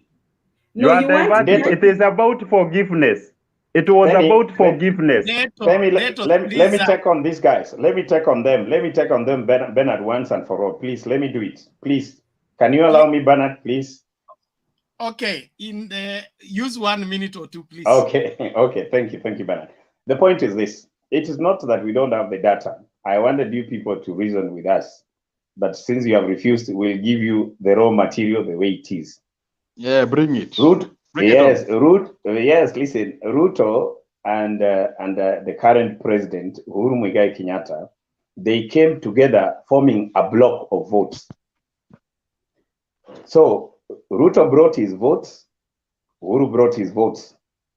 This marriage is not the same today. I am talking about people who are married. The wife amekuja na gari, na amekuja na bakuli na masahani. Then the husband has the house, amekuja na ng'ombe na mbuzi. When you look at that household and you want to define what they have, definitely it is a family asset. But once these people have divided their assets, excuse me, it cannot be the same. One has gone with something. That's what I was just trying to tell you. Uhuru Muigai Kenyatta has a following, which he's taking to Raila Odinga. Unless you, I don't want to use that term. The point here is very clear that there is data which is open. Where? Raila, I'm saying open. Vicky, listen, I'm saying open. You have a computer, you have a tablet, you know what's happening in Mount Kenya today. You know that, Vicky, please. Let me that's why I'm saying it's open. No. Today, as we are speaking, the only problem I'm having with you is that Vicky, let me finish. Let me finish, Vicky. Let me finish, Vicky. Your rebuttal. You rebuttal, Vicky, with all respect. Who does not agree, whether for or against, as far as the leadership of today is concerned, that Uhuru Muigai Kenyatta had a following, while on the other side, Ruto had a following. And today, as we are speaking, Uhuru is taking his following to Baba, and Ruto, he has started to retain his following. That's why I'm saying it is a minus for the team that was Jubilee then, and that minus has added to Raila. The demographic advantage Raila has today is an obvious matter. That's what I'm saying. That's very obvious. Number two, just to finalize, so that we go back to Bernard and you get to another thing. Number two, this forgiveness thing that we are speaking about, get it very clear here. at Safari Park, when Uhuru Muigai Kenyatta brought Raila Amolo Odinga with his team to have a reconciliatory, handshake, that handshake that we saw at Safari Park. Wacha ile ya nyumba ya Uhuru, wacha ile ya Harambee House. I'm talking about the one that was in Safari Park. You saw it, the prayers day. What, you check that clip, the language Ruto used, it tells you he was not ready to forgive Baba. And I will quote what he said, because I've realized some of you people are not doing research on this. He said this. He said, His Excellency the President, I thought you were to do it for us. I was not prepared for it. That's what he said. And that tells you clearly that in his heart, he was not ready to forgive. Lastly, but not least, this is a very serious evidence I want to give you to finalize this matter once and for all. When Ruto realized that the former Mungiki leader has joined Baba the other day, what did he say? If he forgives people, and you know what Mungiki did in the 2007 elections. Ruto said that Baba has joined a leader of Mungiki. You know, why will you take us to Mungiki if you are talking about forgiveness and forgetting? That is evidence of a man who does not forgive and forget. End to the story. Why did Baba miss the occasion at Safari Park, the prayer breakfast? He was there. You don't know what you're saying. He was there. What do you mean? He's the one who was hugging Ruto with a lot of force, and Ruto seemed not to agree. Check on that. Wekesa, you can pull that. Show them. It is there.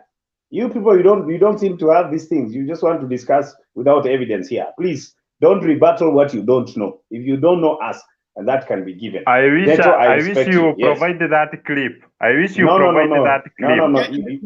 Use your data. Find out. We don't have have to. It's just condensing. Give you everything. Let's you make can progress.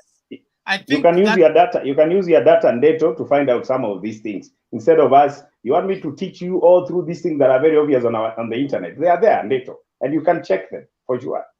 Okay, thank you, Patriot. I think that rests the case. If you want further information on the same, you're free to research, and we are always here. We will still be here tomorrow for another show. You can bring us the contrary information you would have gotten in your research. But I think that's enough on that one. I want us to move forward by allowing. Wekesa had not made his submission, and who else?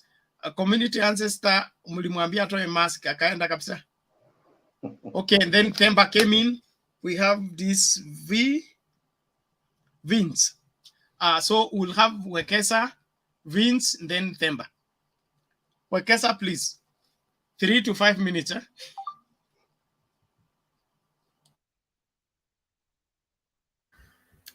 Okay. Let me begin by saying that the rally at Naivasha, Baba was focused on the agenda that had taken him there. And Baba has been very strategic in terms of climbing the mountain. And even when you check at Mount Kenya Foundation, they have slotted a few names of the possible running mates for Baba. And maybe he's testing their ground and see who among them as terms of mobilization. I was, in my own view, I was looking at if he would settle on Lee Kinyanjui. Lee Kinyanjui will bring in something called the George Saitot factor. George Saitot factor is in this, and Moi used it for a long period. He used it around 14 years. Why? Because Saitoti was partly as a Maasai and partly a Kikuyu. Saitoti was partly in the Rift Valley and partly associated with the Mount Kenya. So that is the George Saitoti factor I'm talking about.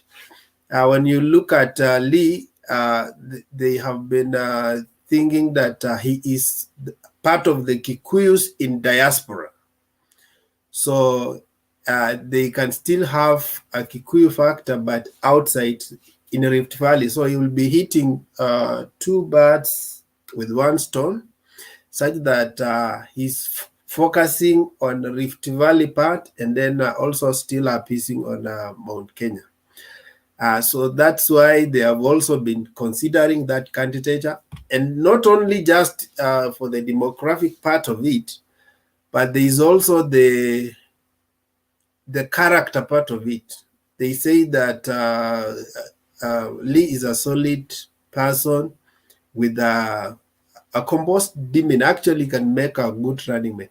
You see, many people acknowledge, including the UDA themselves, and one of them acknowledged on this channel yesterday, that the way Ruto has carried himself as a deputy president, nobody will just get a running mate without checking first the character, how the compatibility part of it, because they have realized this thing is little. If you bring somebody who cannot be who cannot work together with the president, then you are just creating two centers of power that will not work. So they will be checking on the demeanor and maybe the character of a person. And that's why the top names in Central for Baba running mate is PK, Peter Kenneth, and then we have there Lee Kinanji. And you realize that both of them are not so abrasive. They are this politician who can make a good second in command. So that's why the launch for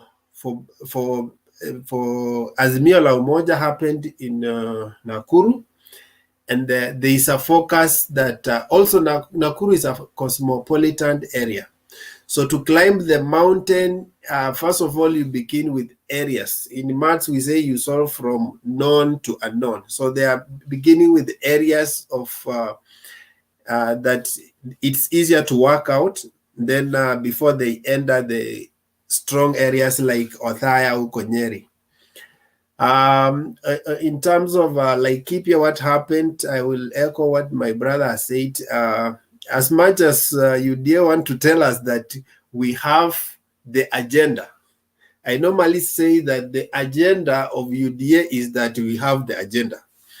You see, they will replay that word until you think that they have actual substance. But the substance is that they have the agenda. They will keep telling you that we have the agenda, we have the agenda. But concretize what they are saying. Even the bottom up, concretize what they are saying about bottom up. When they are brought on the TV, ask Alice Wahome, what is bottom up? She will go around and talk things that don't make sense. So these are people who look for, they are called sound bites. It looks nice, yes, but ask him, break down, what is this bottom up? They don't understand. So break down, what is this agenda Ruto has? They don't understand. Apart from just giving handouts and wheelbarrows. So the agenda will be us building churches. Are we looking for a missionary or a president?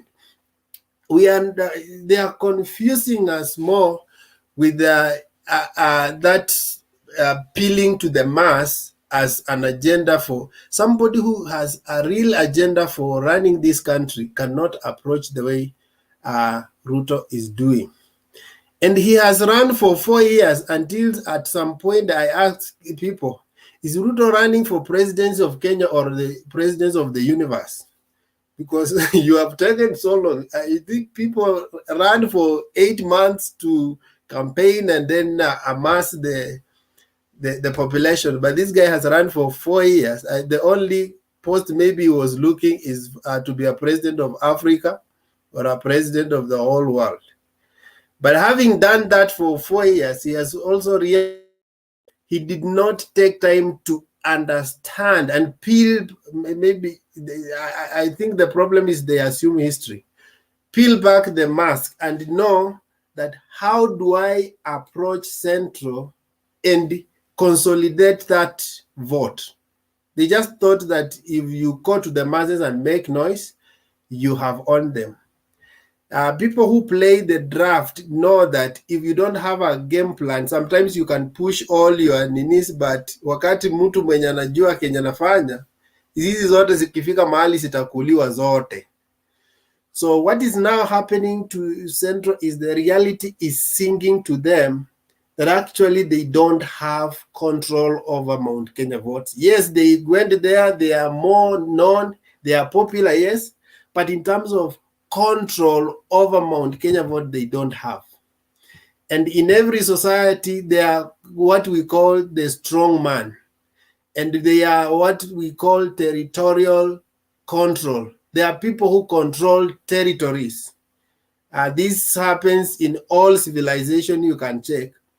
So you can neglect, you can ignore, you can underestimate Mount Kenya Foundation, but they have been having different names since time memorial. We have known them as Mount Kenya Mafia, we have known them in different languages, but they have been there in politics and they have been determining. Even Ruto himself attended that meeting at Pan-African, was it 2017 and 2013? And they knew that now these are the people who are helping them to conquer against Raila. I remember one of the guys who met the rat of Mount Kenya Mafia was Kitop Imanyara. Kitop Imanyara, in fact, he's confessed in Parliament. He said that I was told to face Mount Kenya and repeat these words, Uhuru tuko pamoja na wewe, Uhuru tuko pamoja na wewe 3 times. So they know these things have been happening, but right now they want to cosmetically think that they can brush it off. No, my brother, I don't want to talk too much, but because of I want to give other people a chance to talk. But I think, guys, you need to open your eyes. Raila is not just going to Mount Kenya. Let me say this. Raila is not going to Mount Kenya to look for 10%, 20%. Raila is going, has declared total war because he wants to show that he is actually this guy who is a fighter and he can snatch meat from your mouth. And that's why he's not just going there to look for a few votes. He's even getting a running mate from Mount Kenya. You can take it from me. Okay, thank you, Wekesa. If there is no question, we go straight to Vince. I assume there's no question. Vince, are you still there? Mr. Vince. Vince ako nyuma ya curtain. Ulilala? I have a question for Ekesa Bernard. Okay, make it brief, quickly. Wekesa, I would like you to clarify this to me as a voter. What makes you so certain that Baba is not going for 10%, not 30%, but more than 50%?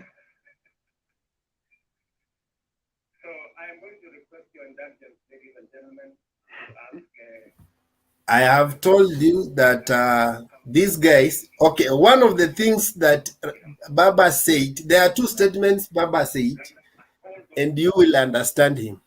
Baba, when he was in, was it Eldoret, somewhere there, and he told Ruto that the time you, okay, that time alikuwa amemdharau, he said that for you to become president, you'll need me.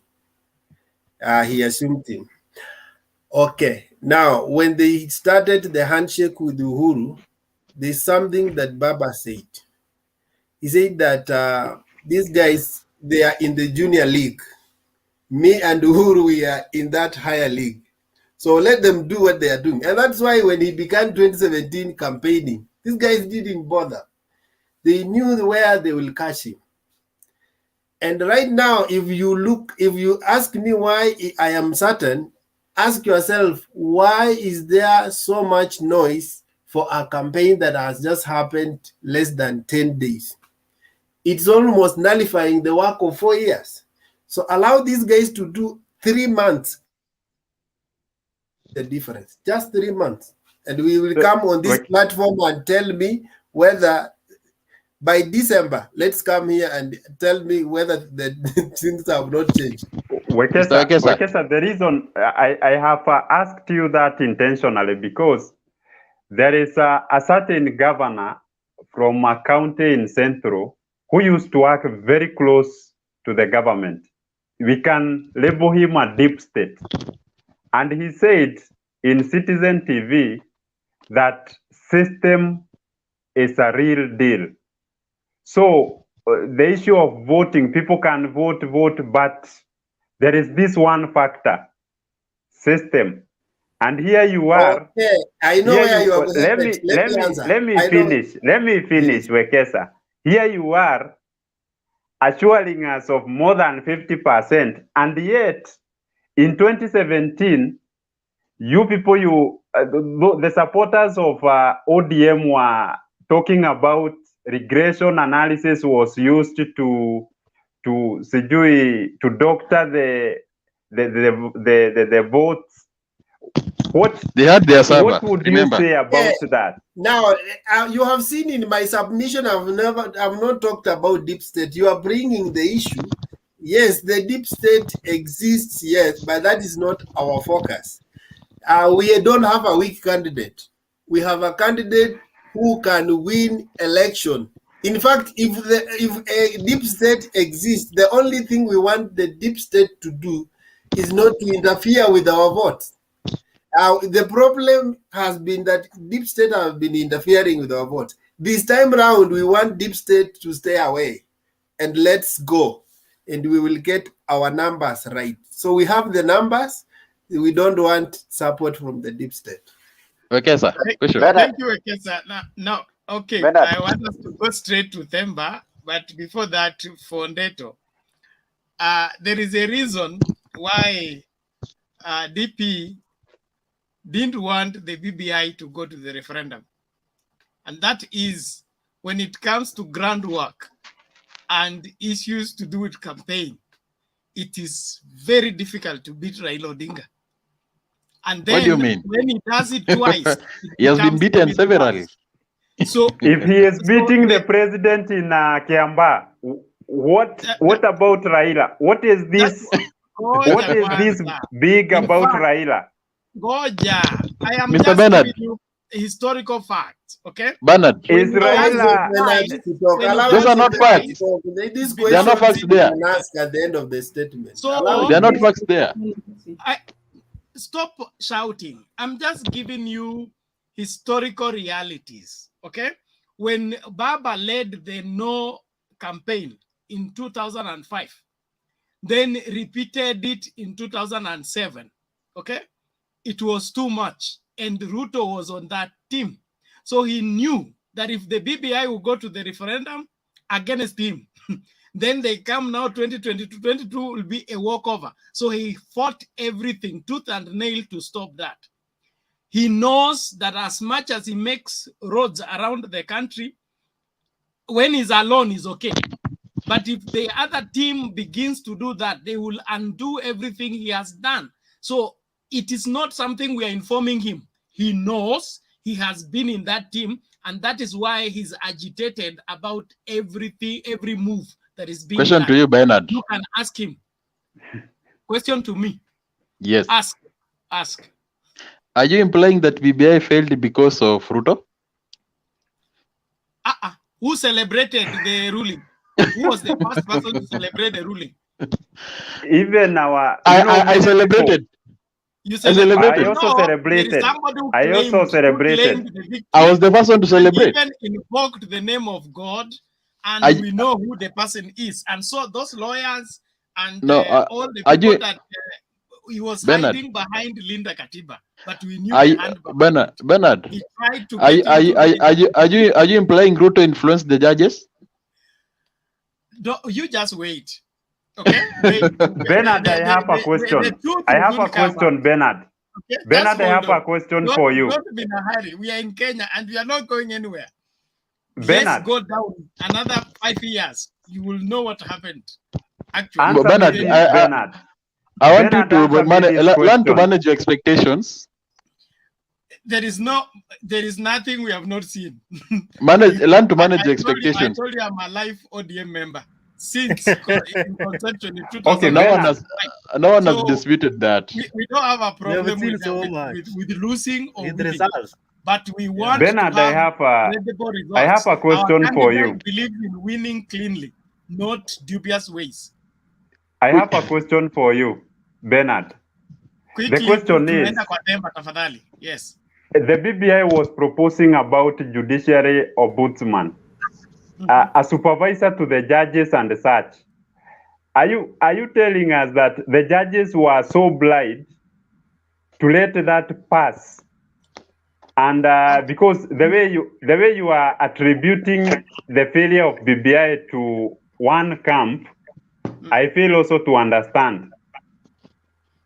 The judges are supposed to be judges, not to be people of not to take care of their personal interest in judgment.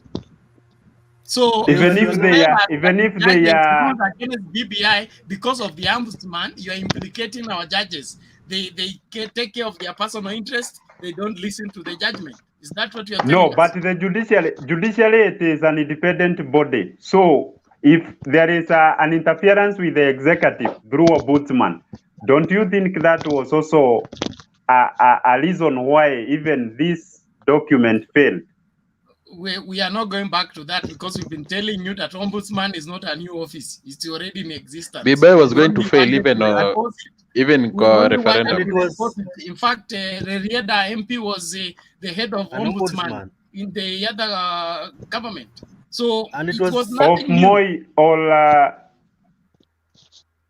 yes, the government of Moi or you are talking about the government of Ruto. And even the new constitution.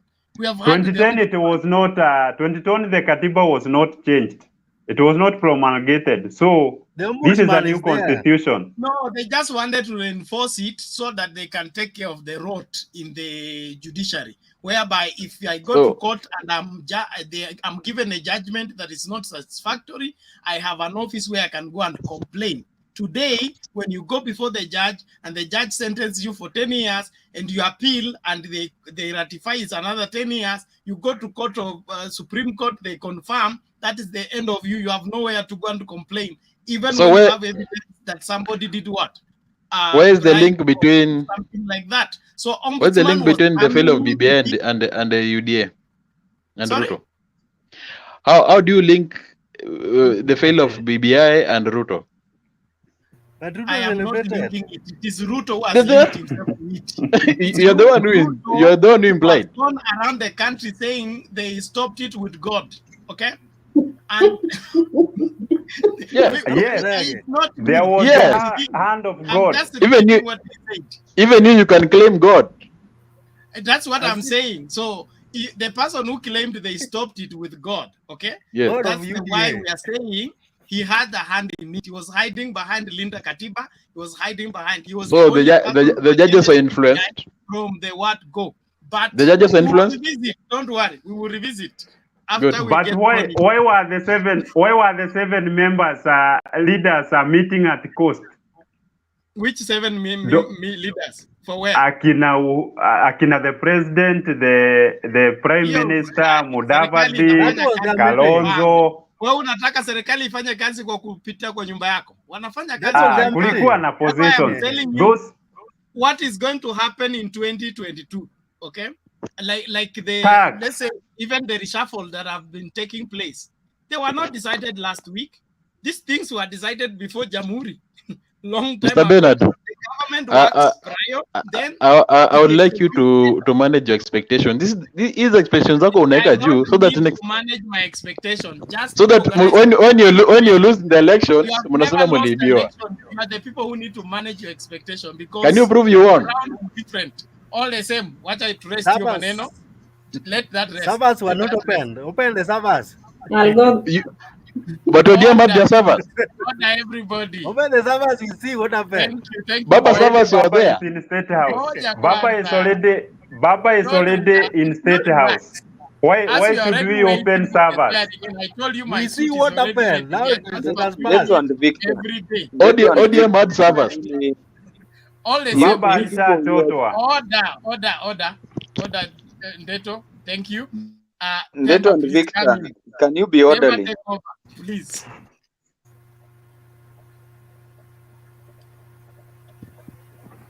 Can you hear me? Yes. Very clearly. Go ahead. Okay, good morning, good evening from wherever you are. There's someone who hasn't muted.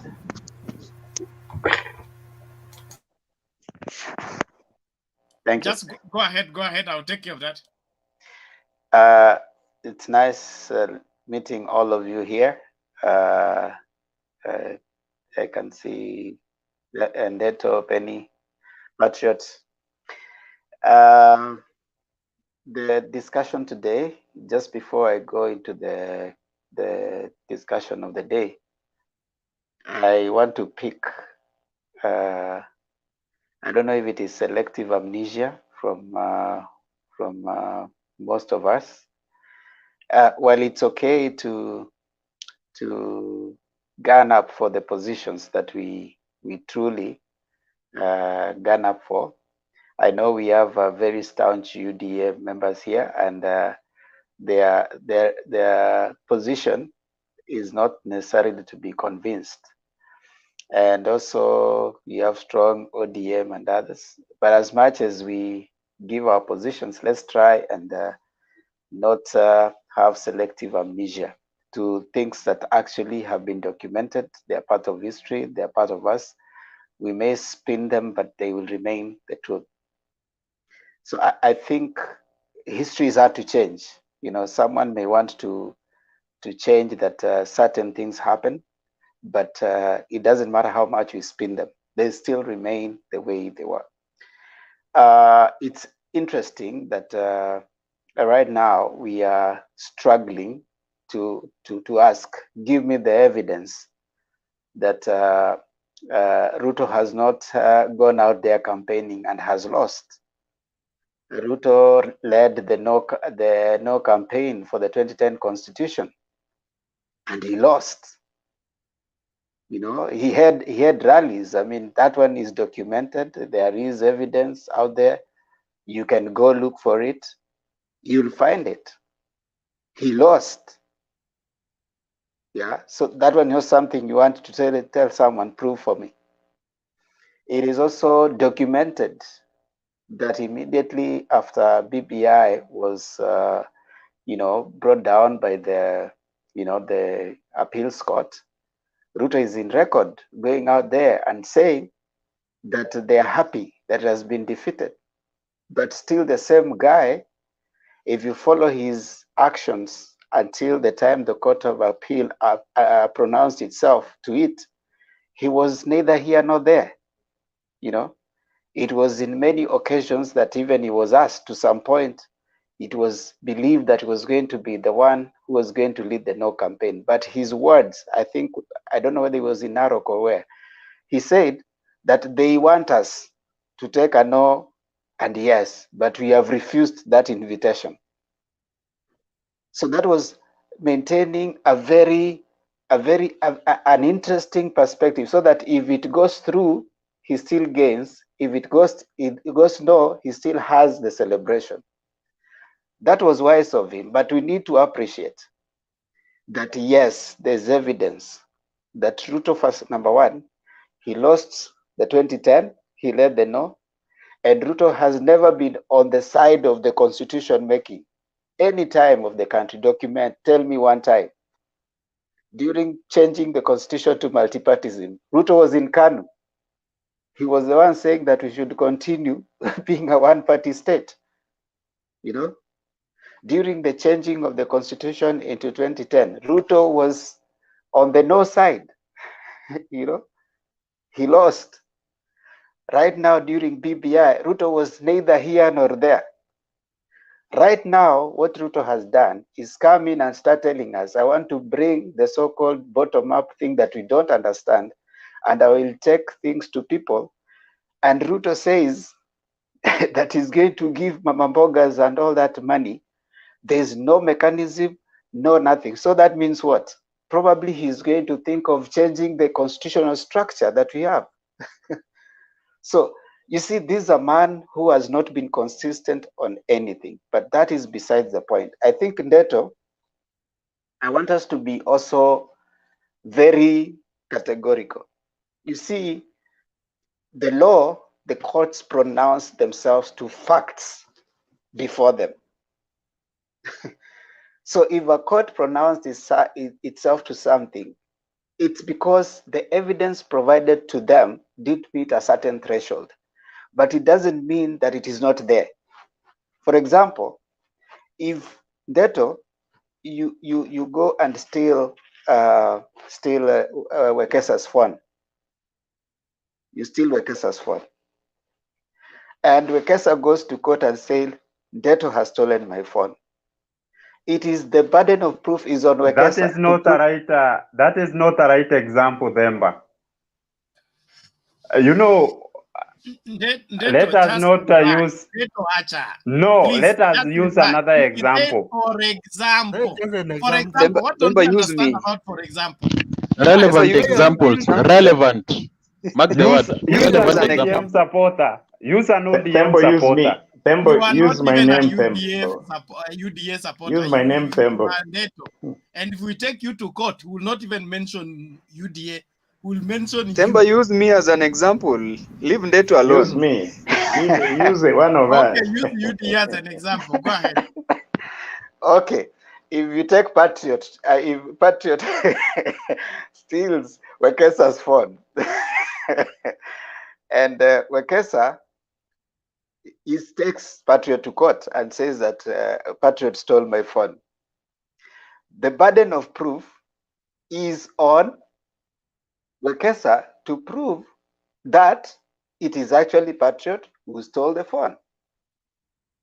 Now, if Wekesa is not able to prove to the court that Patriot actually stole the phone, it is not for Patriot to say that this is how I stole it. So absence of evidence, that does not mean it didn't occur. It means in the threshold of the court was not met. You cannot just say because the court threw it away, therefore it was bad. So there's a procedure of the thing and there's something else about the court. So I think we need to separate that. Now, BBI is past us. I've seen an argument here that has gone back and forth, which I think we have pronounced ourselves to. Our way of discussing and analyzing what is happening, I think it's in view of looking at what has happened vis-a-vis what is expected in future. I think, in my own view, right, and I stand to be corrected, as the Ruto and Raila are going around the country, they're trying to consolidate their support. Ruto has been campaigning.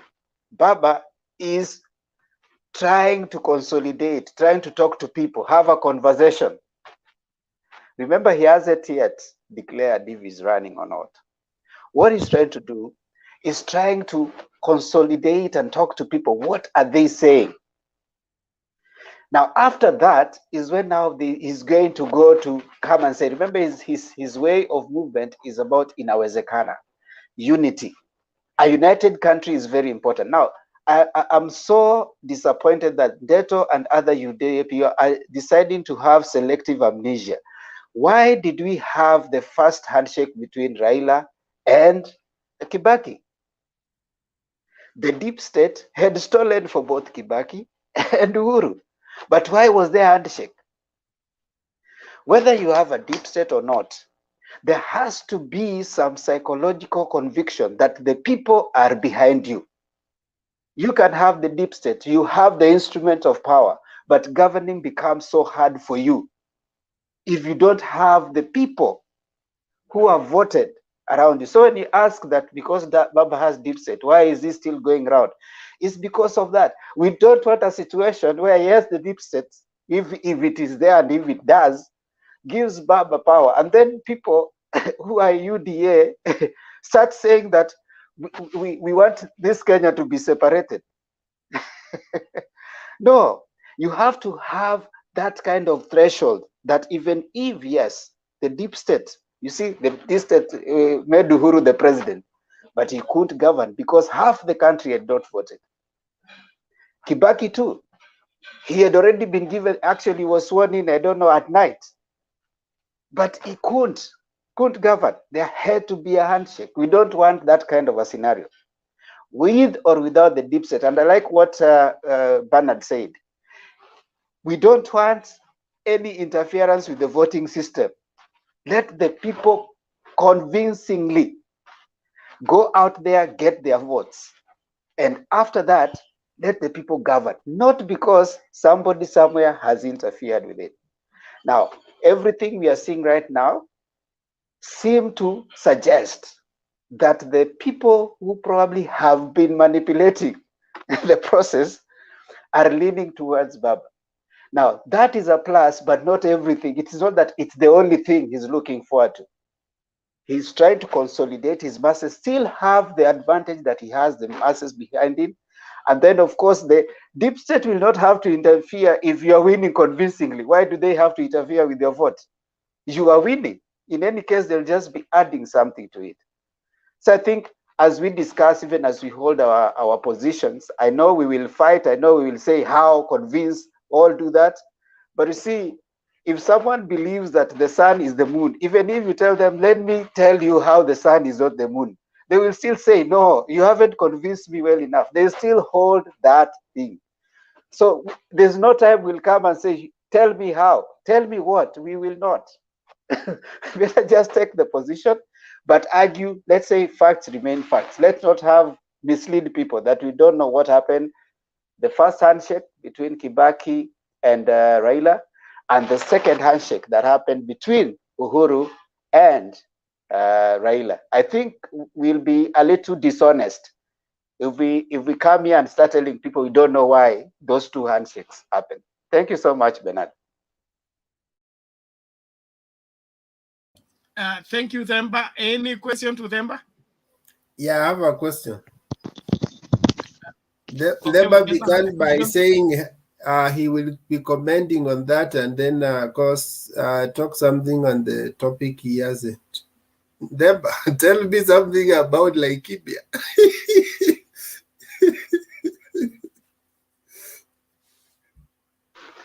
You see, Wekesa, right now, I've been rather cautious nowadays talking about Ruto, because number one, for me specifically,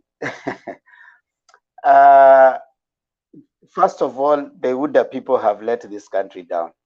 That one we need to tell them as we face them, even when they come here and how? You are given a chance to ask a question. Relax. Let me say how, and then now you can talk. The Uda people they owe this country an apology. You cannot have a presidential candidate campaigning for 4 years with the country paying him. From 2017, immediately his boss and they were sworn in for 4 years campaigning. And then, you know, right now, no development has happened because of him. Several things are happening. He's not doing anything. He's still being paid. You guys owe the country an apology. And I think as a matter of principle, right now, before even we start next year is when we are having elections. Campaigns have not been called out.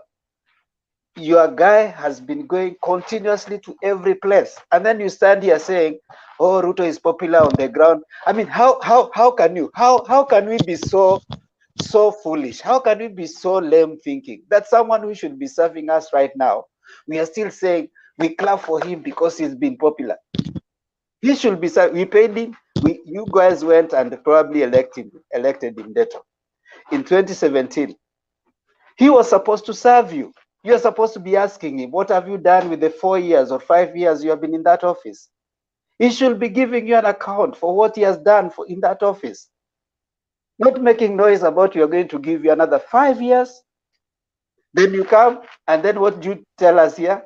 Oh, he was fired by his boss. I don't think we are honest. Now, I have always been very guarded. And I think we need to tell the people supporting the UDA guy, because right now the country has actually moved into political mood. Even before parliament, parliamentarians are not, when are they going to parliament? They're always around selling wheelbarrows. Instead of going to parliament and passing things that are going to help you and me. Ruto the other day was saying, if these people were serious, parliamentarians would have passed, the bill to add more constituencies. How will they pass those things if they're in the ground going to take wheelbarrows? He has 150 people. Tell them, go to parliament, pass that thing. I think that you guys owe the country an apology. And if there's someone who was telling us here that, oh, we need to manage our expectations, you guys need to start managing your expectations, because this kind of a responsibility, we are not going to accept it. Come next year. Thank you. I have a question. Who is that? I said, if you have a question, you lift your hand. Is that Victor? Yes, it is Victor. Okay, ask your question.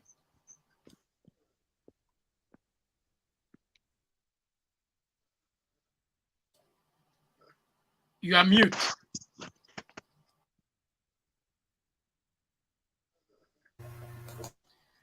Victor, you are mute first. We can't hear you. Na uko nyuma ya katenema. I think they... I have a question as Victor prepares. Okay, Neto, what is your question? Demba, I love how you articulate your issues, that Ruto has a track record of losing a lot of things, but I can tell you, you are just cherry picking, because in 2007, you have never agreed that Baba lost. And the chief strategist was one William Samoei Ruto. But I've not heard you touching that as a strength for him. My question is, chief strategist. Yes, he was the Secretary General. Where's that information? We could see even how he was during the announcement of the election. We could see how he was bitter. So meaning he had also invested his time. He had also invested a lot of things to that. He's always bitter. Okay, I knew that will emanate. You people, you do not see anything positive about this man. I knew. Let me go to my question. Vemba, I would like you to analyze this critically. In 2013, Uhuru promised that yake 10, ya Ruto 10. Then sometimes back wakiwa pale kwa mazishi, I think it was Mama Musalias, Uhuru akasimama akaambia Wakenya, hii nchi hata yeye ana nguvu ya kusema it was not meant to be led by only 2 communities. Akasema he can say that. I would like you to tell me if Baba is not like diverted from the whole thing in this way. Tuseme, if it was such easy kwa Uhuru kupea Ruto yake 10, I think the other 41 communities wakiona kweli hii kitu ni ya Wakikuyu na Wanandi. But you see how Uhuru has smartly come out. Alafu yeye anasema hamsupport. I think in a way he is also building him. Kwa sababu Ruto is now not viewed as a certain community that has ever read. Anaonekana sasa as a very strong competitor wa one Raila Odinga. In a way, kuna mtego ingine hapo, Raila amepelekwa kwa hawa billionaires. Sasa there is this narrative, watu wote wanaambiwa, ona hawa watu wanashikana na hawa watu wenye wako na pesa. Nyinyi wenye mmesahaulika ni kama hakuna hesabu mnafanyiwa. Don't you also think it is also another milestone ya bringing popularity also to Ruto? I would like to hear from you how you would dissect that scenario from that point of view. Thank you, Ndeto. Those are pretty good questions. But you see, if it was that easy, then you guys wouldn't be talking about it. You know, when your enemy is Napoleon Bonaparte, who said that you don't interfere with your enemy when they are busy making mistakes. So if indeed it is true Raila is making a mistake, then you guys wouldn't be so worried about it. Now, do you know how many campaign trails Ruto is making every day? He goes out just a little bit, comes back to Central. Goes out just a little bit, comes back to Central. He's not been to Nyanza. He's not been to Coast, I don't know for how long. He just goes a little bit, comes back to Central. Do you know why? If it was that easy even for Ruto, even you guys wouldn't be this talking about it every time. It's because things are getting thick. It's getting thick. And Neto, it's a political competition. Baba has to work for his votes. Ruto has to work for his vote. That's the reality that he's now waking up to. Because now I hear you saying yangu kumi, yake kumi. Who's kumi? Uhuru has only one vote. If you guys went with that, then you must be serious political novices. If you're going with pronouncements made on the podium by a politician. So someone comes and then the reason why hold on. You talked the reason like why we have a spokesperson. You know the reason why you see after every session, the Mount Kenya region has a political spokesperson. It is because whatever he says, he represents the whole society, the whole community. Ndeto, why don't you allow me to talk? Okay, Themba, sorry, I just want to ask Ndeto. The DP is on record to have said he's now welcoming people in Central. As who? Has he?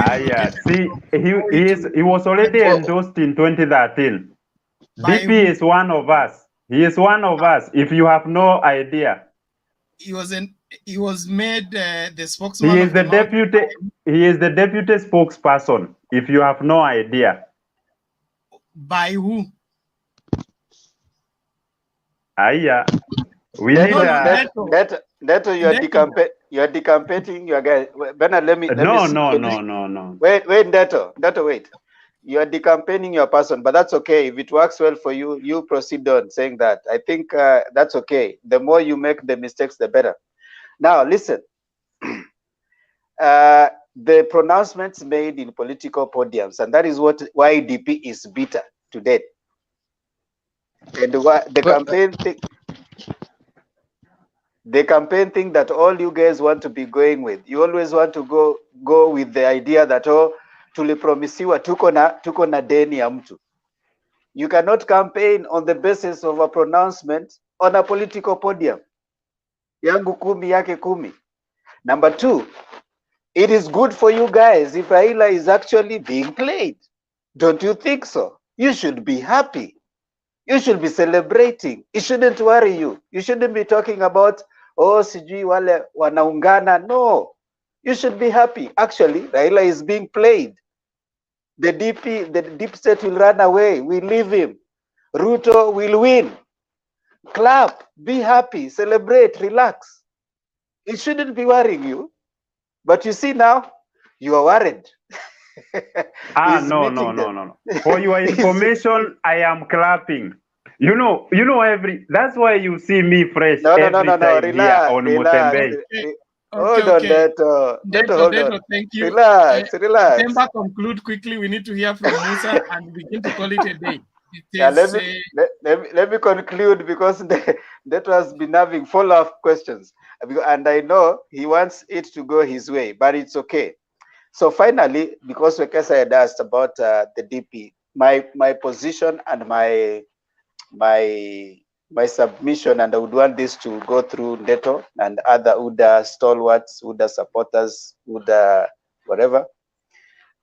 We demand an apology from your presidential candidate. Number one, he's promising democracy. He is not practicing it within his party. There's no nomination for a presidential candidate in his party. It is a party owned by billionaires, 3 billionaires, Gachagua, him, and there's another billionaire. They are owning the Modama. They are owning the party, and they are pretending that they are accusing the other billionaires, yet they are billionaires owning the party. So they owe us an apology for lying to us. They are endorsing people. Kangata has already been endorsed, and many others, and they are lying that there will be nominations. So we don't want lies. If they want democracy, let them preach it. If they are not bringing it, let them stay. Don't talk about it. Lastly, Bernard, as I finish, Ruto is pretending to want to run for the presidential candidate. If he wants to be alone, he needs to tell us. But as far as I know, the democratic constitution of the country allows people, as many, even 100 people, to go for the seat. So, and to strategize. So he should decide if he's running for the presidency of the Kenya, with the Kenyan constitution, there will be other candidates. He will not be alone. Yangu kumi, yake kumi, hiyo ilipitwa na wakati. He will have to fight for it. If he's not ready for that, then he can go and become the chairman of Hustler Foundation. There he can give all the money and pay you people. Atutaki upuzi, atutoke, atoe jam. Are you implying Ruto does not want other people to run for presidency? Yes, of course. If you are demanding kumi yako, unataka sisi wengine tuende wapi? When you are busy saying and telling everyone sympathetic thing that sijui wale wengine wanang'ang'ana kutafuta vyo, wewe unatafuta nini? No, what is the problem? Unatafuta nini? Let me ask you one question. So thereby you knew the foundation. It is me you were asking indirect questions last time.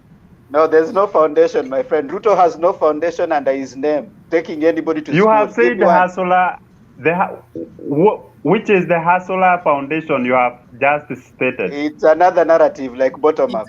It's a suggestion. It's a suggestion. Now tell us your narrative then.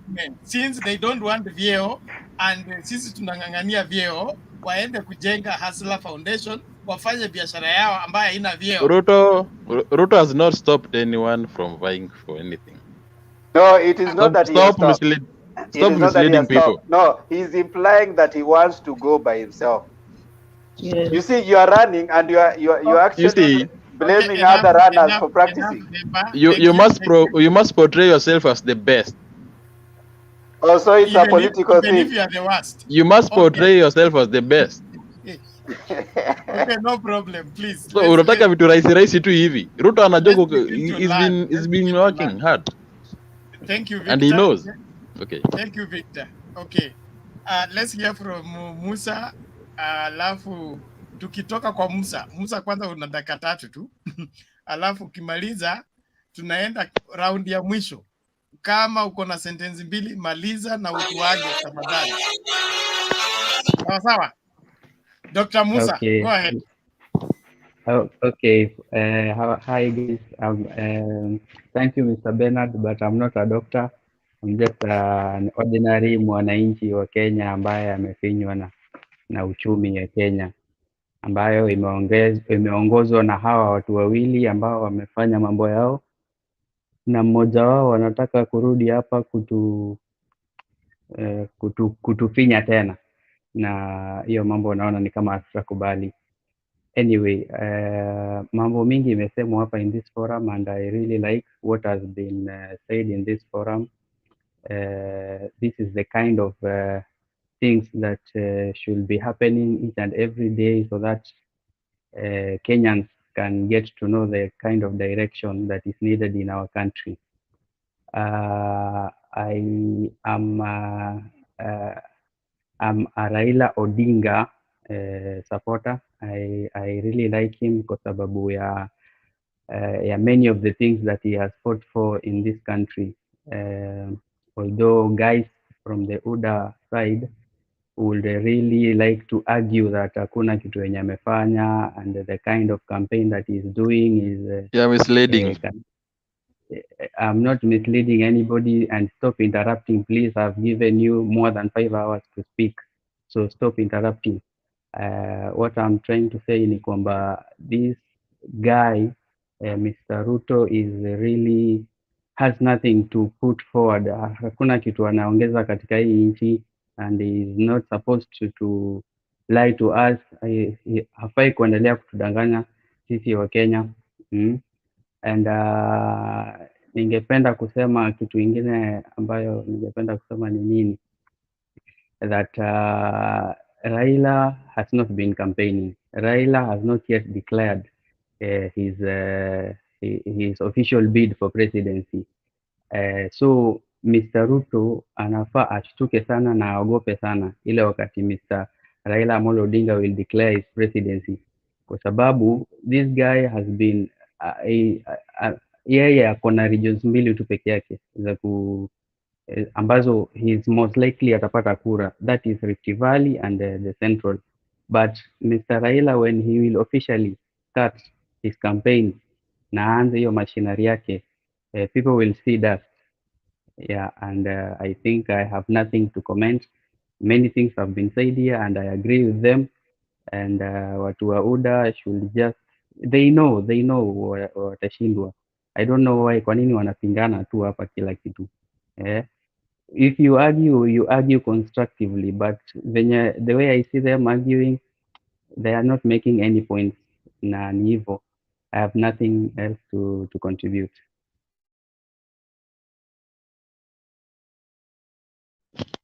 I have a question. Kwako. Okay, ask. I ask. What makes you think Ruto hana following in other areas apart from Rift Valley and Central? How did you arrive to that conclusion? It has always been like that for the last based on what? For the last 20 years. Look at the election results records.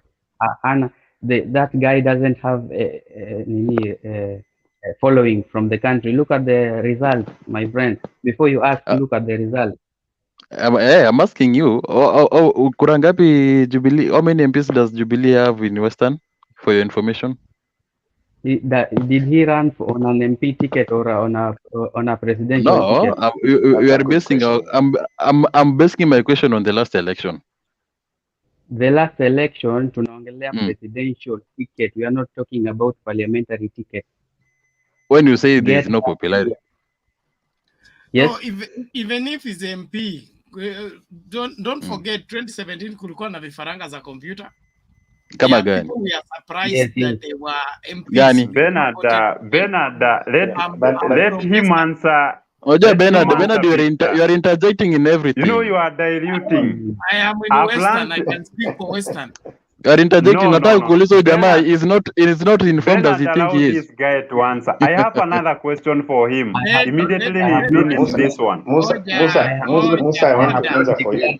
Musa, I can give that answer for you, Musa. Okay. So I can answer that for you if they give you difficult time. Patriot, answer for me. Patriot, answer Thank you so much. Thank you, Musa. Thank you, Musa. The answer is very clear. I'm the one speaking, please. The answer is very clear here. Let me answer Vicky, my brother. The answer that you are seeking for is this. Ruto has not run for any presidency. He has not. When we talk about the dynamics and demographics of the last election, the candidate was not William Ruto. So in the first place, whether we are arguing against or for, what do you want us to quote? This is the time he's trying to become a president. He has never stood for that. So don't even get into the issue of... No, you're not answering. Let me finish, Vicky, please. Vicky, please, can I finish? Because the order of, proper decorum in discussions, you allow somebody to finish before you rebuttal. That is the way to go. And this is an international platform, Vicky, please. Okay, so what I was saying is this, that why will you quote from a demographic that has a different candidate? If you had William Ruto as the candidate for Jubilee and Uhuru Muigai Kenyatta as the running mate, do you think the result will be the same? They will not be the same. They will not be the same, definitely. So I'm just saying that the data that we want to look at is hypothetical here, because Ruto has never run for the presidency in this country, as far as my memory serves me right. If my memory serves me right, he's never. So which data do you want us to expand from? Because he was a running mate of somebody. That's what I'm trying to say. Yes, please, Vicky. You're saying that the data I'm using is hypothetical. Which data are you using to show that he has no following in other areas apart from Central and Rift Valley? The Patriot, let me answer that one. Let me answer that one because it had originally been, the question had originally been posed for me. We are basing, I personally am basing my answer on the 2013 ticket ambayo ilikuwa ya Uhuru Kenyatta na William Ruto. Ilikuwa their ticket.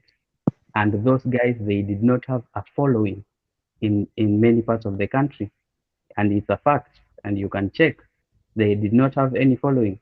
They only had a major following from Rift Valley and Central Province. Na saa hii mambo imebadilika 2017? zaidi. 2013 and 2017. 2017? Yes, 2013 and 2017. 2017, how many? Yeah.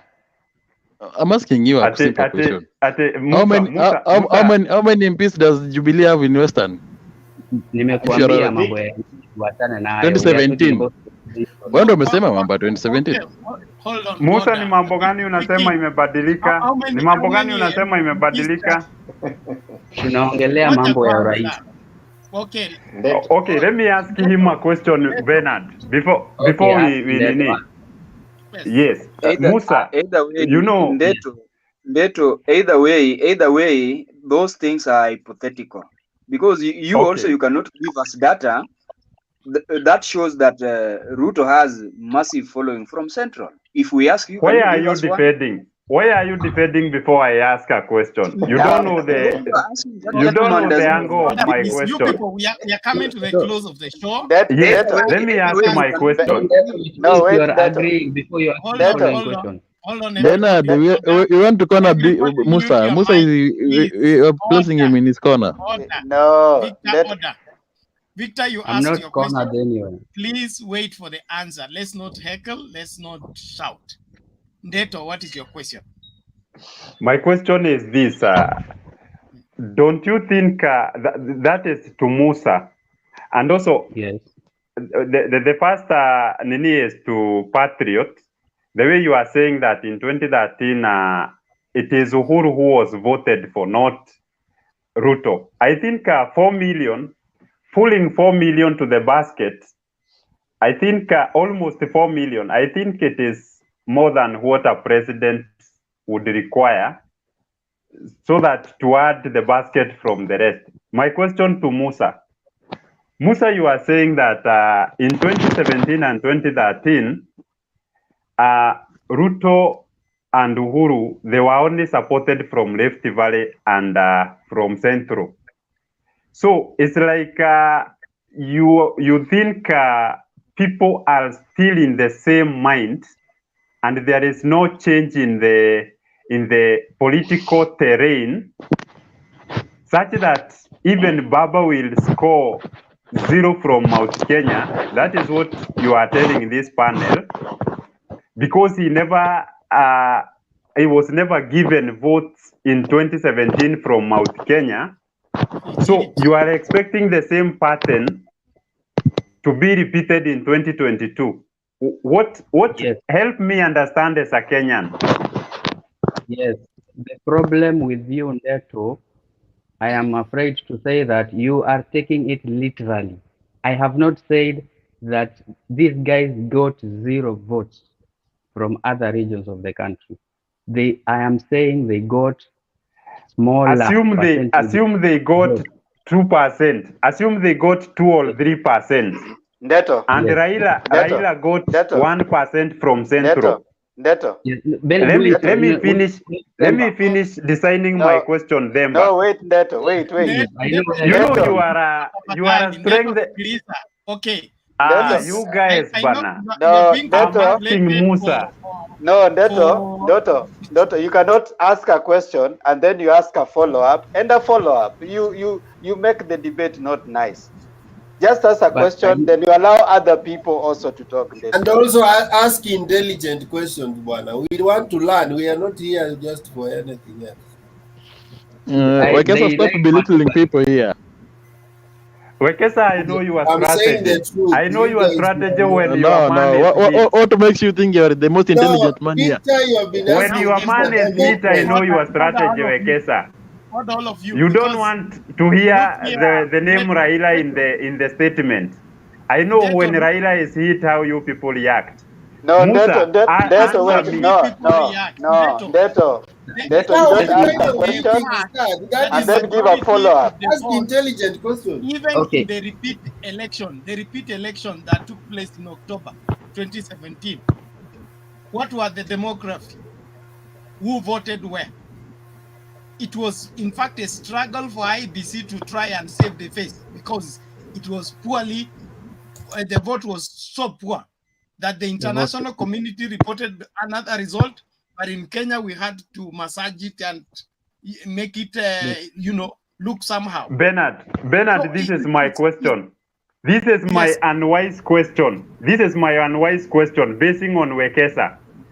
I'm asking, just because Raila Odinga was given 2% from Mount Kenya in 2017, are you telling us the hypothesis that Musa is driving is the very same? Are you telling us that Raila will still get a 2% from Mount Kenya in 2022? That's why we are saying things have changed. And that is why the Ruto ticket is first virgin in the sense that he has never run for president. He was running as a DP. That means there will be a difference. In fact, the reason why Uhuru ticket was settled on in 2013, Uhuru told Ruto that I would want to support you as the president, I be the deputy. But the only thing I can guarantee you is a vote and that of my wife. But if we do it the other way around, then we can get the mountain. Those were the negotiations between URP and TNA. So did he say and for him and his wife? Did he say for him and his wife? Guys, all of us have you guys, if you want us to ask questions, we also have 25 questions in our head. Yeah, you are not just be like you are the only person who is asking. You can't be the only person asking questions. We have questions, but we are allowing the debate to have order. Ask one question, let the person answer. Let another person If we want everybody should ask 20 questions here, we will see whether the But Musa has not even answered my question. But God never declared his family as Joshua in the Bible. Okay, let's do this. It's because Neto is interfering many times. For Victor and Neto, okay? We are in a free country, okay? A free country in the sense that you're free to support whoever you want and believe whatever you want to believe about the party you support. But truth be told, there is a difference between Ruto as a presidential candidate and Ruto as deputy running mate of a presidential candidate. 2, the reason why the mountain vote is very important to Ruto is his main block as at now. The moment that block goes, there is no Ruto as far as president is concerned. The Rift Valley vote is already split between the south and the north. The Western where I come from, he can go and camp there, sleep there, give everything from every house. We are free people. We vote the way we woke up, and wife can vote for Jubilee, husband vote for ODM, but we all come back home and eat omena. We are free people. So the Western vote will not tilt anything. He will still get less than 10% or 20%. Nyanza, let's not even talk about it. Don't be tribal. Don't be tribal on this platform. That is tribalism. But still, that is tribalism, Bernard. It is not But tribalism. Kenyan Which politics, community am I is. setting against which community? Kenyan politics is based on that. No, To be honest, Yeah, we you know, Bernard, you cannot speak tribalism- water and drink water. Western is a Bernard, region, not a tribe. Let me Bernard, you are the moderator, you are the contributor, you are Tribalism everything. is when you use one community against another. It's not mentioning a community. Look at you. But when we touch on Baba, Bernard, you are so bitter. Touching on Are we Baba. going to dwell on argue with Victor and facts. Neto? Surely, Neto, Musa should answer my question. kubali kwamba guys, let mambo Vic ask yanabadilika. me question. Musa should answer my question. Bernard, you are interfering. Victor, you asked how many Jubilee MPs are in West. I've asked Musa. Musa knows the question I've asked. They are not No, up to repeat 10. the question. There is Wangwe, Bernard. There is a Washiali in Mumias. Bernard. And there is Didimas. Bernard. Yes. Wachana na hawa watu kwa hiyo nini. Wacha tuende kwa watu wengine because that one is just stretching. No, wacha tujibu swali. Mimi nimeuliza Musa swali. Wacha nimeuliza Musa swali. Remember, this guy is not answering simple questions. You are right. Simple questions. Why you We defeated? also want to contribute, so listen to us as well. It's not, this forum is not only for Neto and Victor. While you want to But contribute, Bernard is we also want to interfering be so answered. much. Bernard is interfering so much in response of Musa. I have not interfered You're with also anything. not You very- people you're ask also me not questions very- and you you are- have answers that you want to be given. That is not proper. Okay, let's conclude, please. Let's conclude. Musa, will come, Marisa. Yes, I've You finished do with my your closing remark. submission. We are minutes to sunrise in Nairobi. Yes, I think I finished everything, and yeah. Okay, let's go with that. Len, hear from Penny. Your last submission and closing remarks. 20 even beyond the remaining 20 minutes to Melissa. Okay, my last submission is I would like to talk about the quality of the leaders for us now that we're in the campaign mode. We should look for leaders with the qualities of unity. Leaders who are willing to unite people, leaders who are willing to associate and interact with the rich, poor, young, old, Christians, Muslims, atheists, and everyone. And in other words, the leaders we are looking for should not we should not allow them to exercise or to practice divisive politics. We should not allow to be divided along any line.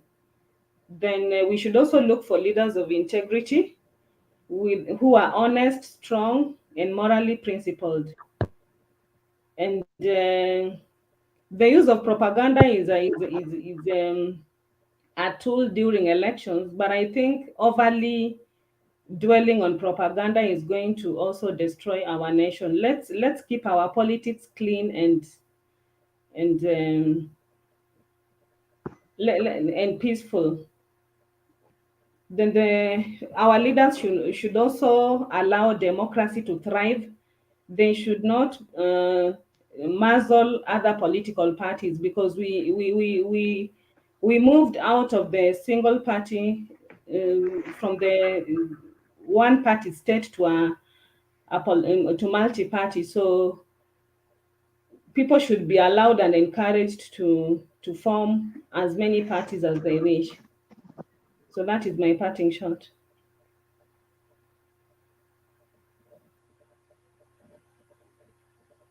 Okay, thank you, Penny. Let's go to Patriot. Patriot seems to be loading. While he's loading, let's hear from Raphael quickly, please. Thank you so much. I'm glad to have gotten an opportunity to be on the platform today. I want to say that as leaders who are doing politics, whom we really are looking up to, we need to encourage them to be very straight in their language, so that we do not divide this country anymore. We do not want to go the 2007 way. We would want to walk as a one Kenya, and that is why we are with Baba. Azimio la Umoja. That is something which is very key for this country, because a country that knows war knows no development, knows no improvement of life and the standards. So during this time, for us who are also debating, it is incumbent upon us to encourage our neighbors, our brothers, our families, our friends, to really inculcate in them the culture of preaching peace during this time, so that as we approach the elections, then we get there when we are going to have a healthy competition that is going to give us a leader that at the end of the day would be embraced by all of us, those who have voted for him, those who have not voted for him, and that leaders also should embrace us, those who did not vote for him and those who voted for him equally. And that would give us a good country, a country that is going to thrive. To our fellow panelists, particularly Victor and Ndeto, thank you so much. You put a spirited fight, but one thing that you didn't do well is that you are cutting in between people's conversations, and that was not really giving us some order in terms of discussions. So I think we will improve going forward, and we will learn to give people opportunity, and then we also get opportunity equally, so that we discuss in a healthy manner. And again, I would also love, if at all there is an invitation, or whether people are coming in out of free will, we need OCA supporters, so that it be a little bit competitive in terms of the three horses that are so far so good on the ground. Thank you so much. Okay, thank you, Raphael. We appreciate your contribution. Can we get Bob?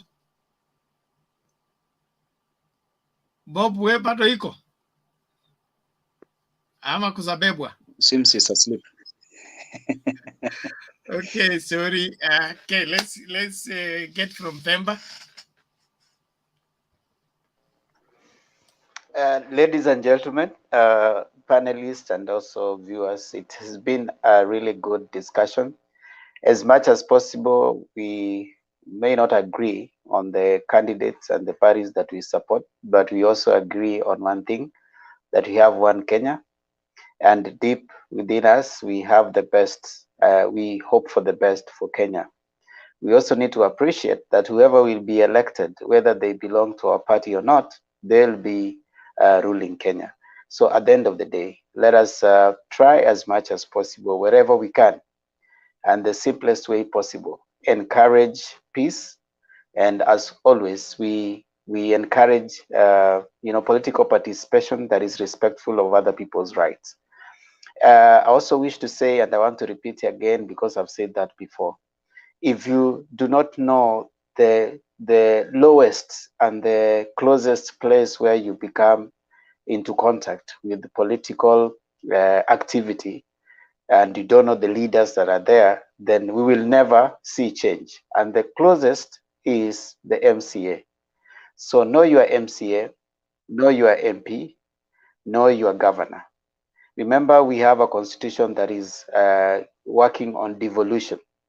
And devolution works on taking maendeleo mashinani in terms of governors and MP. So if we want to experience true change, we must start by knowing the leaders that are close to us. So I want to urge all of us, as much as we come here to discuss the big wigs, if we don't make any change in the grassroots, we will never see no change. whether whoever comes in. There are governors who have made big development within this time in their 10 years. Some have built enormous things, development in their counties, but there are others that nothing has happened. So I would urge us that even as much as we come here, I plead with you, urge you, hold your MCA, your MP to accountable of what they have done for the last 5 years or 10 years. Let's make change at the grassroots level. After that, the rest, God will help us. And above all things, may God help Kenya and may God guide all of us. Thank you so much. Okay, thank you, Themba. We appreciate your resourceful contribution always. Let's keep it Mtembei TV. Wekesa? Yeah, guys, I just want to say that maybe I begin by housekeeping business. I think the reason why we keep it here is we want to exchange information and somehow grow in our, whether it's in our political pursuit or just in our debating skills, and then grow information even towards what is happening around. Part of the challenges we get here as moderators is when somebody comes on a platform, you know, the moment you bring this thing live, it normally shows the topic. When people enter here and somebody is here for 1 hour or 30 minutes and is waiting, well, Bernard, mbona hujanipatia chance? The moment Bernard anampatia chance anamuuliza, by the topic ni gani? You see, to the viewers, it doesn't go down well. Me, I normally tell people, organize yourself. Even dress well. I have seen some people appear here in a vest na melala hivi, alafu kumpatia chance anasema, na topic ni gani? You see, it doesn't go well. And remember, people are watching you, even your bosses and whatever, because you don't know who accesses this channel. So this is a platform. You can shine, or you can just show people that you are here for, okay, maybe just to waste time.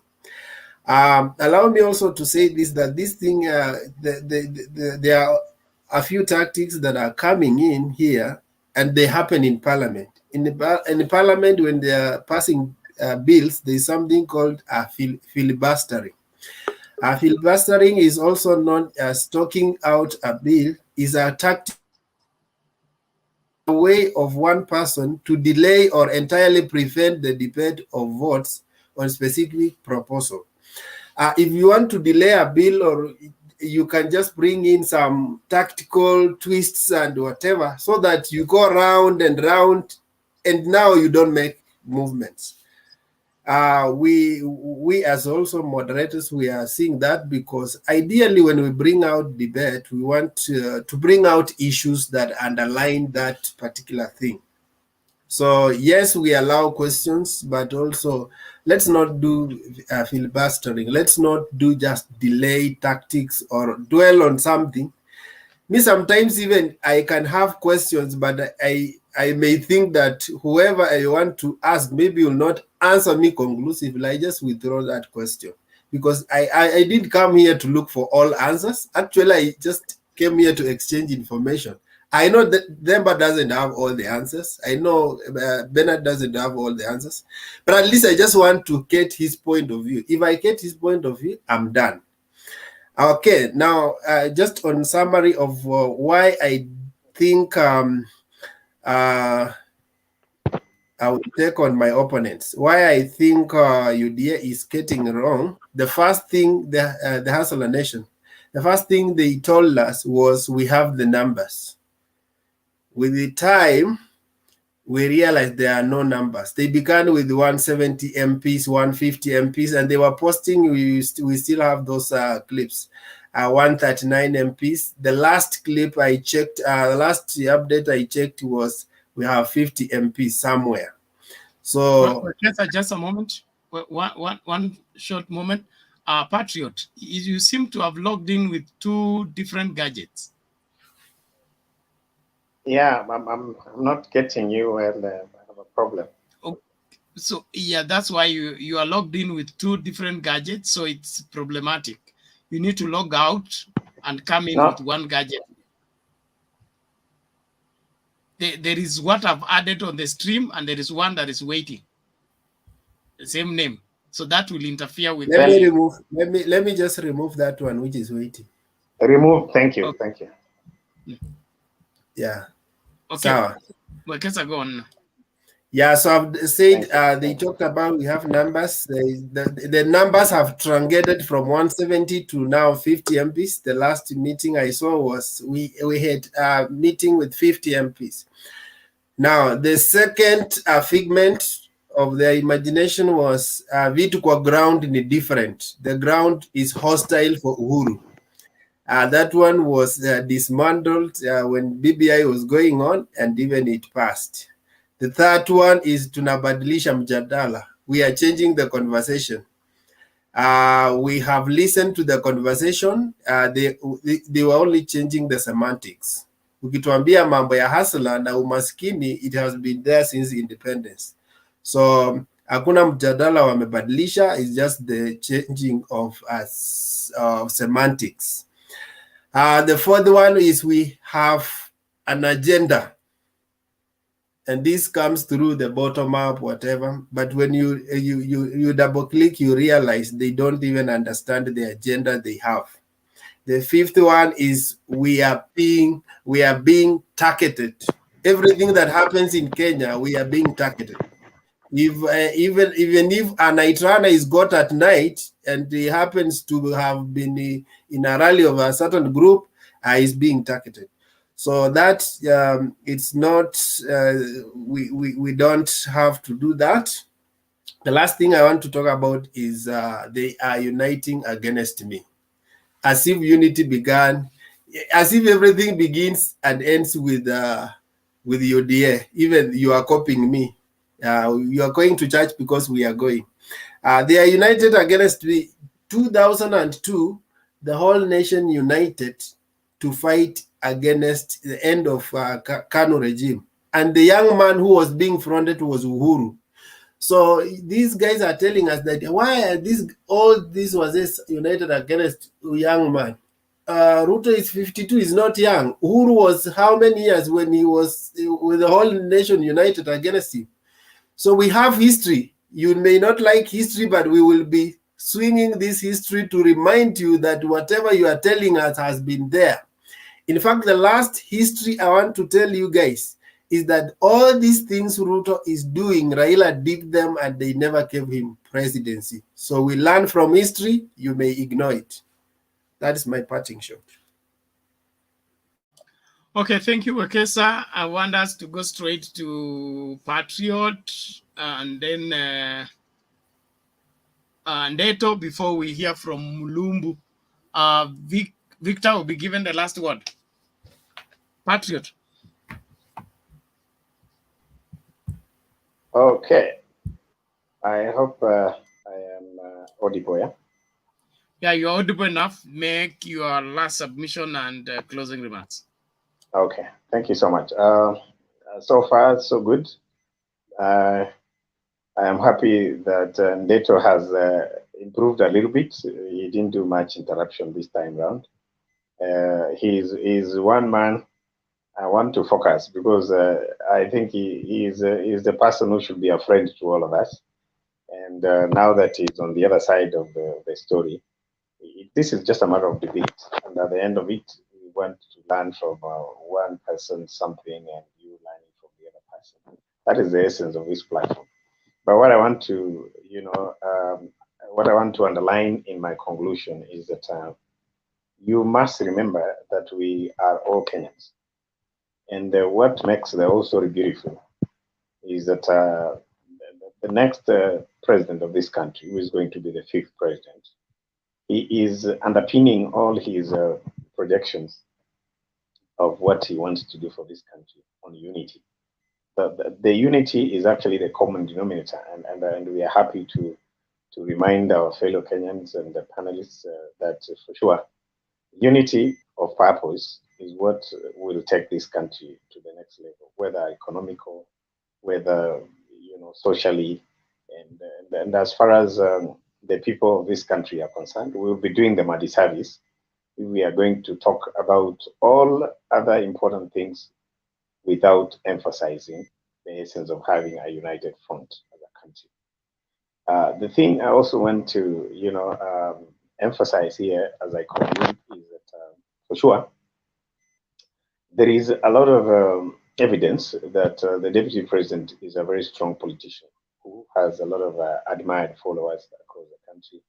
We have no doubt that for sure, if Raila was not smart enough, he will easily flip and disappear with this thing, and we will have Ruto as the future president of this country. But the Raila we know Raila as a person who is very strategic. He has what it takes to learn his enemies. He's a very strategic person, and to defeat, the late former president Moi in as far as strategy is concerned, politically speaking, that was not an easy thing. Raila managed to actually beat Moi in his game. He joined Moi, and you know what happened. That's where we got the second liberation.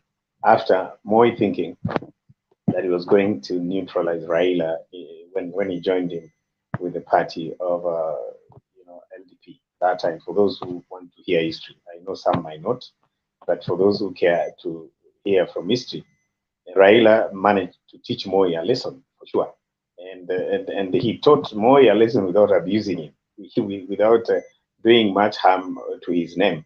And why did he teach him a lesson? He actually told him through leadership that for sure you can put somebody in jail, you can put one into isolation for many years from his people, but when the moment comes, you will also come to know that you are wrong. So that really happened in a manner that was so civilized that Raila managed to, become one of the best friends of Moi before he even died. And this is what, to me, is a good lesson for the younger generation, including ourselves, who want to lead this country to the future.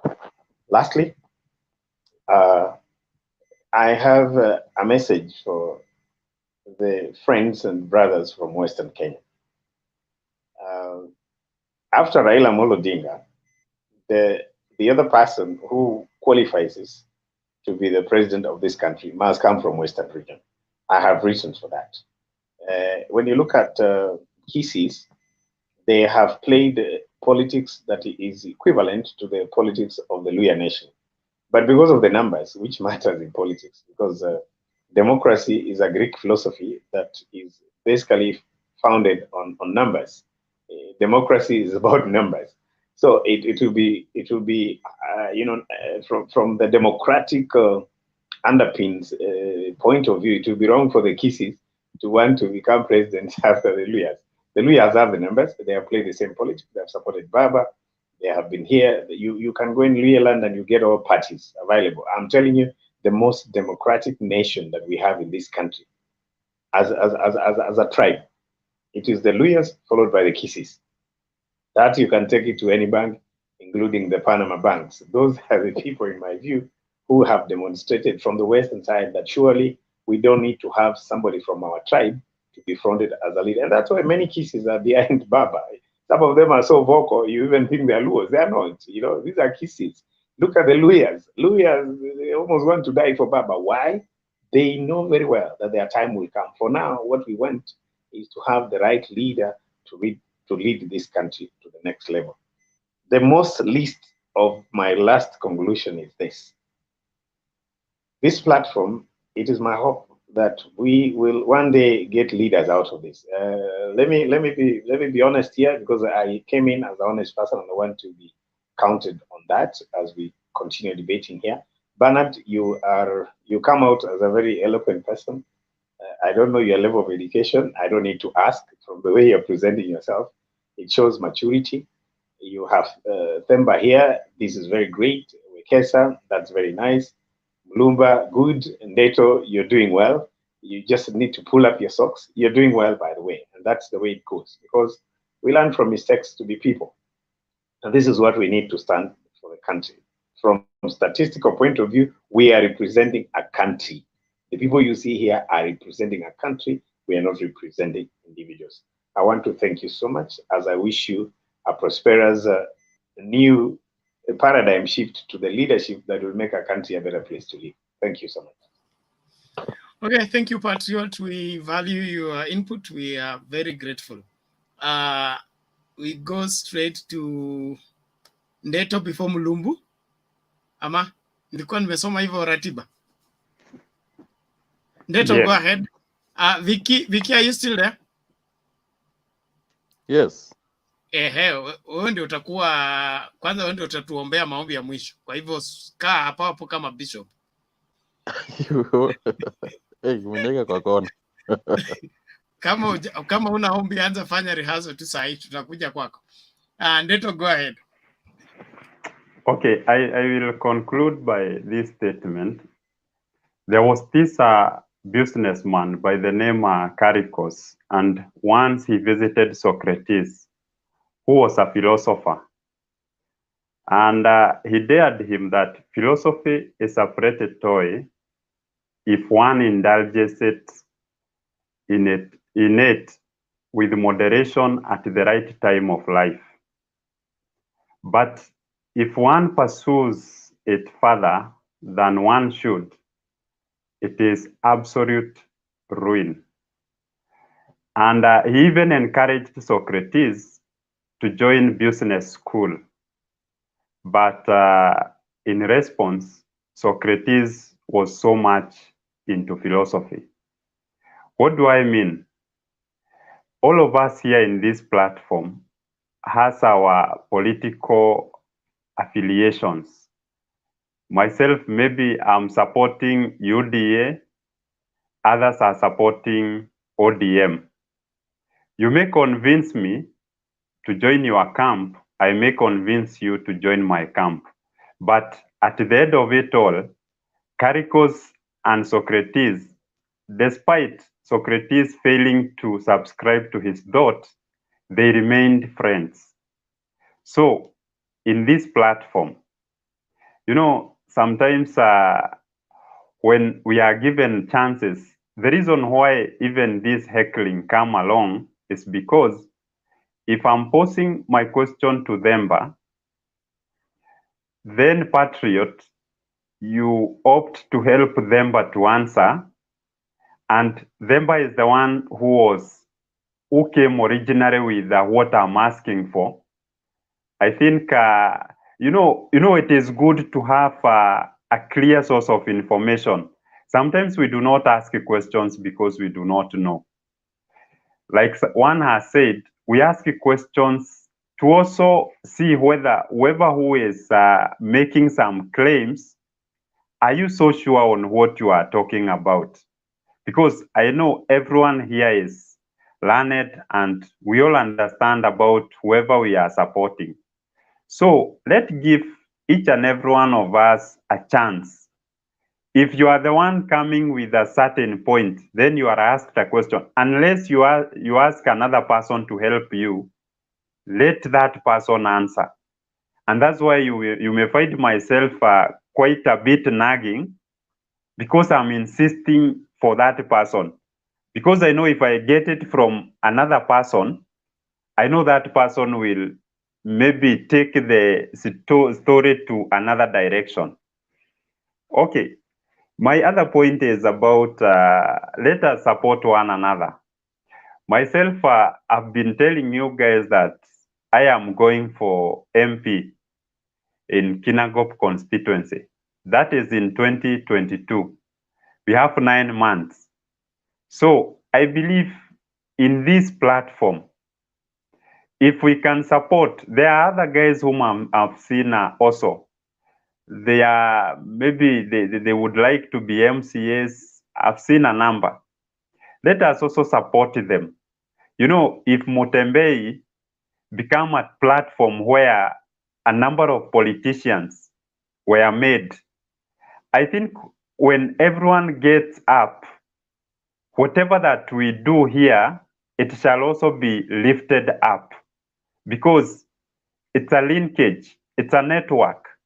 And if we move towards the right way, at the end of it, we shall get good results. Finally, I love Raila Amolo Odinga. I love supporters of Raila Amolo Odinga. I love politics. I just love knowledge. You know, when you jog around with the minds of people, you also get to learn how smart you are also. Because justifying something does not mean or does not come from an empty mind. You must have done something in your free time so that to come and table it on this platform. So let Mutembei remain an enlightening platform. Here we do not encourage hatred. Sometimes maybe as Ndeto, I can even be attacked along the comment list. You know, if you are never criticized, then you can never learn.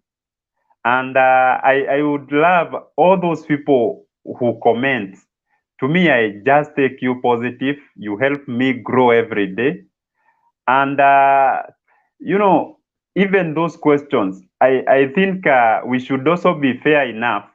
There are critical questions sometimes asked in the comments, but they are never brought to light by the moderator. Moving forward, it would be fair because there is a silent listener somewhere following. Maybe we be also reading such questions, and whoever who is addressed to give a certain answer, we shall make this platform more effective. We shall attract viewership because people are, there is that question answer. So, and that way we shall make it. Ruto remains my candidate, and I believe he is a forgiving man. I have seen him doing so. He is his heart is big. He has that call to help other people. You know, everyone must have the flaws and the pros. So, but I tend to pick on his pros. I leave the negative, the cons. So, as well, those who are supporting Baba, I know what you are doing is also measuring on the strengths. But don't be so strong, because when you like force everything to look like positive, you know, sometimes you agree. Where you feel he did not do it well, just agree. We shall move on. But when you square a UDA supporter as if even examples, some examples given, you know, that's why even I'm fearing, like the example that was given by Themba, because we have been tagged with a lot of bad things. We were concluding the show, please. Before you Yes. start us, we know that. Thank you. But land, we beg. Thank you so much.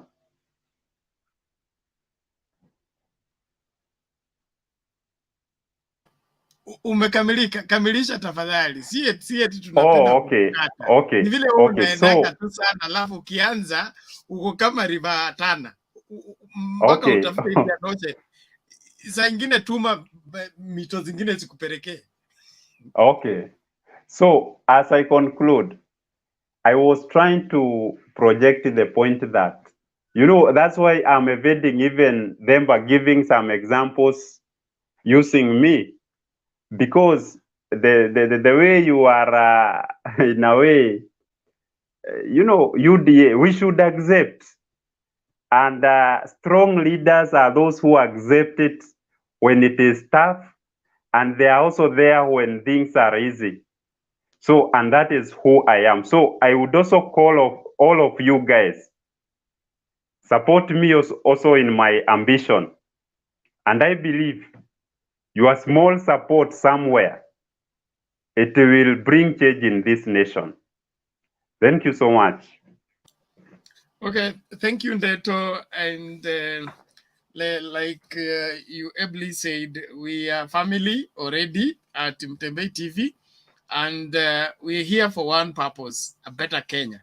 And this better Kenya is going to come out of our better contribution, better thought pattern, and better shaping of the agenda for the country. And politics being what it is, everybody would want to pull in their own direction. But we should differentiate between political stance and then national interest.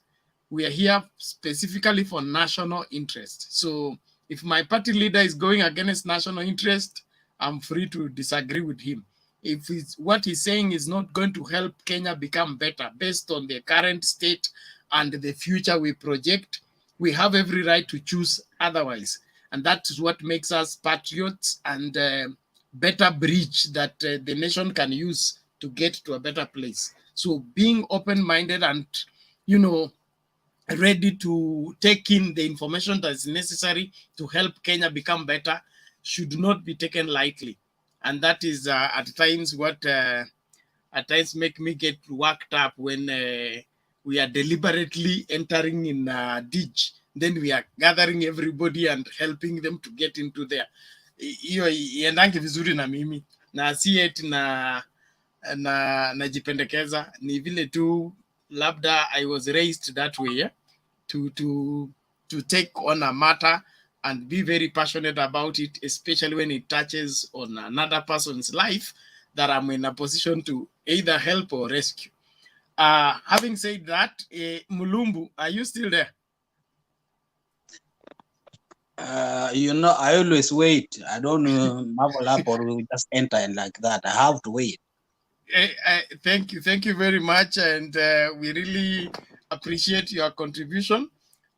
You came in late when we are closing, but make your submission and your closing remarks. Rafael, ulikuwa umepeana yako kweli? 10 yangu 10 yako. Ulikuwa umechukua 10 yako? Ni kama Rafael amechukuliwa tayari, hakuna shida, 10 yako tutachukua. Mulumbu, go ahead. Yeah, thank you so much, guys. Just a very wonderful time to have with you guys. Though I've been with you since you started. Though I was very busy, I couldn't come in, but I had everything. How you are discussing everything, I had everything.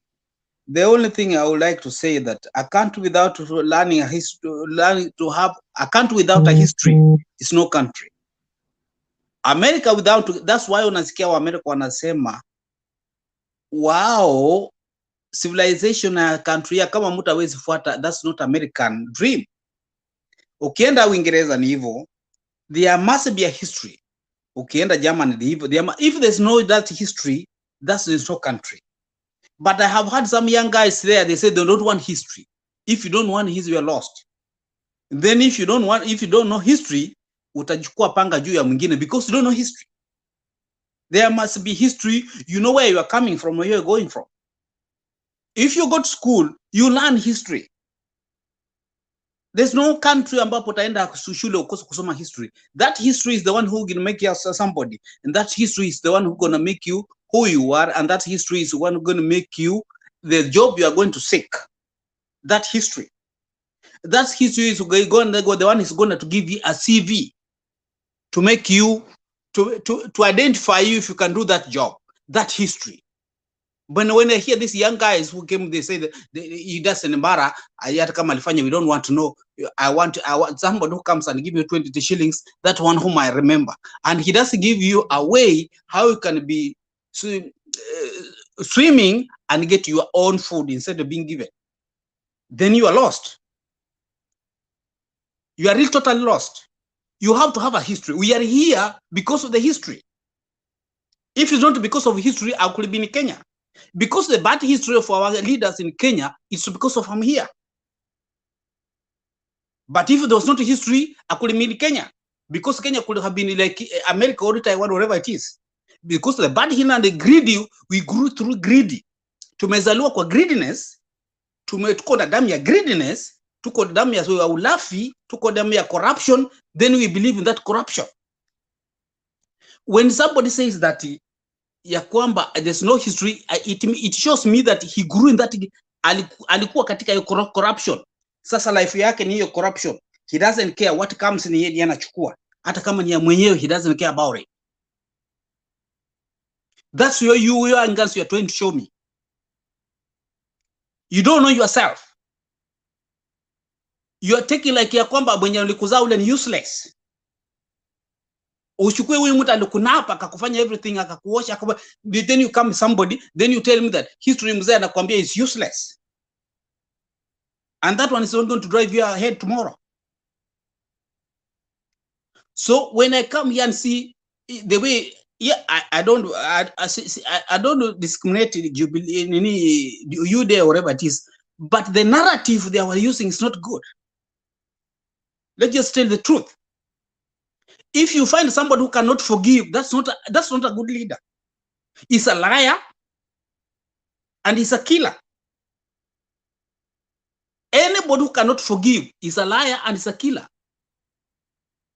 If you young guys, you can't look at it, I'm telling you guys, you're gonna find it when it's hot and you'll not be able kuizima. Hata mzima moto haitazimisha because it will eat you yourself. It's going to eat you. There must be somebody who was be a leader, ni mtu ambapo anafaa nyenyekee. Nafaa mtu ambapo anaheshima kwa wengine. But the things I'm seeing here, some of you people are trying to say here, guys, let them say what I usually say, let them do so. But the day comes, it's only just next year. Let him come in, you'll see. You see how if he can just behave the way he's behaving right now, what of akipata power? Ask yourself. Akipata uongozi peke yake ashike kwa mkono. Guys, nyinyi mnakuwa mnasema hapa ndi nyinyi mnakuwa watu wa kwanza kukimbia ama mnakuwa watu wa kwanza kunyongwa. Because you not accept to see what he's doing and hautakuwa na power, you will just be plucked. Let's be the truth.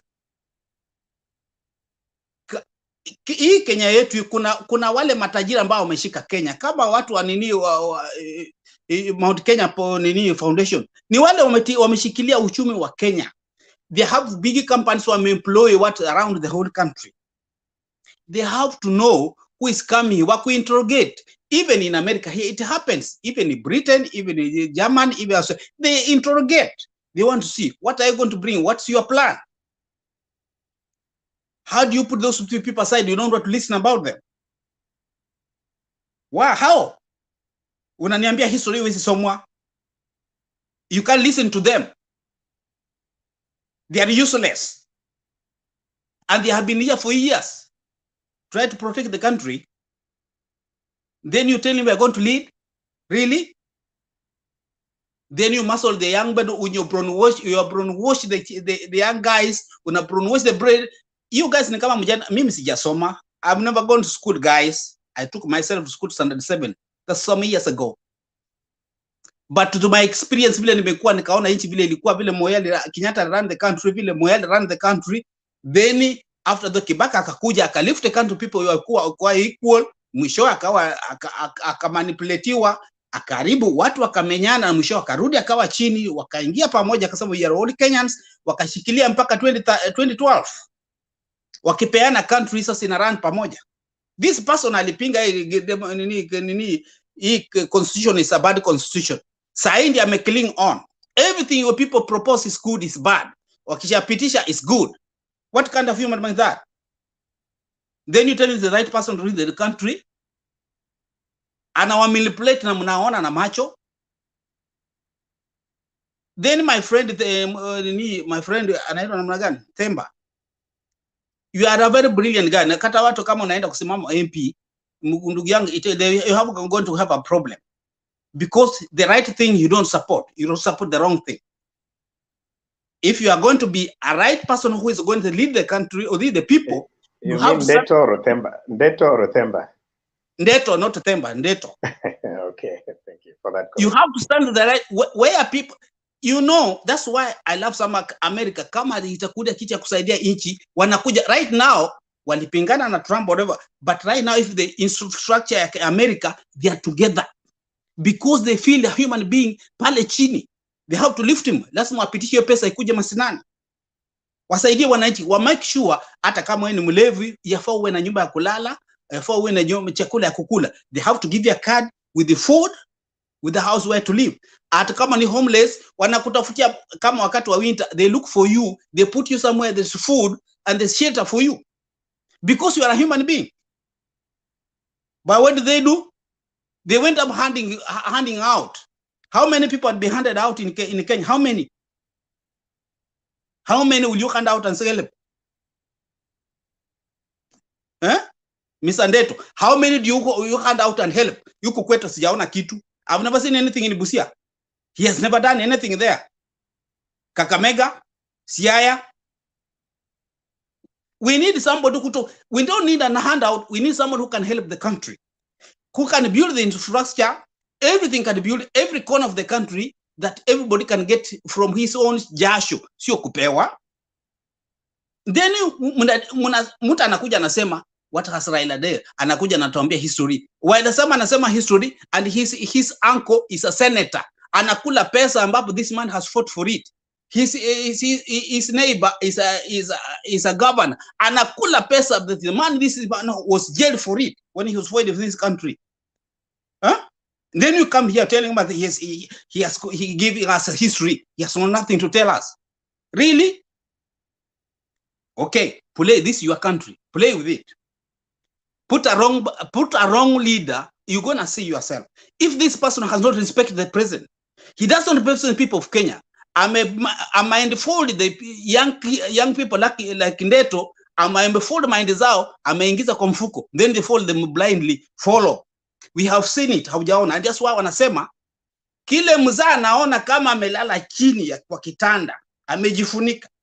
Na wewe kijana umepanda mti ya mnazi unaona. You never see what the mzaa ameona. You won't. You have no experience. Unaangalia kitu unapewa ndio unaona hizi, because some of you wasema mtu amenipatia hiyo kitu nimekuja, nilikuwa naenda kulala amenipatia. Nimekula. Sasa nisikie historia. Badala uhisikie historia kwambie if you want to survive, follow here, do this, then you live longer and live happy.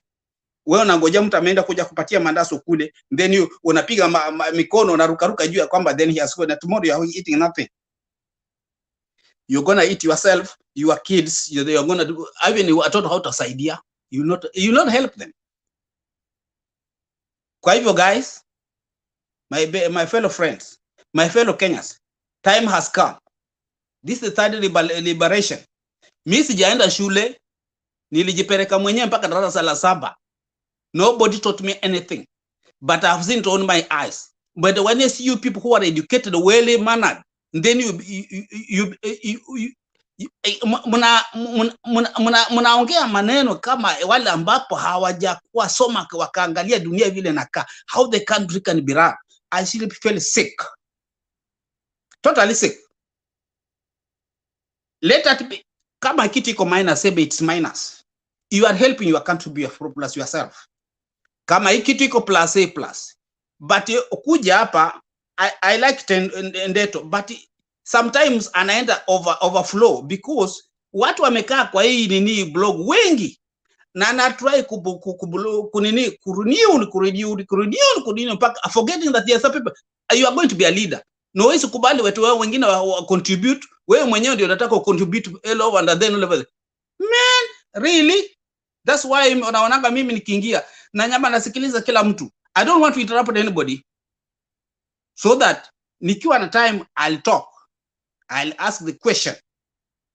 That's the professionalism. Sometimes you guys look at this blog like you I can't even explain. Yani kama watoto wa kila hata watoto wa kila sana wako na adabu. Yafahamu uwe watu ambapo muko well educated. Kenya is a wonderful country in East Africa that mkifanya debate step by step. Step by step. Sio kuanza kuagia wanatupa huko sijui robati sijui nani. It doesn't, na umemesoma. Why can't you listen? When ameongoza akikwambia can you listen, you keep quiet. This is a problem unafanya hapa kwa blog hapa ndio inafanya tunauana huko Kenya because you don't listen to each other. When the problem comes, huyu amesharuka, huyu amechukua panga, huyu amechukua rungu, then you will kill each other without reasoning. That's what you bring here on the blog. Here, listen to each other. Moderator akikupatia time ongea, ukimwomba akikupatia ongea. That shows that you muko professionalism, umeelewa. You are educating those people who are the ground down there, ambapo hawaelewi. Mkikosana kidogo kutumia maneno amechukua panga. But mkiagu here ni wale wanaona sema si ni sawa tu, hata kitu nafanya kwa kijivu is the same. Themba, please. Na wale wengine wenzako. Listen to each other. Because you want to be a leader, listen to people. Because you want to be a leader, when the people at the blog here, they want also to talk about it. They want to give a contribution. You can't put somebody here 5 hours, you unatoka unaongea here, sit mpaka anakasika naenda. Then you call yourself you want to be a leader. You are not a leader. You are a grabber. Because you can grab us here in our thinking. Grabbing is all only the land and the money and so forth. You can grab our thing and make us fools. So please, guys, guide those people who are on the ground. Guide them. Na kama unaona kitu mnasema ni sawa. Tumesikia Mulumbu. Tumesikia. Thank you. Thank you, sir. Thank you, Mulumbu, for that. I think that is enough for the day. Let's value the wisdom of the elderly. As .com as we are, we need the wisdom of the elderly to be safe. Without our history, we cannot identify ourselves. Without us identifying ourselves, we will never have confidence of standing before anybody and tell them anything. That's from what I know. So history is very important. What makes Kenya Kenya is the history of Kenya. There is no Kenya without its history. And there is no the Makoha family without its history. So let's not get carried away with people who want to manipulate us, giving us narratives that have no head or tail. Just on the lighter note, I think the DP is supposed to be thanking Raila Odinga right now, because the only reason why he's still in office is 2010 constitution. If it were not for 2010 constitution, he would have been sacked long time ago.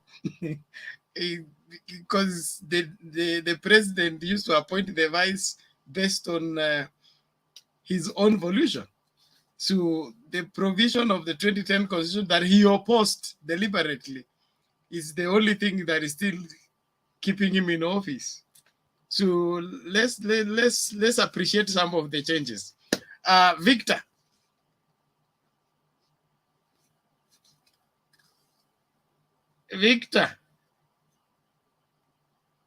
We amekwepa maombi. All the same, guys. I think it's time we call it a day. I really want to appreciate all of you for yes. Unajua Victor yeye huwa akuja hapa contribute. Huwa anakuja tu kuuliza maswali, ukiongea ndiye anaongea akiwa kwa giza hapa narudi. Unaona amehepa. And I think we'll need to review. Tutakutana nyuma ya curtain ndio tupange hii mikakati vizuri. Sahi wacha tufunge we lock out the public and then tunaweza baki tuongee 1 2 3 in the next 10 minutes or so, alafu ndio tuende. Excuse me, Bernard. Yes. Excuse me, Bernard. Our lovely lady Penny has not brought her conclusive remarks from Penny. She did. I didn't hear that. While you are away. I'm sorry. That means that proves I'm a human being. I'm not an angel. Thank you for that correction. It's well. Thank you.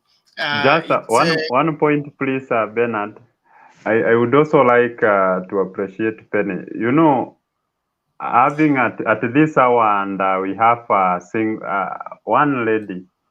Zinka, she seems strong, and we should encourage such. Yeah. Okay. Thank you. let's just give out some shouts and love to Malize, but those of you that can remain to baki kidogo to angalia how the other debate will be, it's good Bernard, for us to apply the corrections that have been suggested. Yes. Bernard. Yes, sir. Sorry for being a bit unruly here. There's a question I want to ask now that I don't have the contact of the person, and I don't think it's bad to really ask. When I look at Themba, he looks like somebody I know. I don't know whether I know him, really, on a personal level. He looks like somebody I know, really. And, but if it's not him, then he has a lookalike that I know. He looks like somebody who goes to my church. Yeah, you know me. I know you. Thank you very much. Okay. Thank you. You have answered. You have settled my curiosity. Thank you. Hey, we thank God for the union. All the same, you can use the private chat to exchange your contacts, and then you link up there after. I want to appreciate Asil TV 2TV for remaining a strong contributor to this show.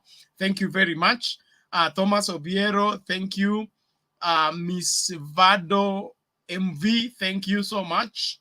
JDM Oxide, hey, God have mercy.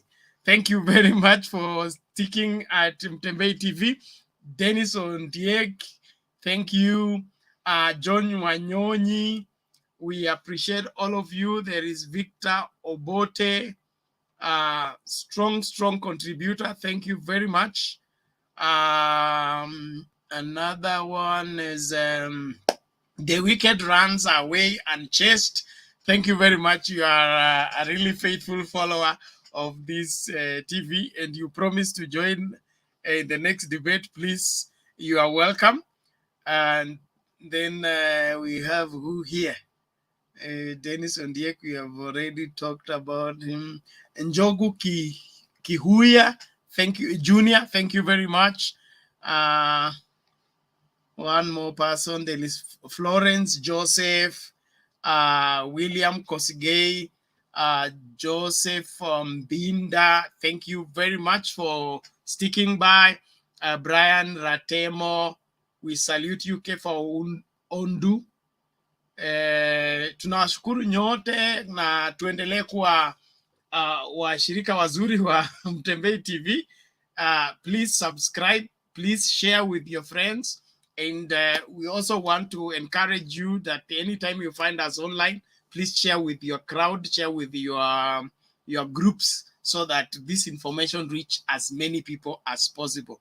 Let's not just lock ourselves in and enjoy a good program like this alone. Let us share it with as many people that can profit from this, because what Kenya becomes tomorrow is of great value and of great importance to each and every one of us. Na wale ambao mjasajili kama wapiga kura, hakikisha kwamba unafanya hivyo. Go and check. And if you registered as a voter, go and confirm. They may have put your list on the dead people. You know this is Kenya. So go and resurrect yourself there and tell them, I'm not dead yet. I am here and I'm ready to vote in a new government that will help this country become a better country.